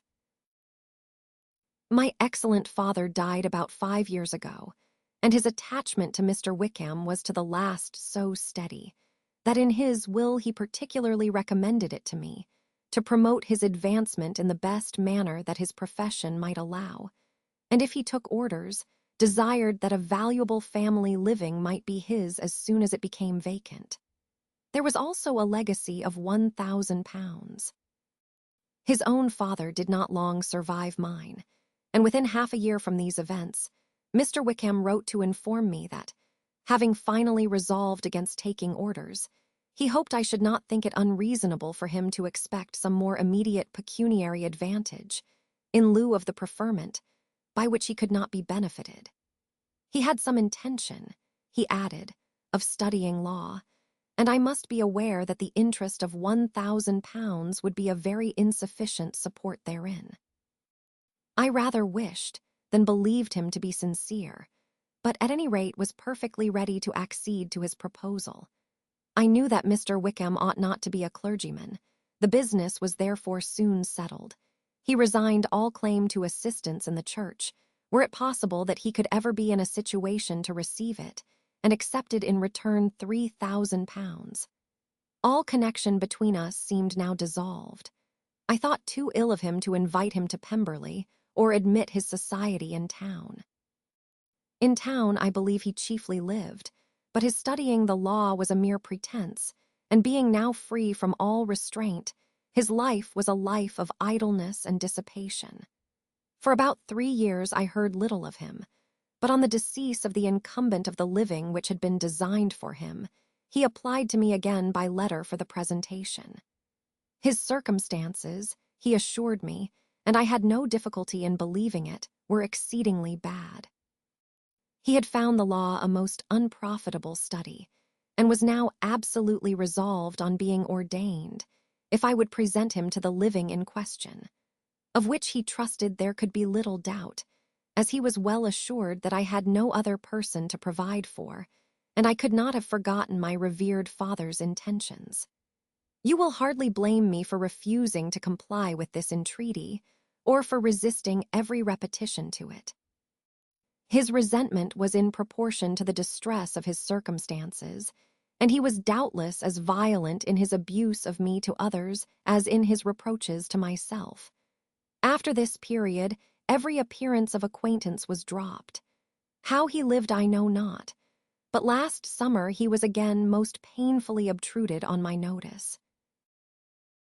I must now mention a circumstance which I would wish to forget myself, and which no obligation less than the present should induce me to unfold to any human being. Having said thus much, I feel no doubt of your secrecy. My sister, who is more than 10 years my junior, was left to the guardianship of my mother's nephew, Colonel Fitzwilliam, and myself. About a year ago, she was taken from school, and an establishment formed for her in London, and last summer she went with the lady who presided over it, to Ramsgate, and thither also went Mr. Wickham, undoubtedly by design, for there proved to have been a prior acquaintance between him and Mrs. Young, in whose character we were most unhappily deceived. And by her connivance and aid, he so far recommended himself to Georgiana, whose affectionate heart retained a strong impression of his kindness to her as a child, that she was persuaded to believe herself in love, and to consent to an elopement. She was then but 15, which must be her excuse, and after stating her imprudence, I am happy to add that I owed the knowledge of it to herself. I joined them unexpectedly a day or two before the intended elopement, and then Georgiana, unable to support the idea of grieving and offending a brother whom she almost looked up to as a father, acknowledged the whole to me. You may imagine what I felt and how I acted. Regard for my sister's credit and feelings prevented any public exposure, but I wrote to Mr. Wickham, who left the place immediately, and Mrs. Young was of course removed from her charge. Mr. Wickham's chief object was unquestionably my sister's fortune, which is £30,000, but I cannot help supposing that the hope of revenging himself on me was a strong inducement. His revenge would have been complete indeed. This, madam, is a faithful narrative of every event in which we have been concerned together, and if you do not absolutely reject it as false, you will, I hope, acquit me henceforth of cruelty towards Mr. Wickham. I know not in what manner, under what form of falsehood he had imposed on you, but his success is not perhaps to be wondered at. Ignorant as you previously were of everything concerning either, detection could not be in your power, and suspicion certainly not in your inclination. You may possibly wonder why all this was not told you last night, but I was not then master enough of myself to know what could or ought to be revealed. For the truth of everything here related, I can appeal more particularly to the testimony of Colonel Fitzwilliam, who, from our near relationship and constant intimacy, and still more, as one of the executors of my father's will, has been unavoidably acquainted with every particular of these transactions. If your abhorrence of me should make my assertions valueless, you cannot be prevented by the same cause from confiding in my cousin, and that there may be the possibility of consulting him, I shall endeavor to find some opportunity of putting this letter in your hands in the course of the morning. I will only add, God bless you. Fitzwilliam Darcy,